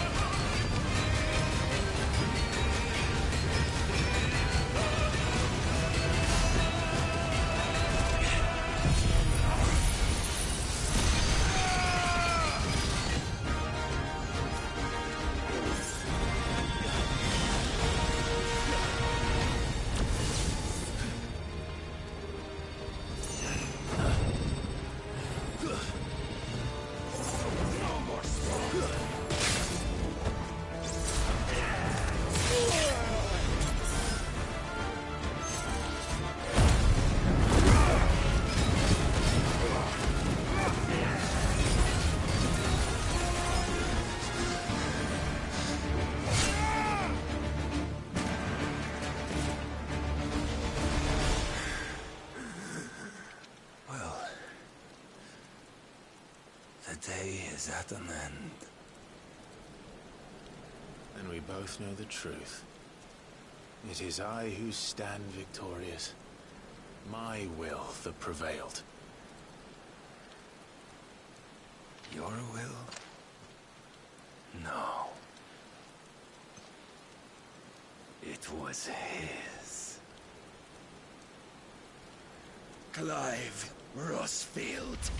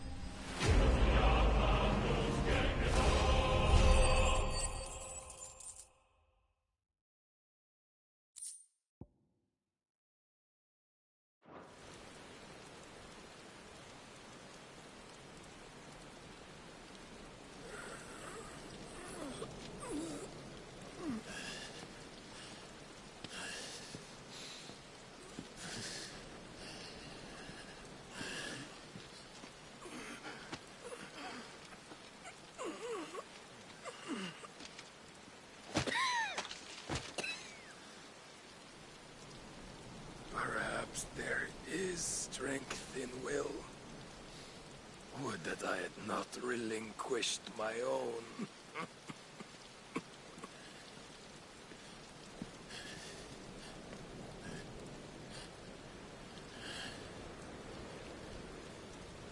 You relinquished nothing. What was it, if not will, that made you strive for a new world? Strive to win your master's approval?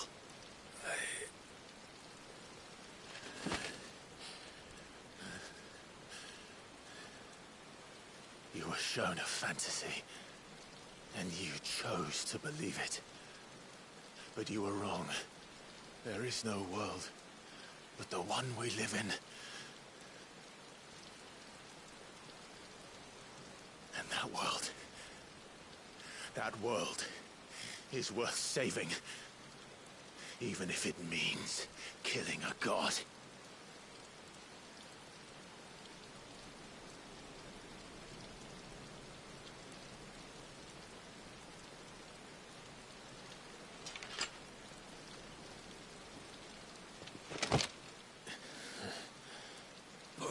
Words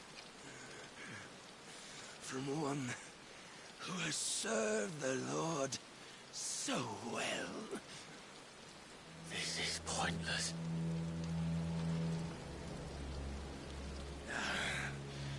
But I almost forgot. I promised that I would make you presentable. Did I not?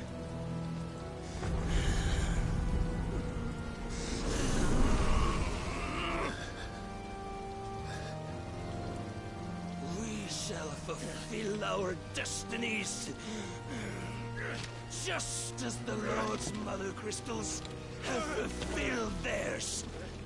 Come, Clive Rothfield. Take what is rightfully yours. Become one with God! No!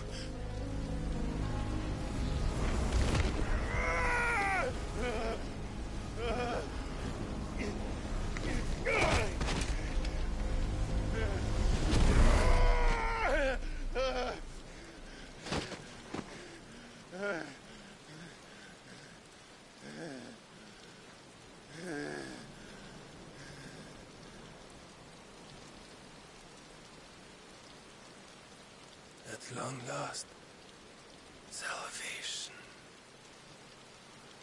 I'm coming home. Mother.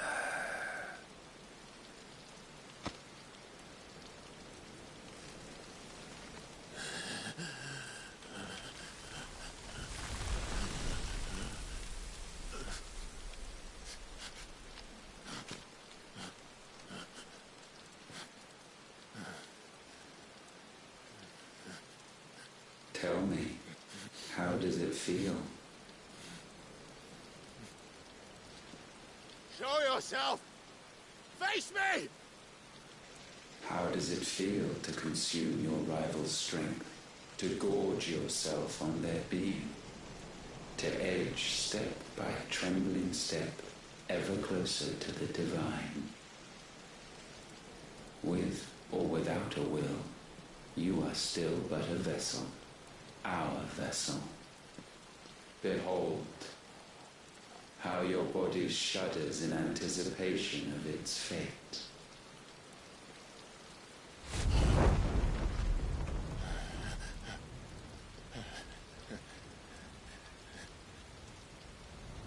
Oh, it's not yours yet. No. Come then, O wayward child. We shall await you upon the back of the first worm. There all shall end and begin again.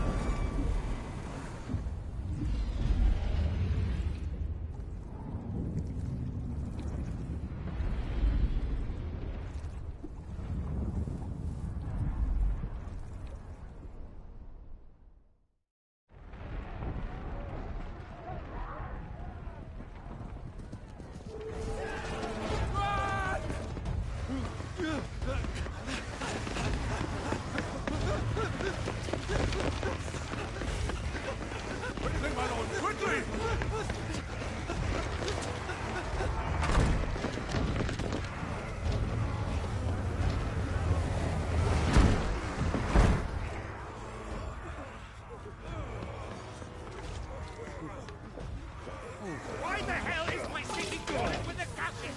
Don't ask me, ask them!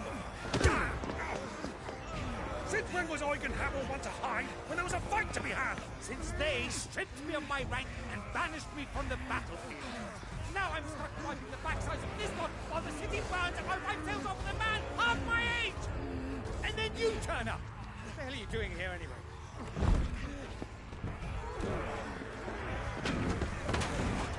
What indeed? The enemy numbers 200,000 or more counting yours. There are simply not enough soldiers garrisoned in the capital to repel an army of that size. Then what of the central keep? Held by a contingent of soldiers and bearers from the surrounding boroughs. They are the sole reason it still stands. And all it took was an army on their doorstep to bring them together. The prospect of death does put things into perspective. Perspective? Perhaps it's what we've lacked all along.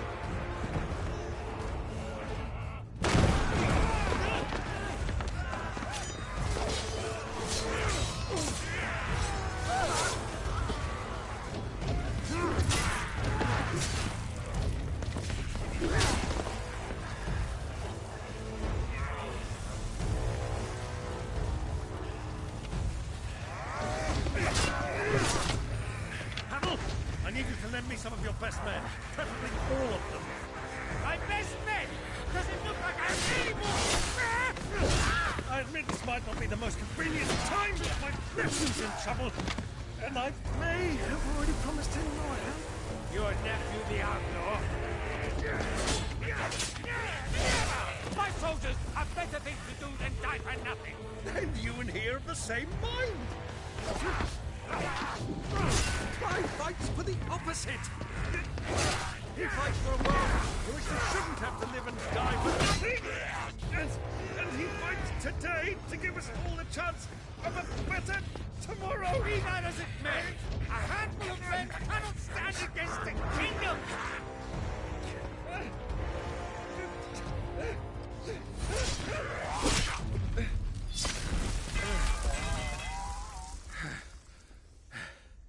Then mayhap they are the wrong men. Well, I'll be damned. Our numbers are few, but I shall rally as many of my dragoons as I'm able. You, apprise the Lord Strategist of the state of the city's defenses. Yes, Your Radiance. And you would fight alongside us? I owe the Phoenix a debt.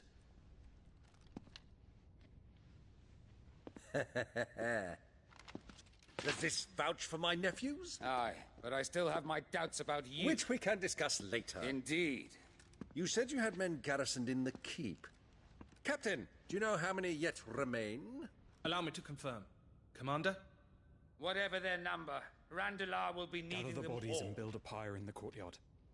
Quickly. Terence. My lord.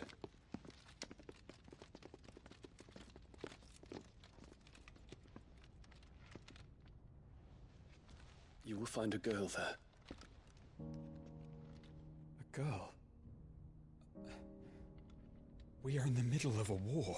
I owe her my life, and I always pay my debts.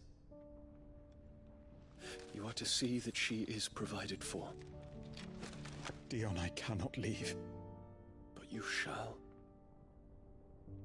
If I am ever to be worthy of the forgiveness of our people, then I must earn it.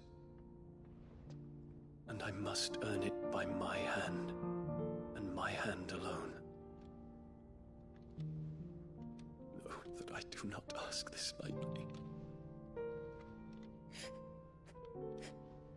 And know that I will do it.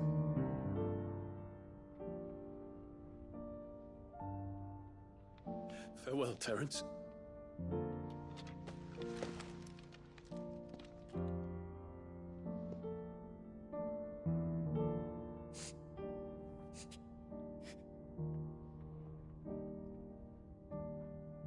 Farewell,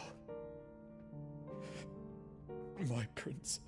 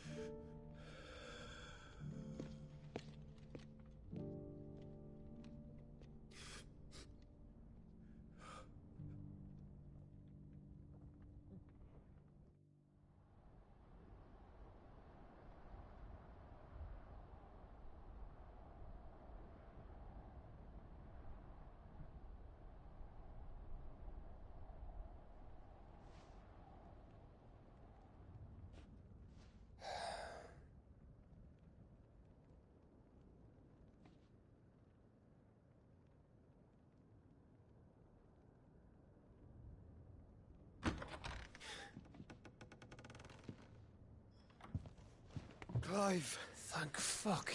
You alright? I am. But I'm a damn sight better for seeing you, Joshua. And Barnabas. The king is dead.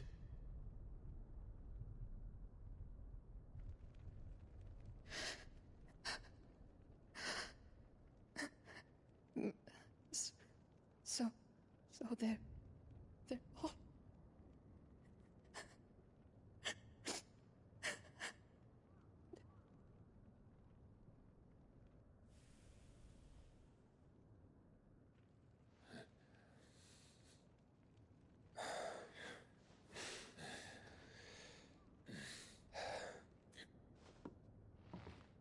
They are, but so is their killer.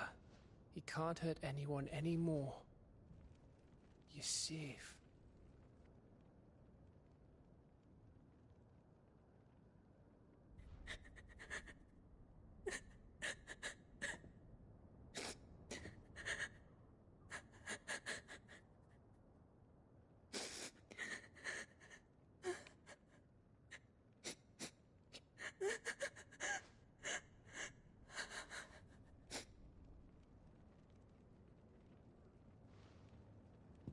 Gav, we need to talk.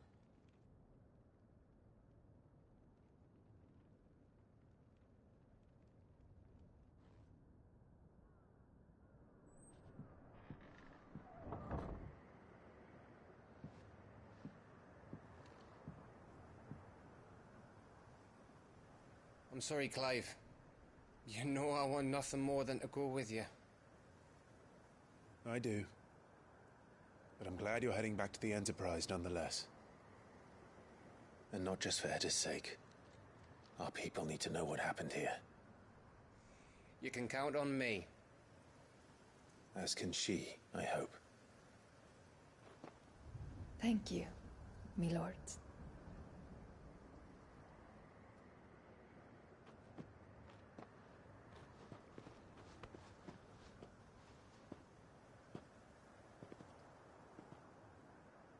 Do you think that was wise? Wiser than leaving a woman with child alone in the Deadlands. They'll be safer at the hideaway. For now, at least.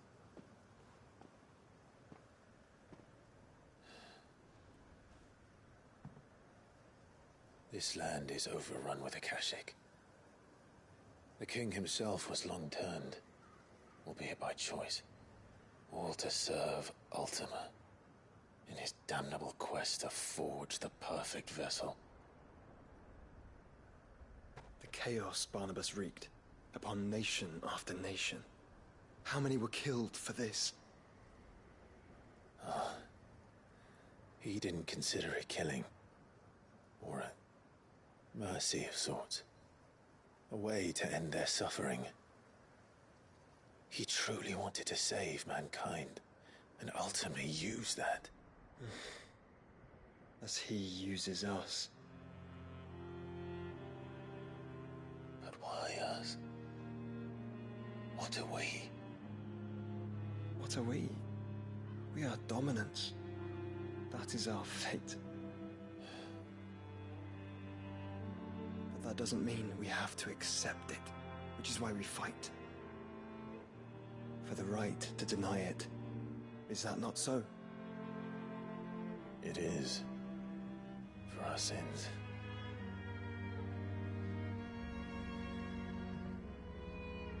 Barnabas said something else.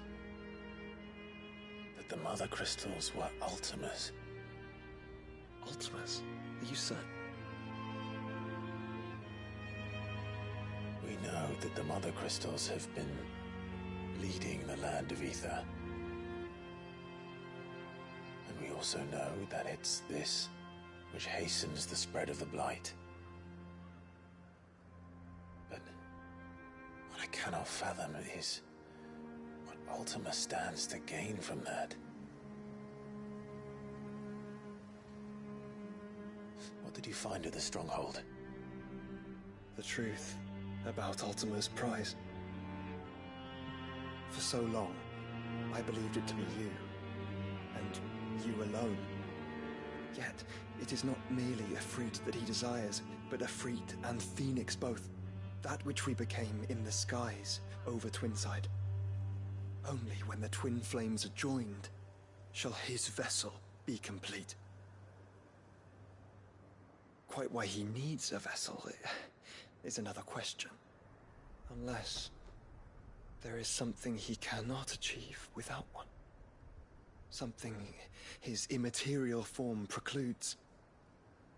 Something requiring an unthinkable amount of ether, and a body resilient enough to channel it. If I did not know better, brother, I would think that he meant to cast a spell. A spell 1,000 years in the making. A spell to end all spells. And he cannot do it without us. Nor without the Mother Crystals. But if we destroy them all, we will stop not only the Blight, but Ultima as well.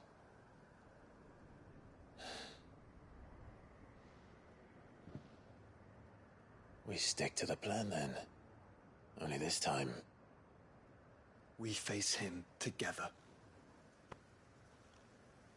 Well, it's a long walk to Stone here. Let's not keep Ultima waiting.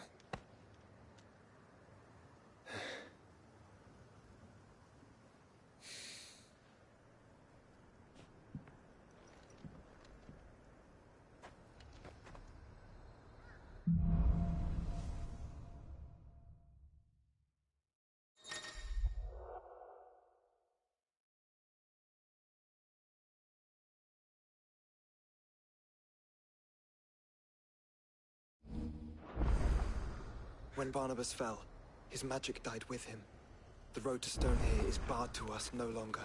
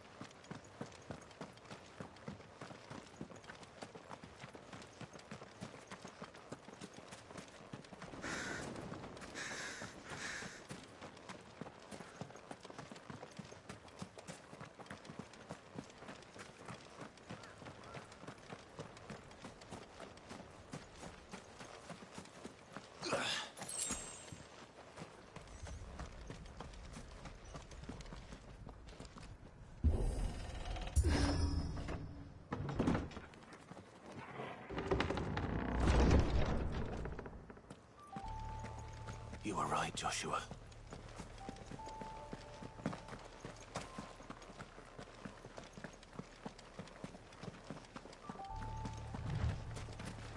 Bodies up ahead.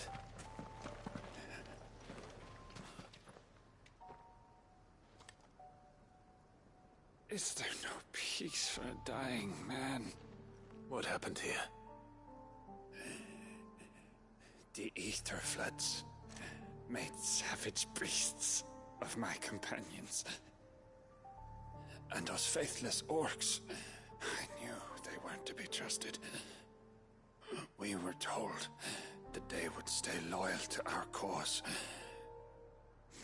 Something commanded their loyalty, but it was not us. It's a wonder they stayed faithful for so long. Perhaps they sensed our downfall. The king is gone, our nation in ruins. What becomes of us loyal pawns now? Sworn to a shattered throne. Fuck Walud. Fuck the dead king and his god. Fuck this withered shithole. The floods do not affect you. You are a bearer, albeit one who's lost his brand. Pray, hear me, brother. Will you grant this pawn his final wish? Will you lay my dying soul to rest?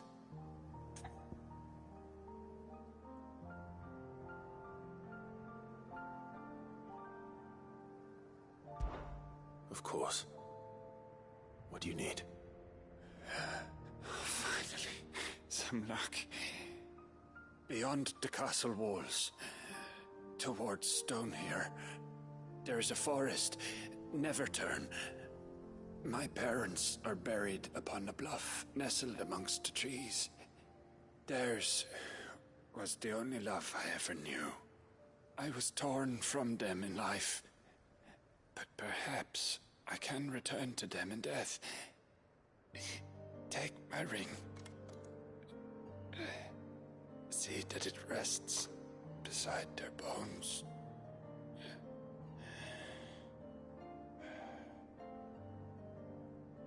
May you find peace at last.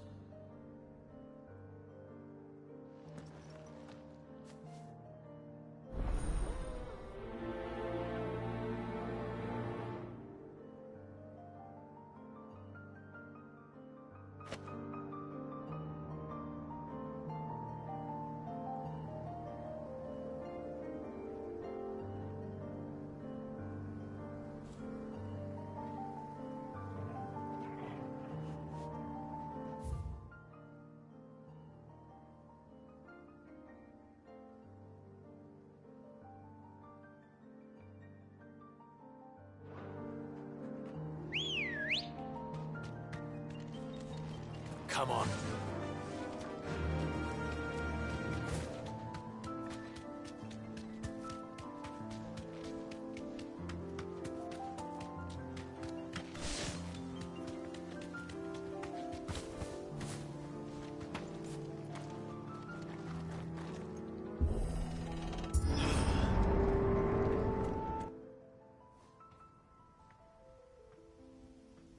Don't tell me.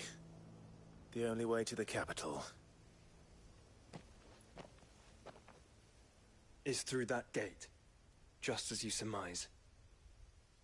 There's an army down there, Joshua. Yes, but I don't see any dominance.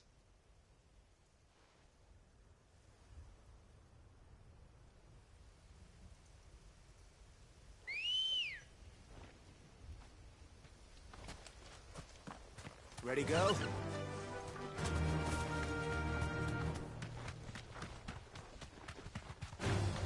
Time to fight.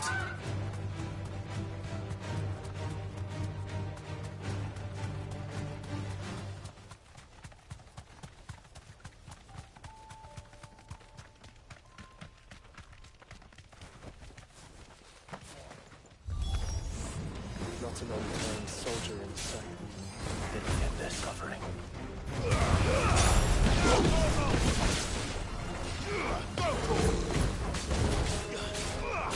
It's over.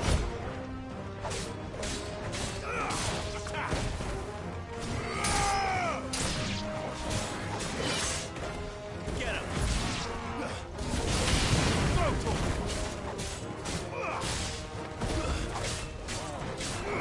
Over here.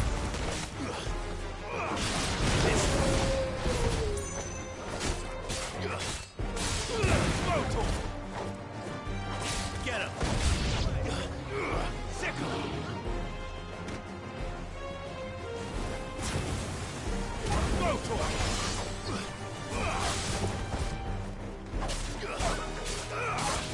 Get him.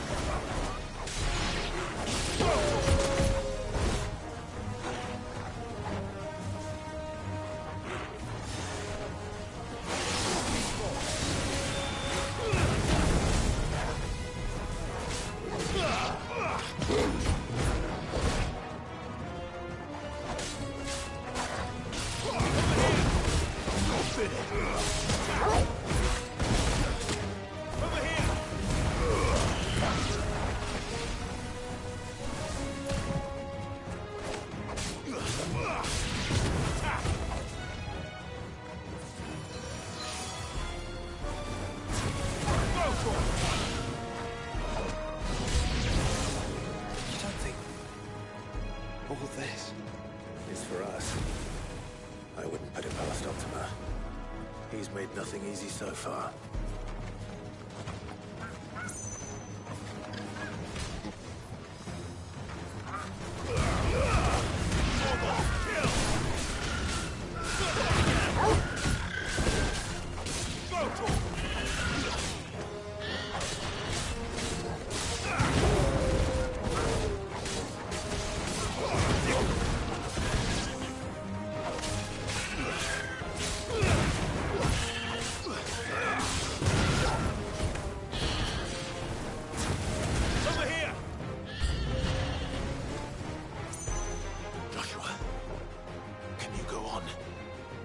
Choice.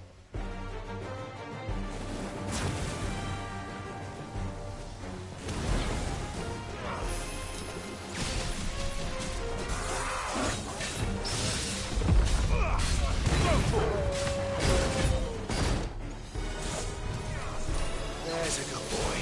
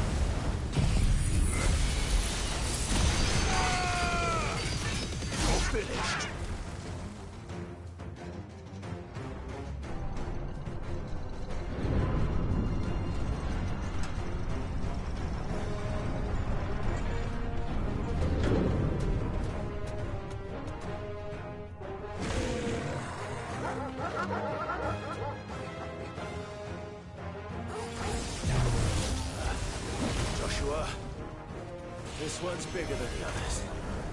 And leader, by the look of it.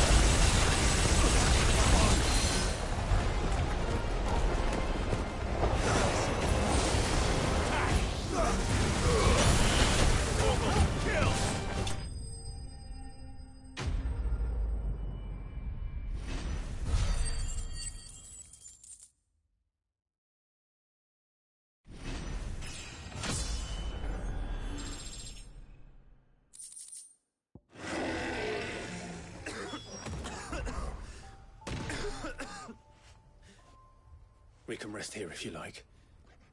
Don't worry. I'll be fine.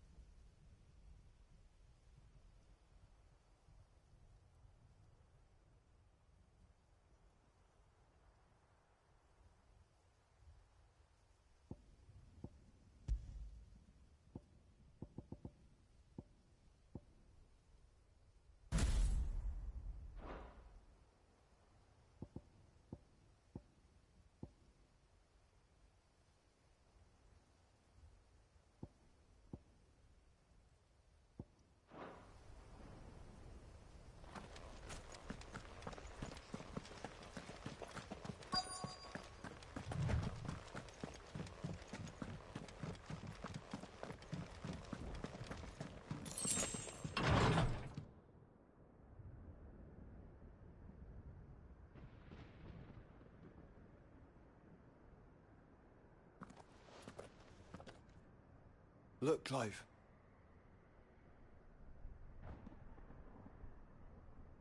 By the Founder. The place is a fortress.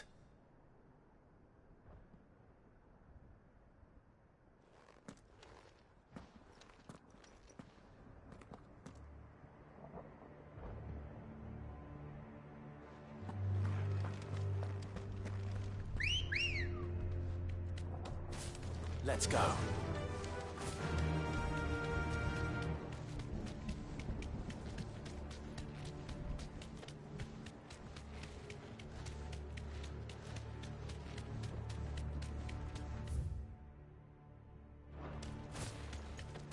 No villagers.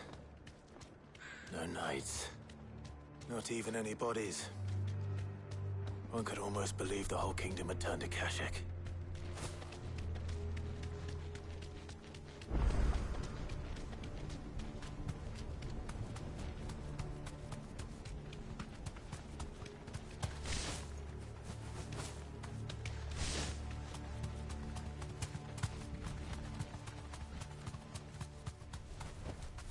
Thanks, girl.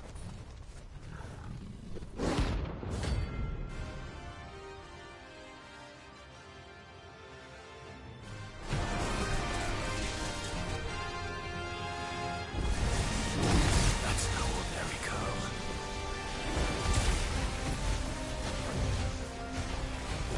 Over here! Go for it! Over here! Go for it! Over here!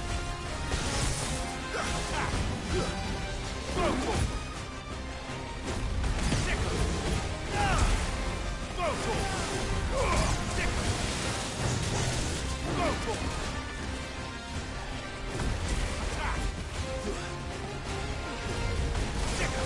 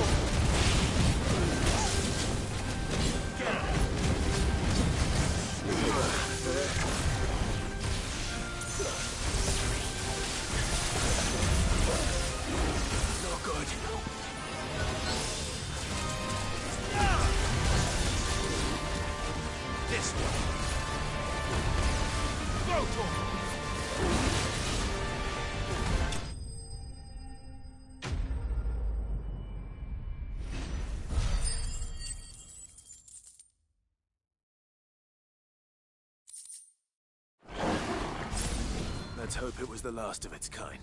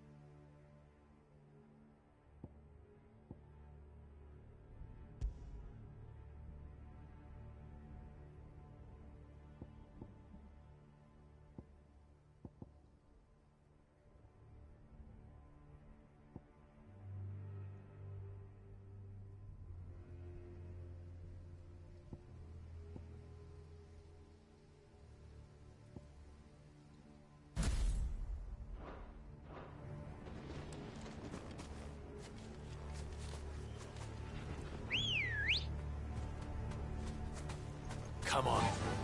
Fly, Ambrosia.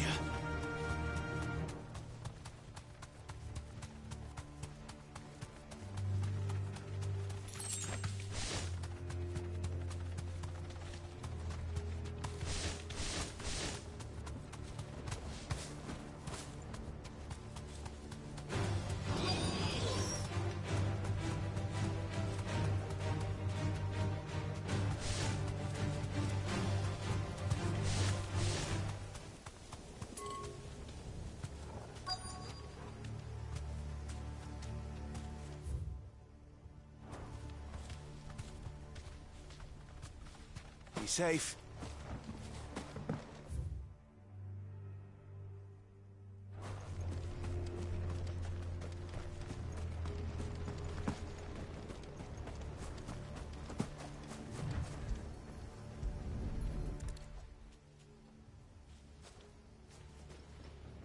He'll be able to see all the way to Stone here.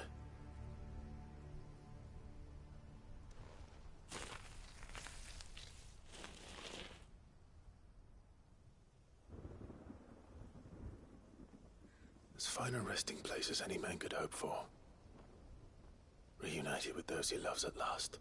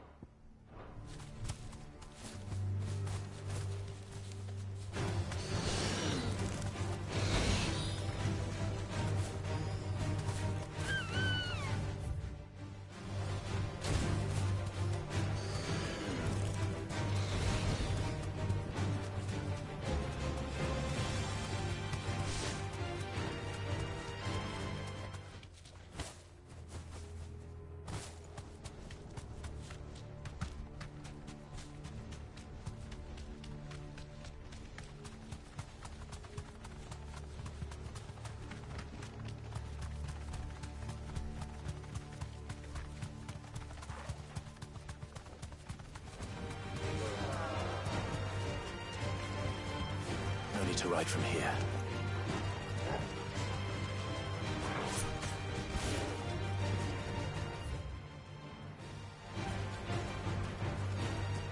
Does it bother you that we haven't heard a single human sound?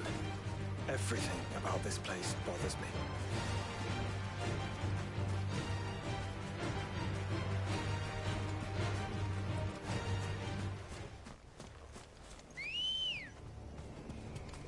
Come on. Yeah!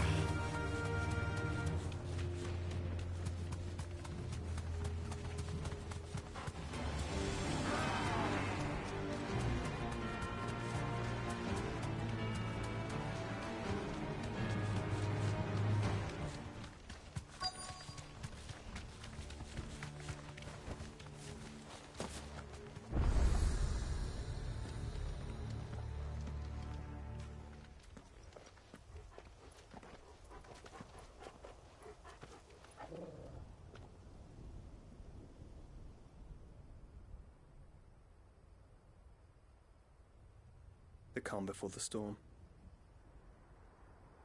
There's only one way into that city. Across the bridge. Through the main gate.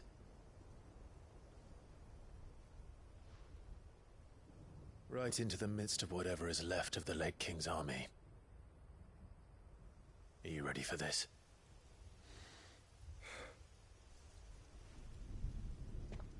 As ready as I'll ever be.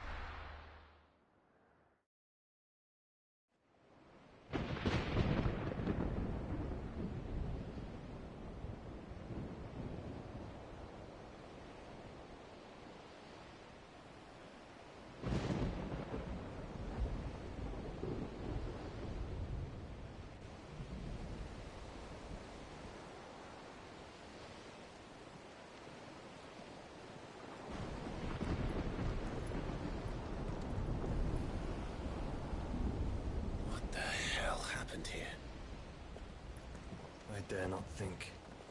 A stroke of good fortune, perhaps?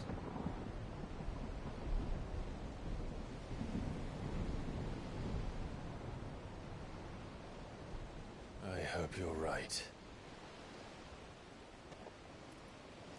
So do I.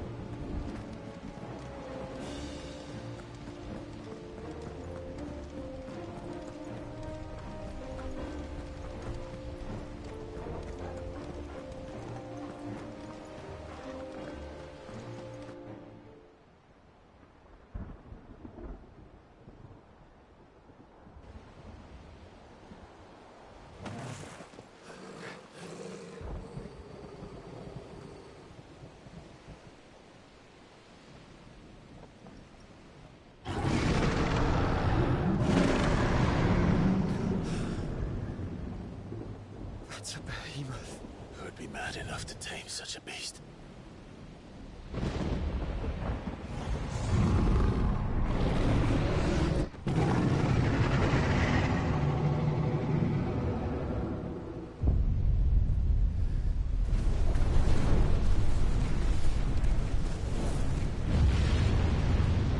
Stand back.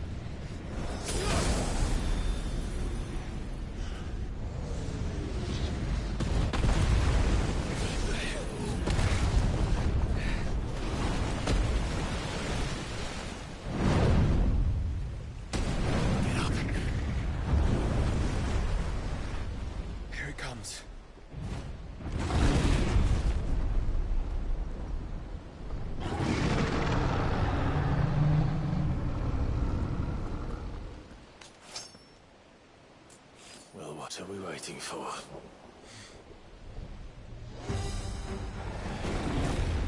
Over here!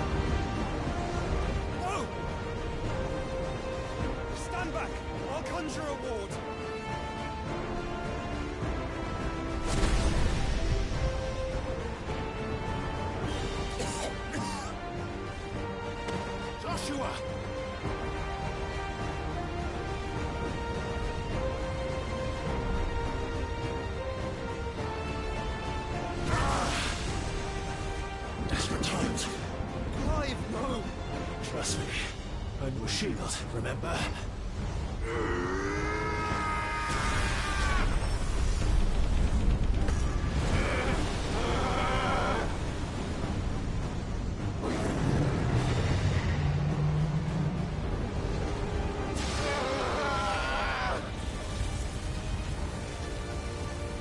I think this might be a job for Ifrit! Why would you turn to him, brother?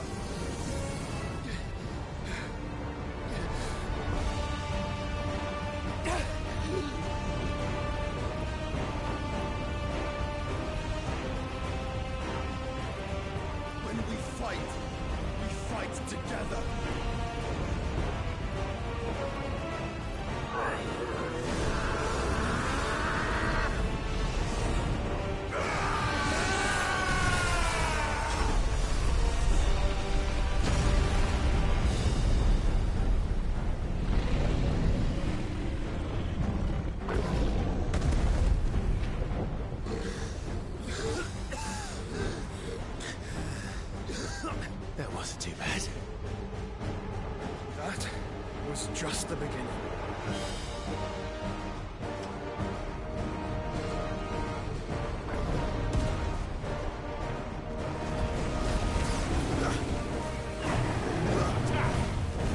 This one.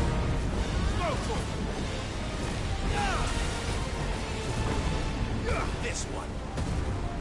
Go for it. Get him.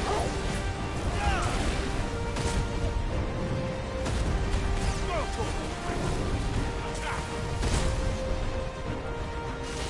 Get him. Attack. Get him.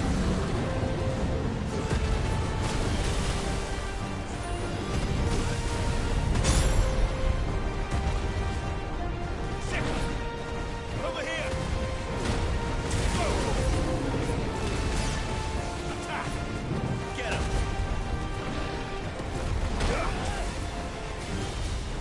Over here!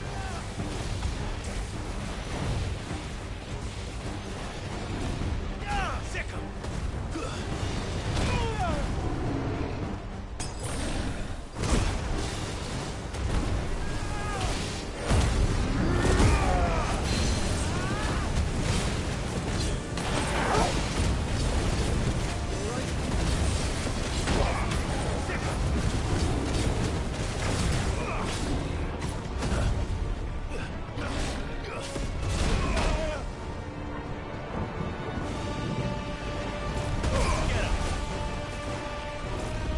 This one.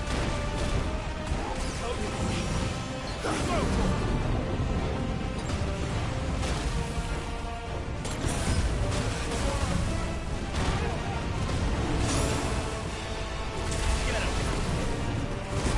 This one. Get him.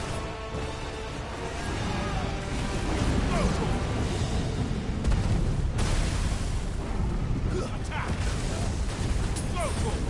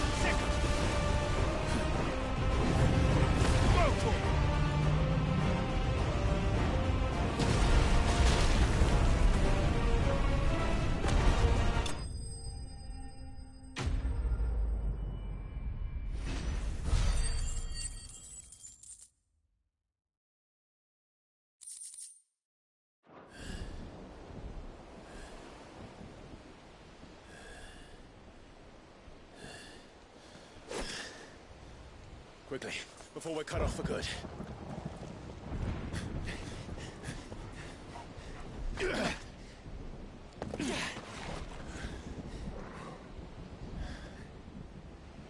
If it is like the others, the entrance to the inner sanctum will be at the foot of the crystal.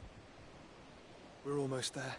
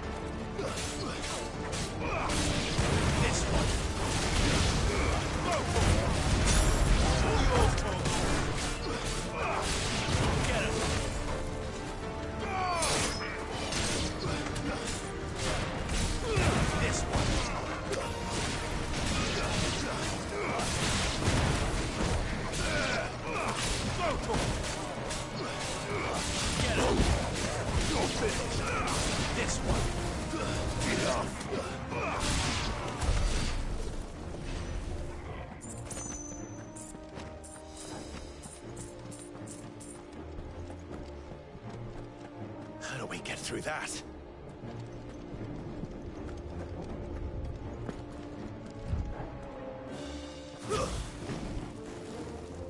This gate here is open.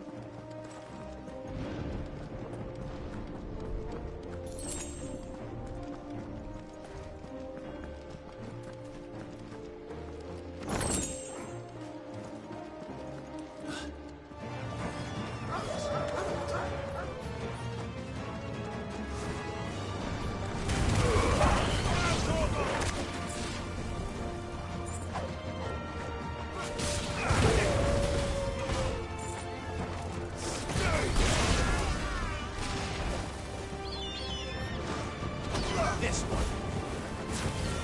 Go for it. Over here. Go for it. Over here.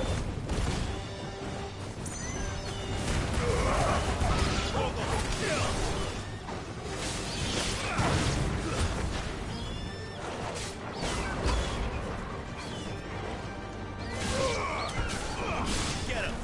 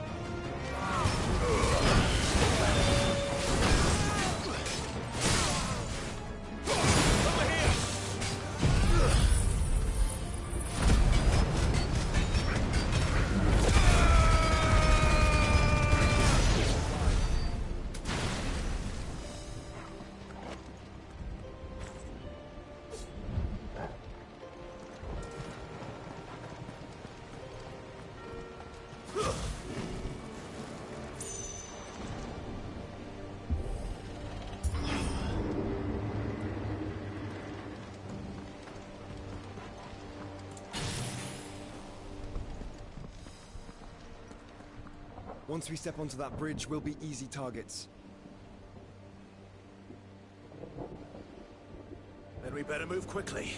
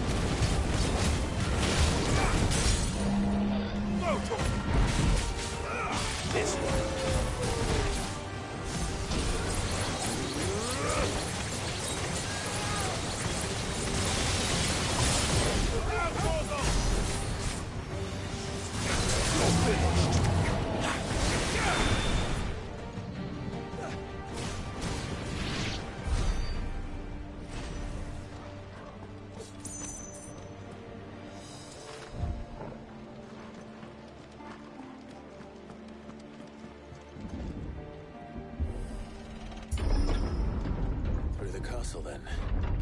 I don't see any other way.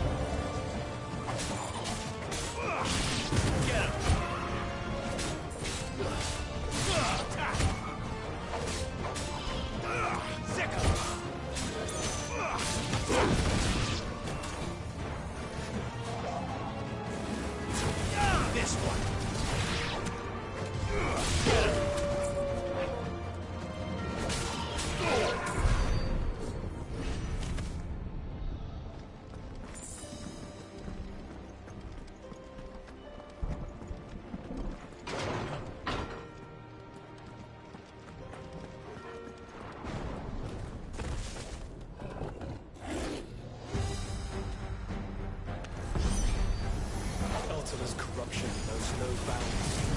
We cannot allow it to spread any further. We won't.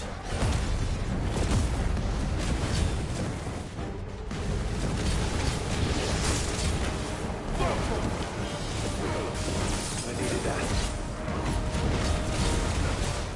This one.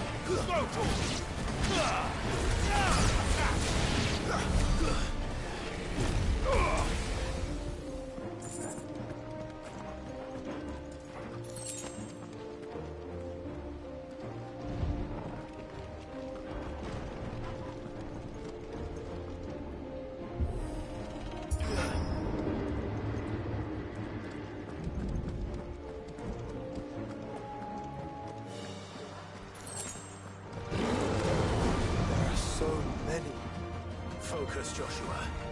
We're not done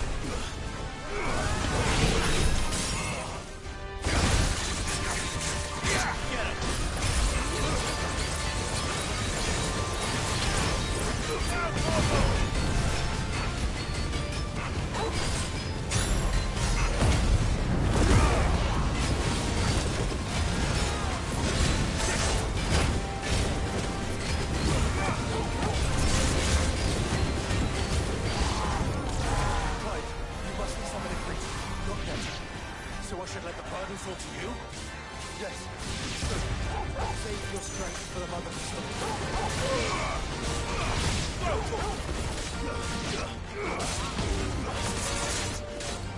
This one. Enough.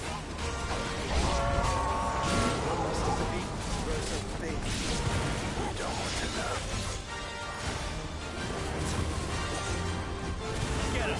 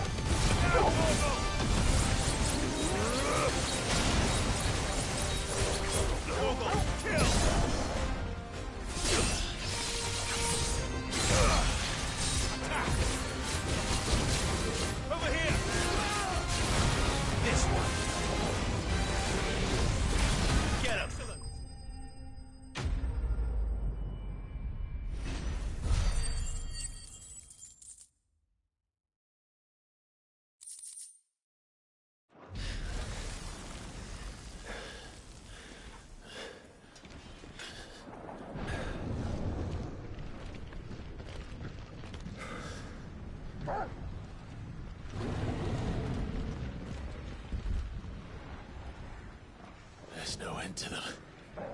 The whole bloody army's here. Stand back, Joshua. I'm summoning Ifrit. Stop, Clive. You mustn't.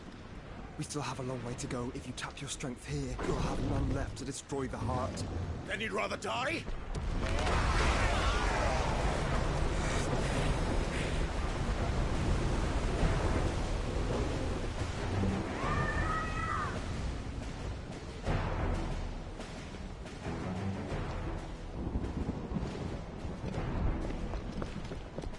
Jill!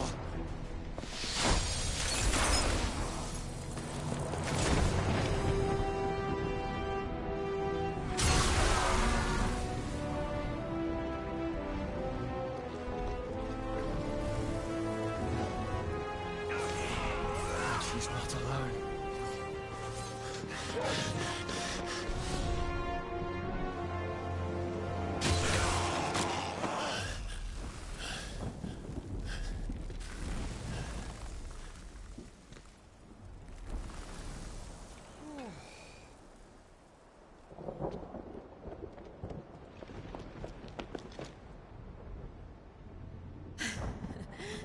Surprised to see us. How did you? Gav. He told us exactly where you'd be. Even sniffed out a crack in the castle wall. And when we saw the heavens come crashing down, we had no choice but to believe him. It's been quite a day. To what do we owe this honor? A debt I would see repaid. Prince Dion. It's good to see you well. So, this must be Ifrit. Your uncle bade me give you a message. Listen to your heart. It will guide your steel true. Your father would expect no less. That is all. Thank you. For everything, Your Highness. Dion, please. You do realize the only thing we've freed so far is this wall from its foundations, right? Now, if your lord and ladyship's quite finished. Well said, Gav. We have work to do.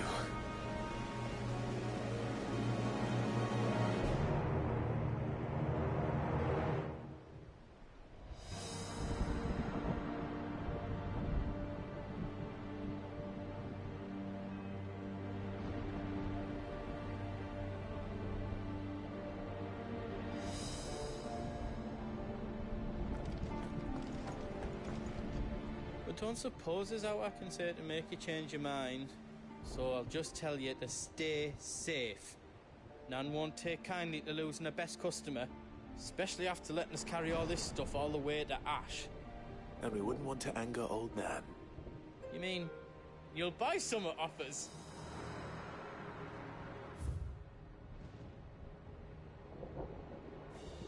Welcome to the Big Hammer.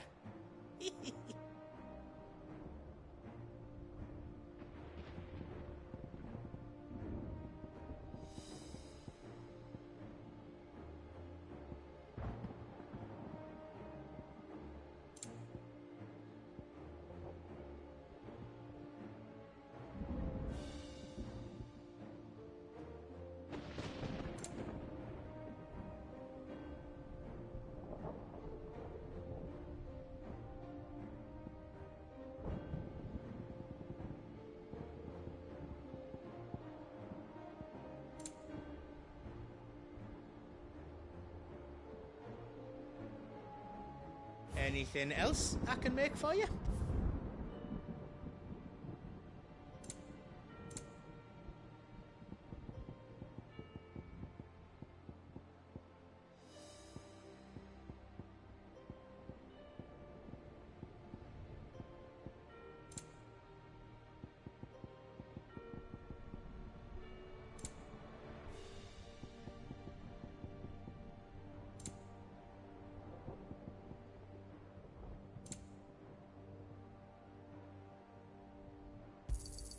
Is there out else you need?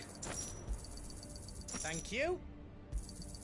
Is there out else you need?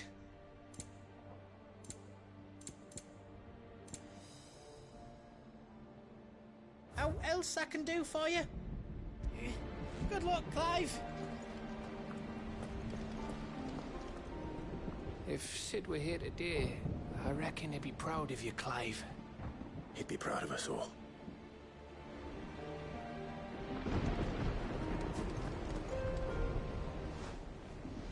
There is still much I would learn of your tale, once this day is done. Until then, all who might come between me and such knowledge shall answer to my spear. I do not envy them.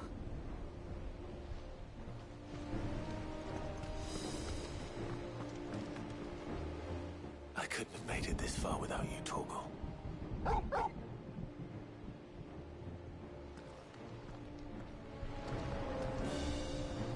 Parting brings the hope of reunion. I missed you, Clive. I missed you too.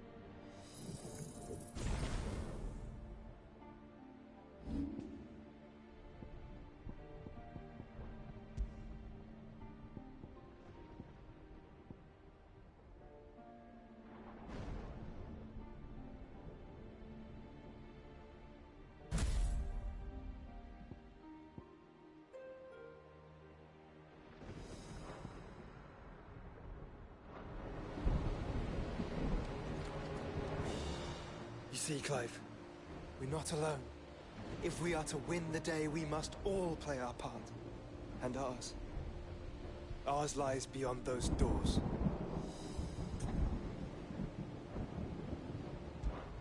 We've fought long and hard for this moment. Sid's dream, our dream, is within our grasp. We need only endure this final trial, and we shall. Together.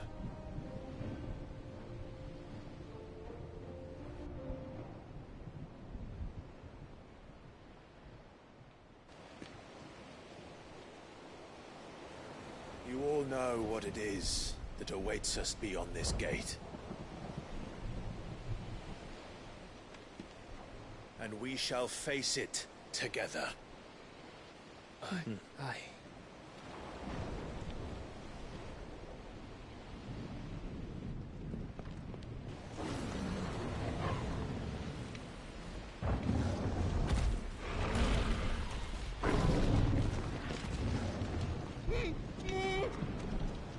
Seems our hosts would rather we remain.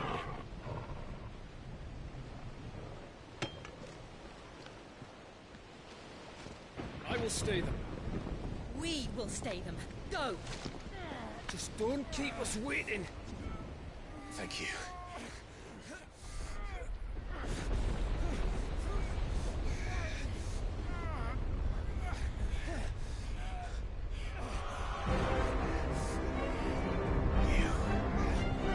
Welcome, sons of fire.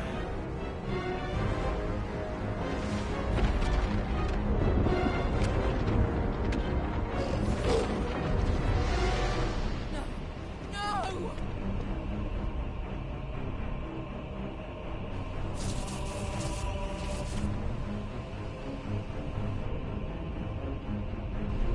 Come back. What?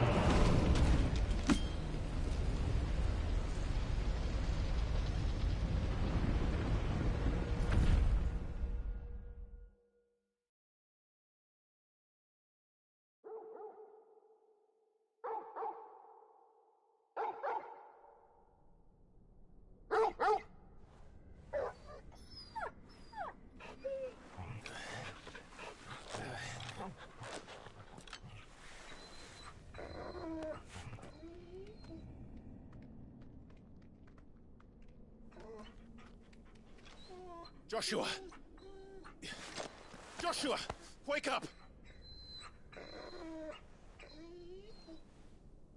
Clive, is that you?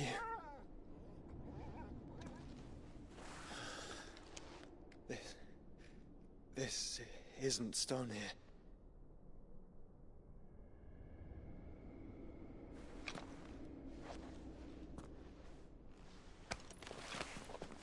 Welcome to our darkness. A rift between worlds wherein your kind might reflect. Show yourself!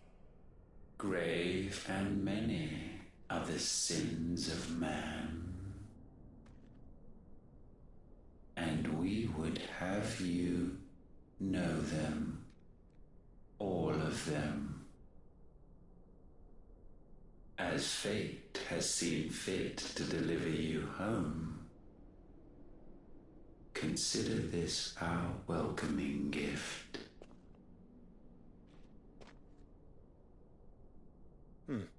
It would seem we are trapped. And the only way out is through Ultima. We find him, and we leave.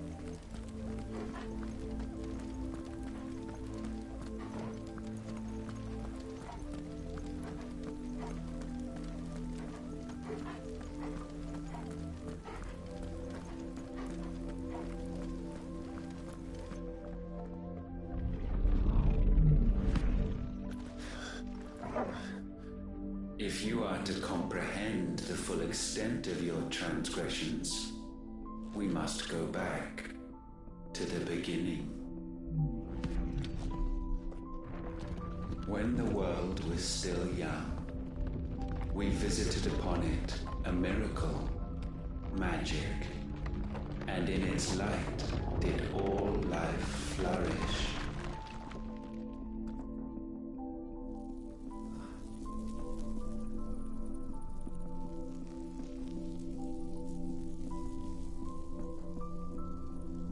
Yet the price for this boon would prove heavy.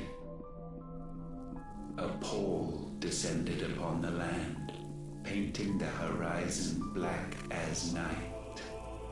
Though we labored to forestall its spread, in this one endeavor we stood powerless. And so we fled, that we might endure that we might discover a means of salvation.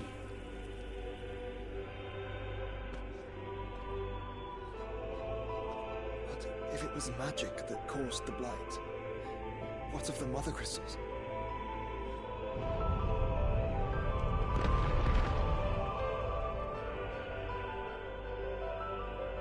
I expect he'll tell us soon enough.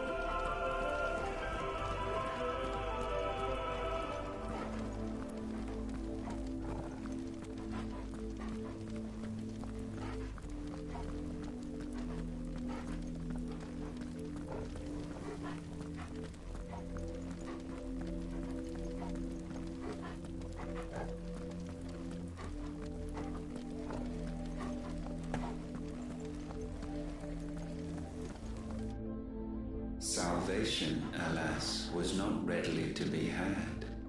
First, we would require a land unvisited by the stain of corruption.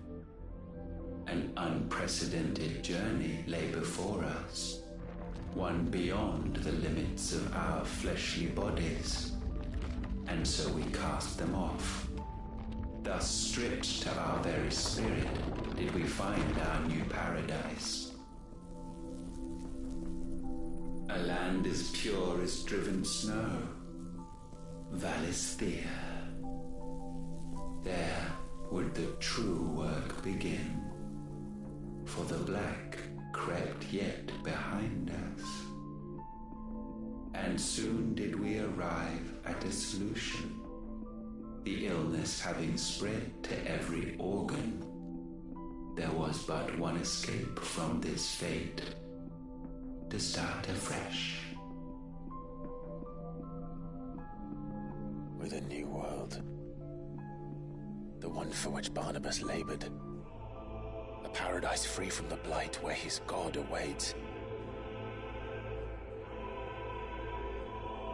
And where, if we only forfeit our wills and abandon everything we hold dear, humanity can join him. So, Ultima would have us follow in the footsteps of the king. And follow we shall. For now.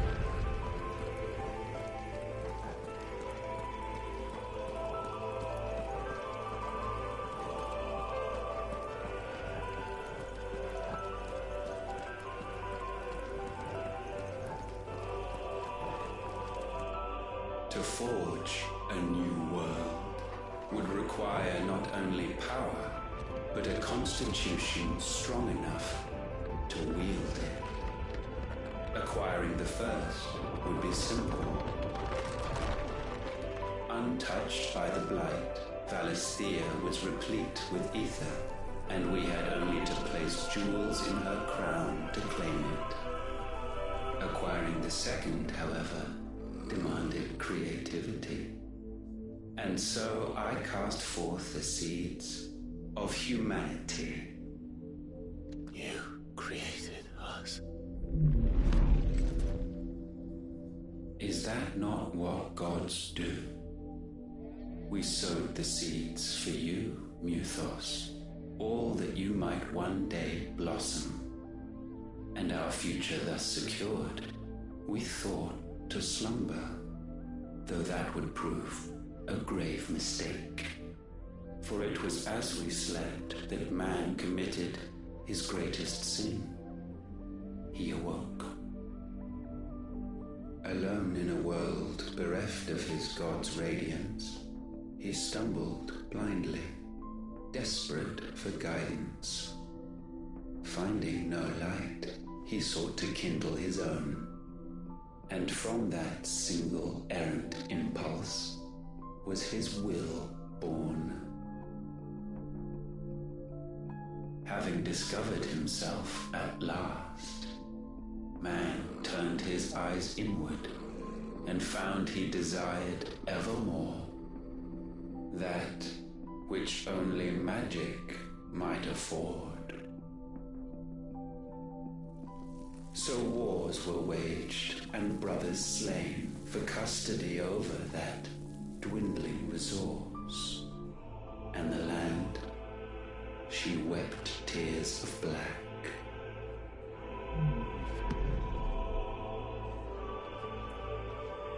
He would condemn us for this. Surely he cannot be so blind to his own hypocrisy. Not blind, just unwilling to admit the truth.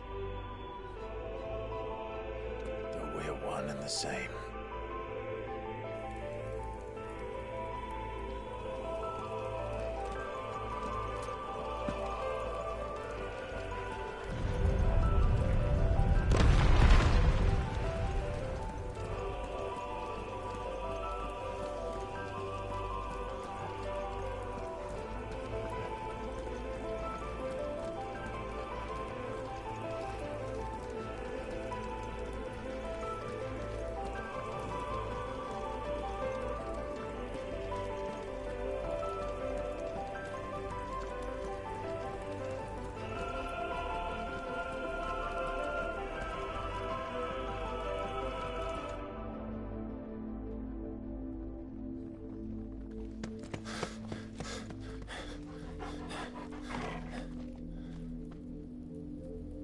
Is that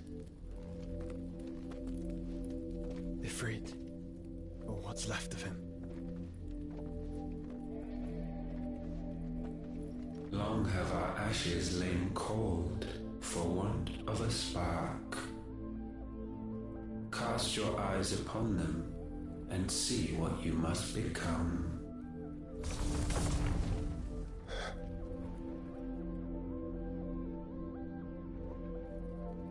Valisthea cannot endure a second claim upon her being. The avarice of man drives her ever closer to destruction. But she may yet be saved by you.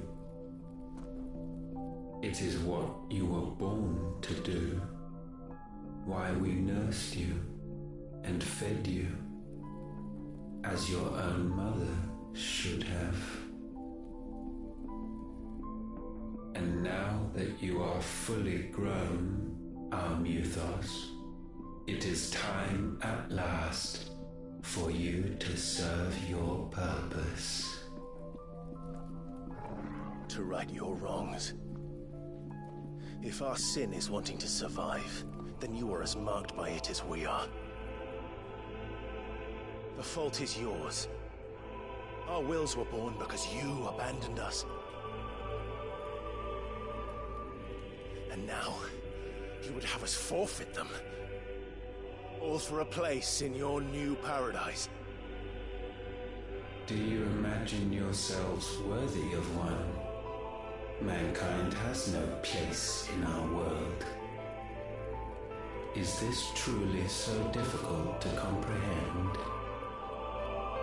We only ever require you, Muthos, when the time comes to bid this wretched realm farewell.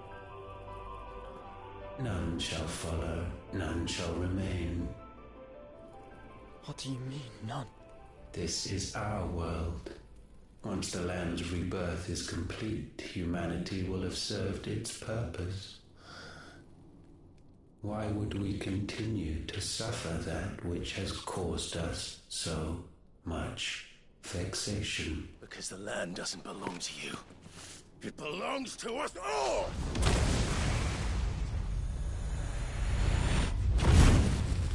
What? That is where you are mistaken. You own nothing but your precious will.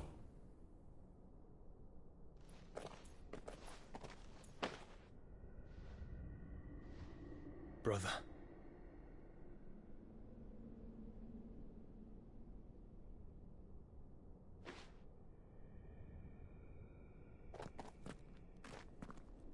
I can't do this alone. And you don't have to.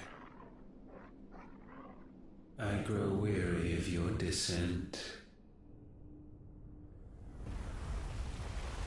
Now you must learn that this master will not tolerate disobedience.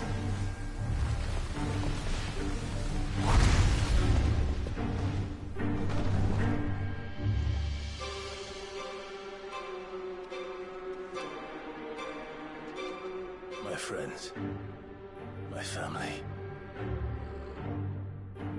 We have all suffered, all fought to survive. This world may be flawed. It may be broken. But it's all we have. And if we can't share it, I see only one other choice. You have to go. You may have created us, Ultima. But it's time we lived on our own terms. This isn't your world anymore.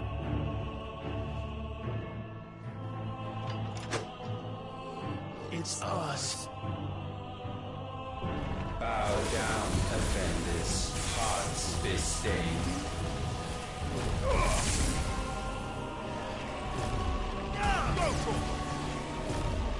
Over here!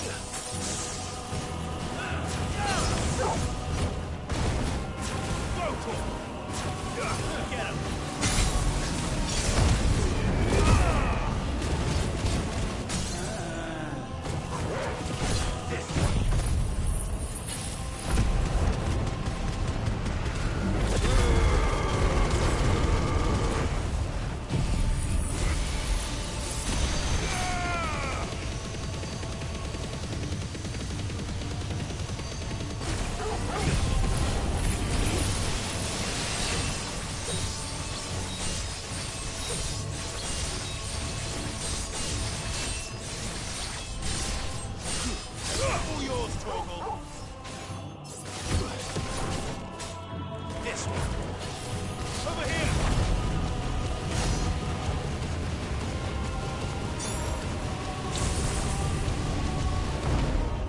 Such foul attaint may not be sublimed through game stamping.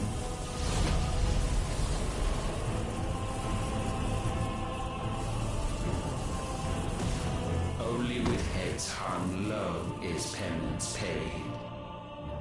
O wretched mortals incapable even of contrition.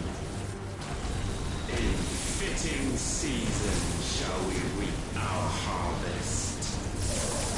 I can't go on. Brother, no!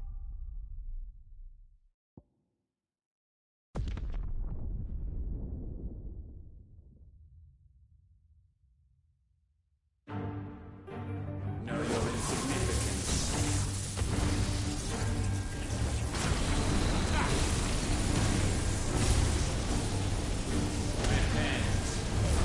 Nice try.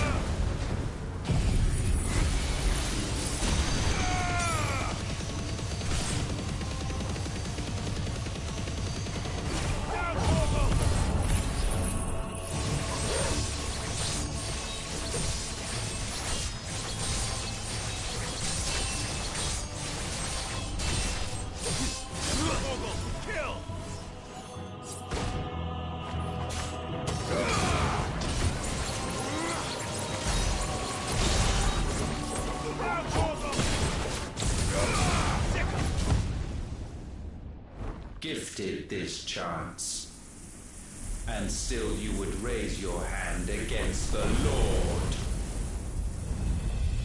What now? The darkness bends.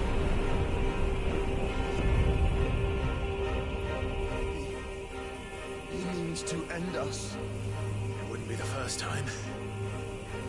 But let's make it his last. Your fate is Surrender the vessel unto the darkness. Surrender unto us. Kneel before us.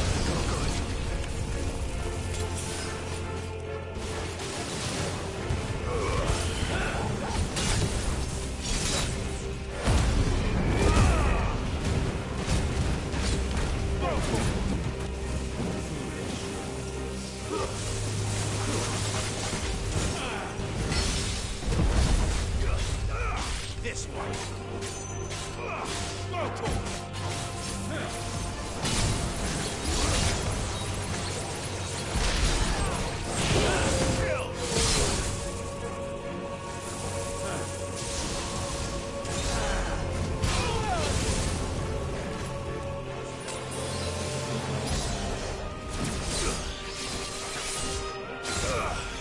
This one.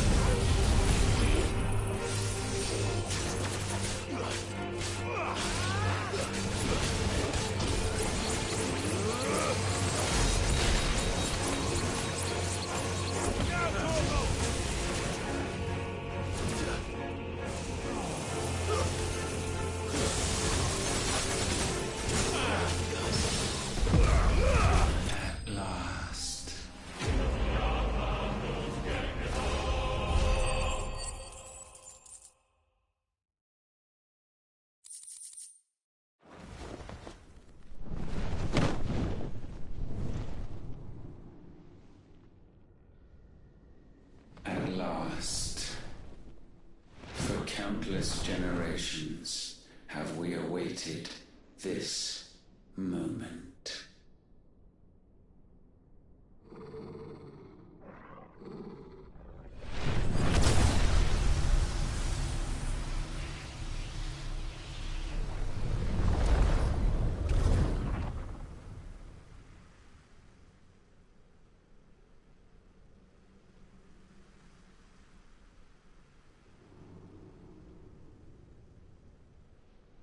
Your struggles have made you strong, yet your soul remains heavy with sin.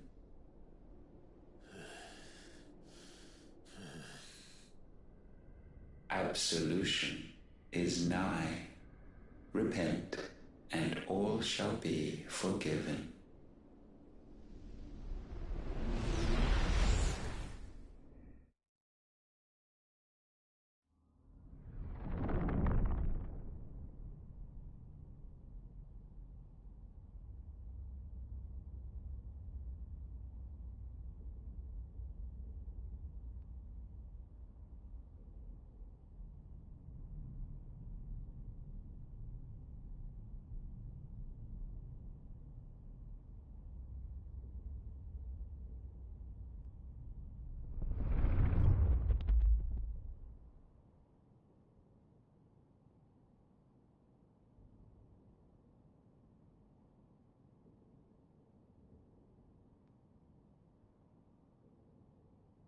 Tell me, Clive, how many lives have you saved since taking my name?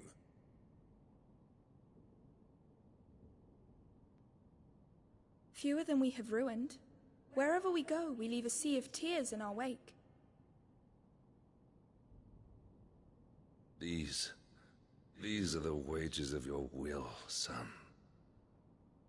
What good are our choices when all they ever bring, all they will ever bring, is death? There's no atoning, Clive. No matter how hard you try. So why not leave it all behind? Leave it all behind.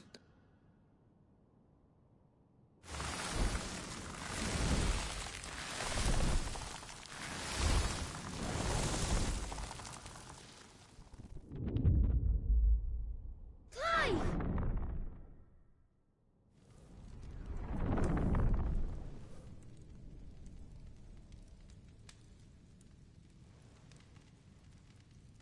Please, won't somebody save me? Won't anybody love me? I've yearned, yet still she is not mine. Have I not given enough? From will is born desire, and it is this which consumes you, rendering you incomplete. Do you not see how the world bends and warps under the weight of your hungering hearts?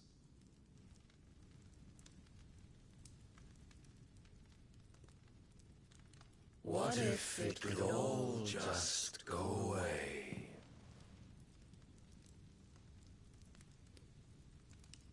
Just go away.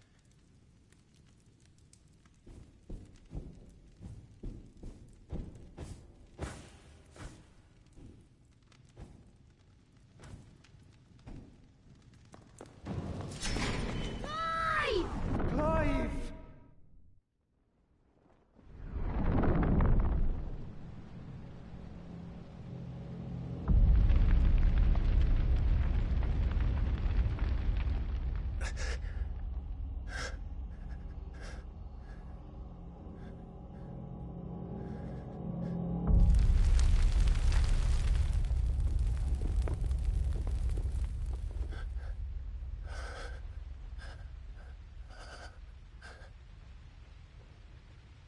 None of this is real. Wake up. It's time to go home, Clive.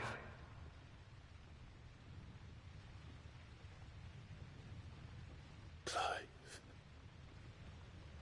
That's right. You're my brother. Brother.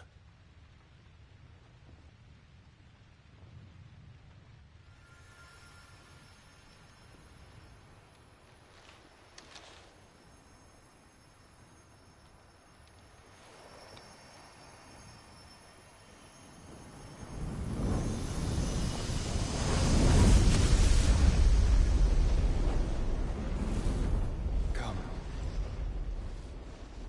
Remember who you are. Clive.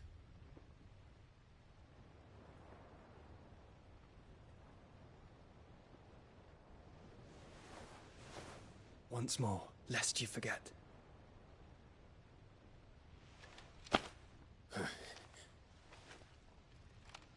My name is Clive. Clive Rossfield. Look, Ultima.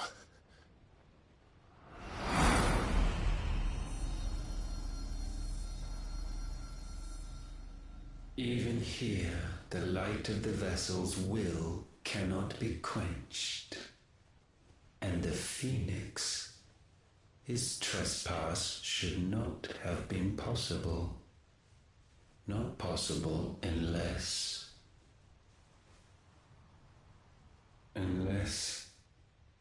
he has been with Muthos all along. The mark of the Phoenix, emblazoned upon his heart, made manifest by the power of will alone. The power of creation. Can it be? Are their wills truly so potent? Are you still talking?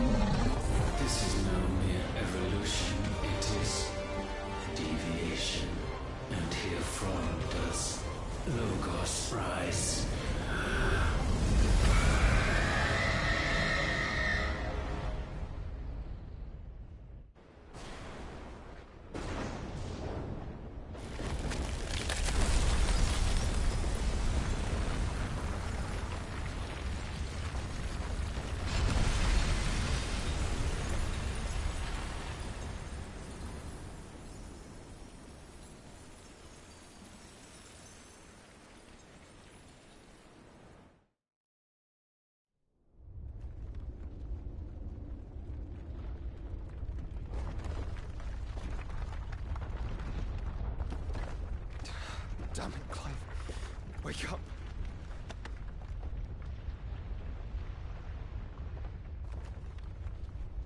That. Sorry to wake you, but I think it may be time to leave. This place.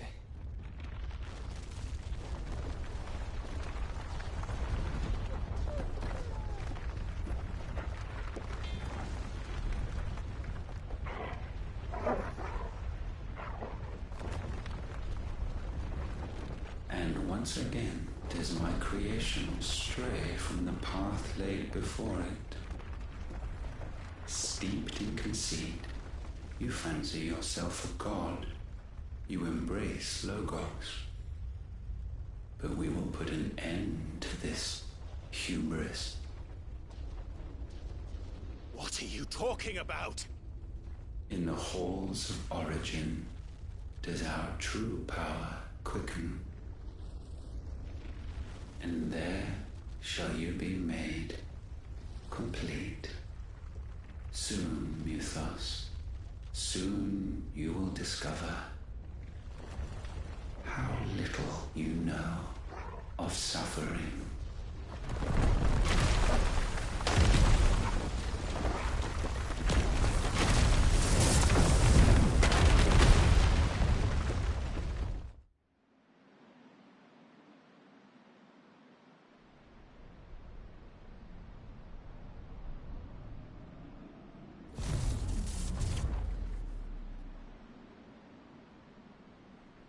And so the crystals are no more.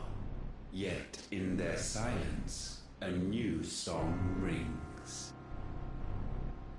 Its chorus building, a crescendo as it enters its final movement, stirring those long aslumber to waking.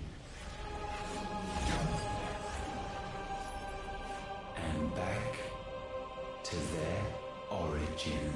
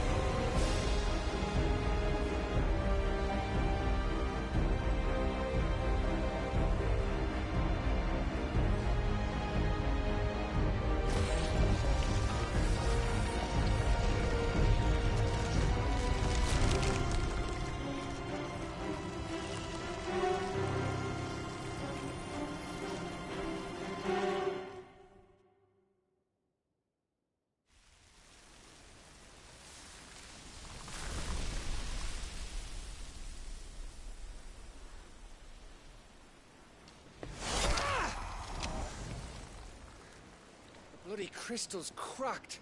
So where the hell are they?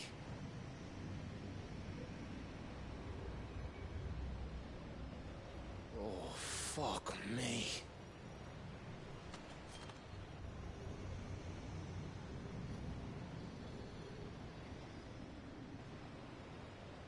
Is that ether?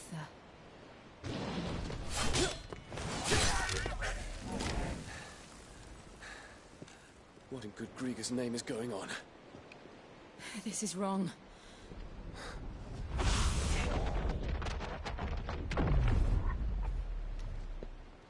Are we back? Clive! Joshua! Jill! Is everyone all right? We're fine. What happened? Too much to explain here. Mate! We're leaving! Now!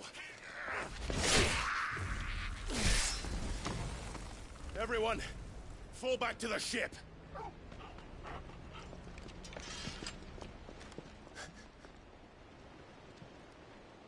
I will be with you anon. Thank you.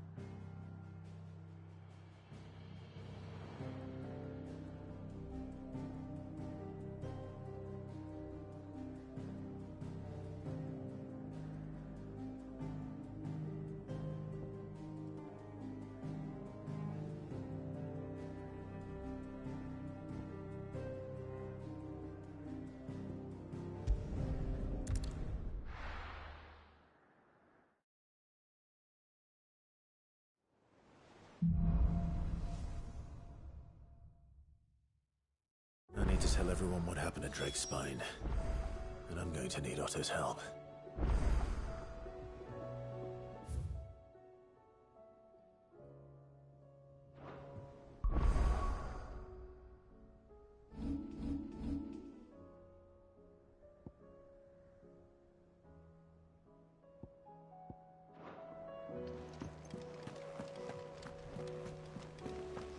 There's something about it.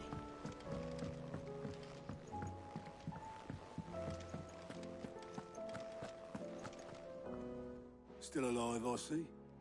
Something tells me that eyesore on the horizon is your doing.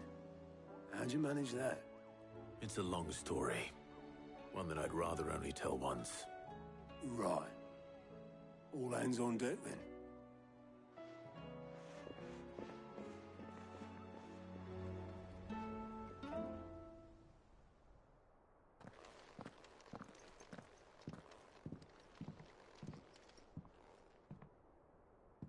Is this everyone?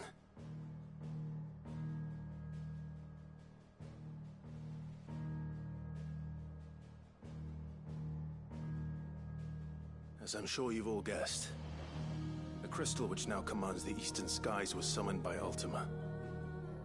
He called it Origin. Though the significance of that name is as yet unclear. What does it matter what it's called? Its emergence tore Twinside asunder and wiped my homeland from the map.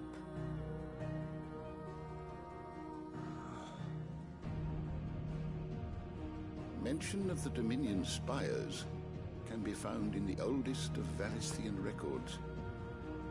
But to the best of my knowledge, none provide any hint as to their true nature. that they would prove the horns of some slumbering demon.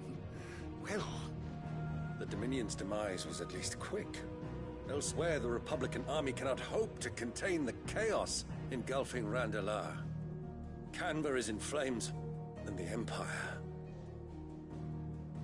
Our allies are crying out for answers. I've sent the Cursebreakers to give them what assurances we can, but right now that amounts to fuck all. They wouldn't be able to stop what the skies have started in any case. People here and across the realm grow sicker with every passing day.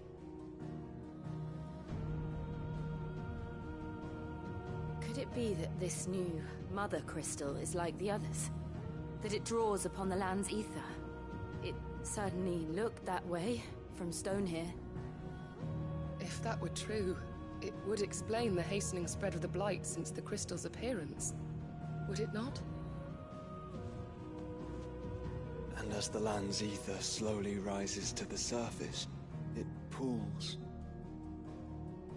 corrupting all who cannot channel its energies.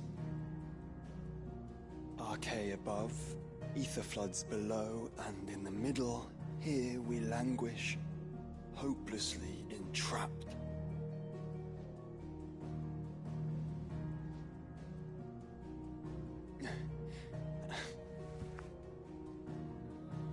It's all right. When we faced him at Stone here, Ultima told us his true power quickens in the Halls of Origin. Needless to say, we cannot allow that to continue. If we are to stop him, we will have to find a way into the crystal. How are we going to manage that then? It's up in the sky. And fast as she is, the Enterprise can't fly.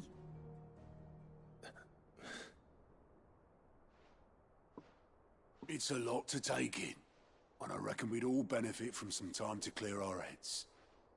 The answer will come to us. Don't you worry. Ain't that right, Clive? Right.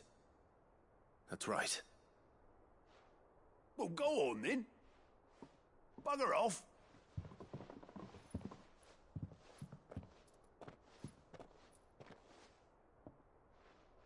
Same goes for you, Clive. You won't solve anything like this.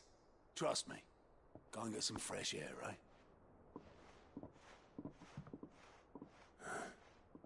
Thank you.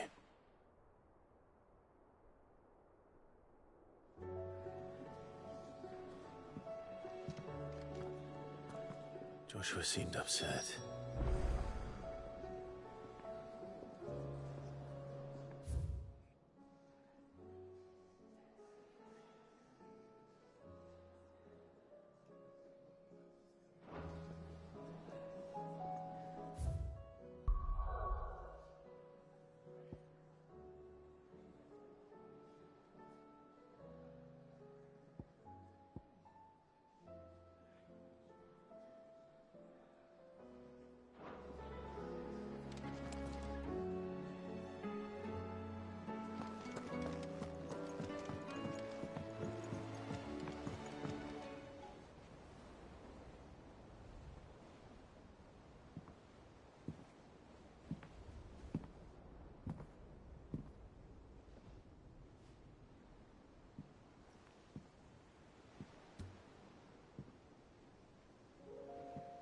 Ultima may have created us, but he doesn't make us who we are. Only we can do that. And if he would have us fight for our survival, so be it. It's what we've been doing all along. Much like Ultima himself, it would seem.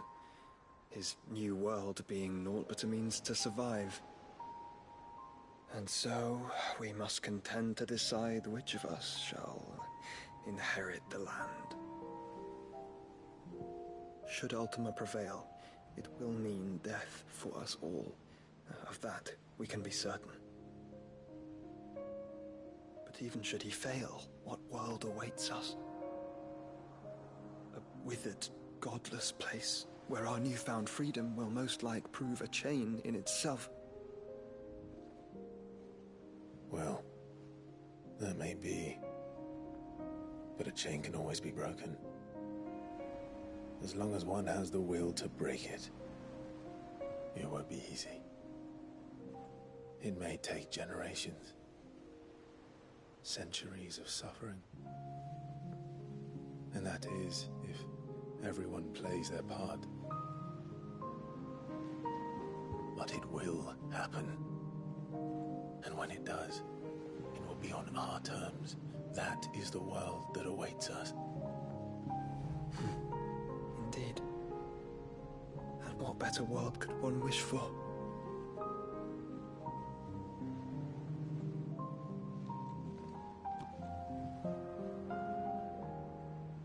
But first, we have to reach that crystal. Then it's a good thing I have wings. You can barely stand, let alone fly. And only the Founder knows what horrors await in those skies. Are you certain about this? Am I certain? I am the Phoenix. I will do what I must. This is our fight. Remember?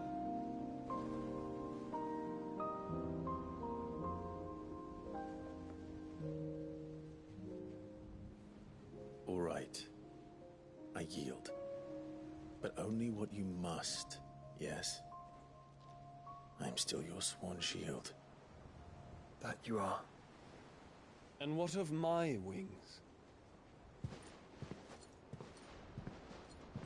Lest you forget, you go to stand against a god. I would not have you succumb to fatigue before the fight begins. Ifrit, your brother mentioned that some few of the dominants who had lost their power to you were still able to prime. Is that true? It is. But their icons no longer submitted to their will.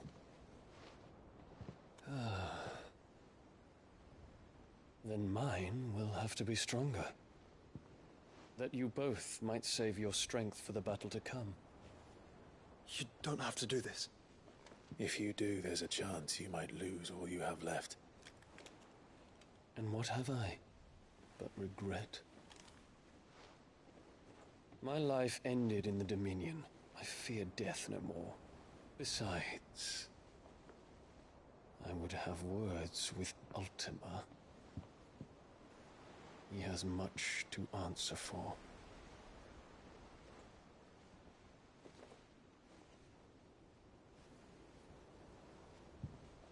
We are in your debt, Dion.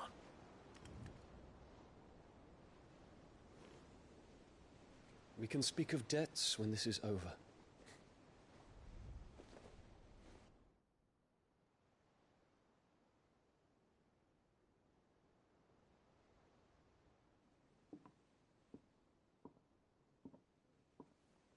He speaks the command, he knows he's not coming back.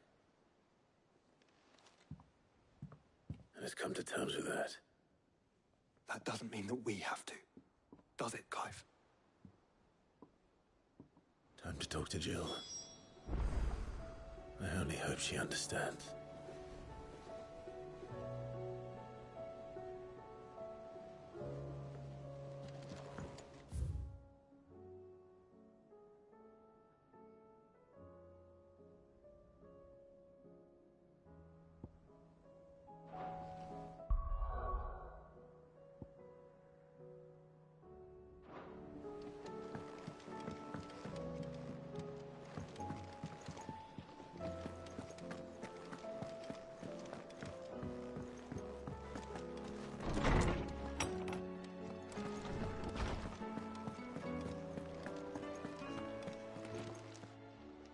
I was wondering when next you'd visit.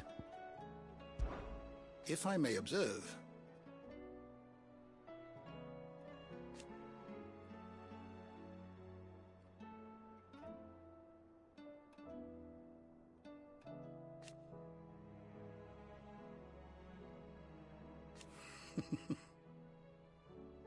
history can wait.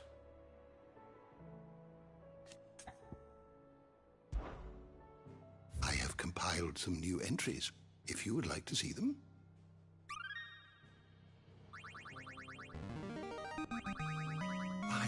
quite the find for you today.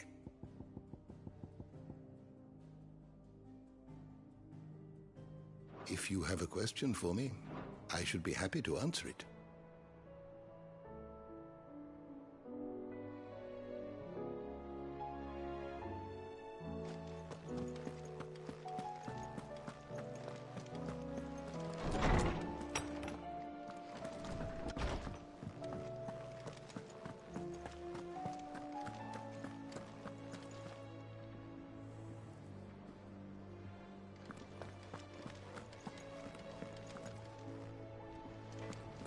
First the skies, then the crystal. To what do I owe the honor? The sound of ringing still.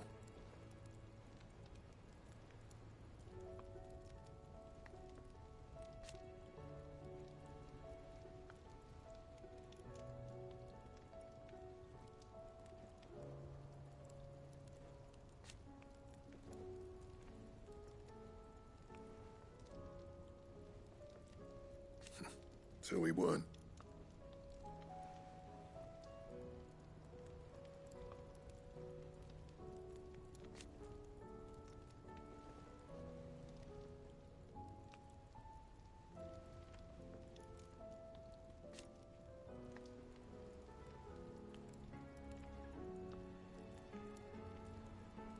Who knows?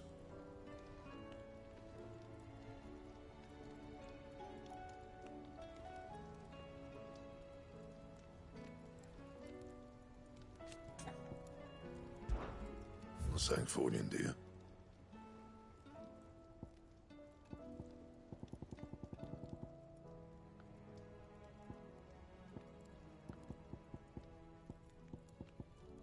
And?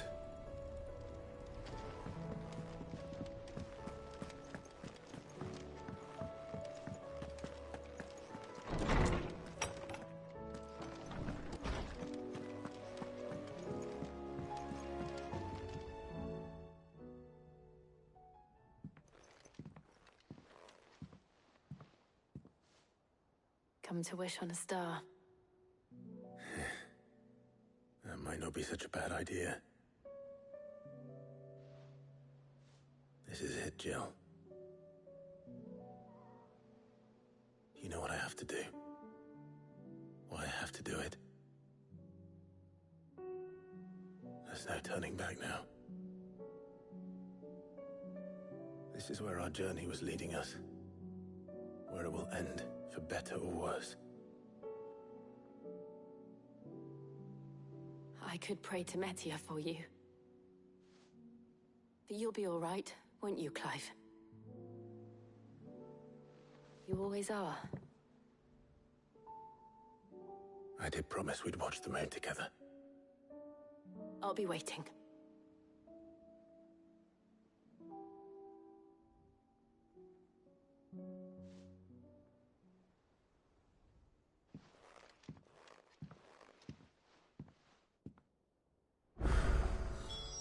It's almost time. Better make sure I haven't forgotten anything.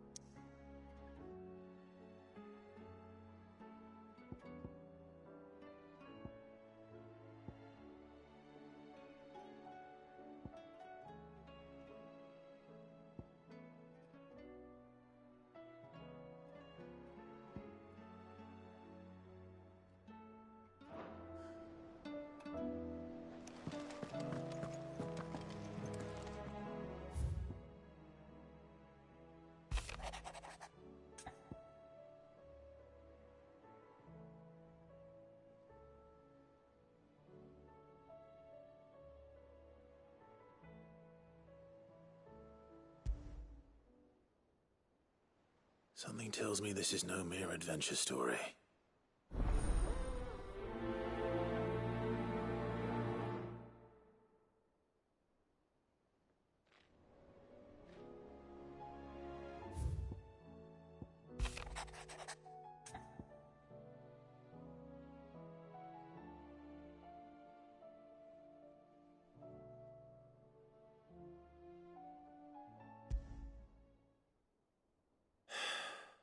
is it this time, Torgal?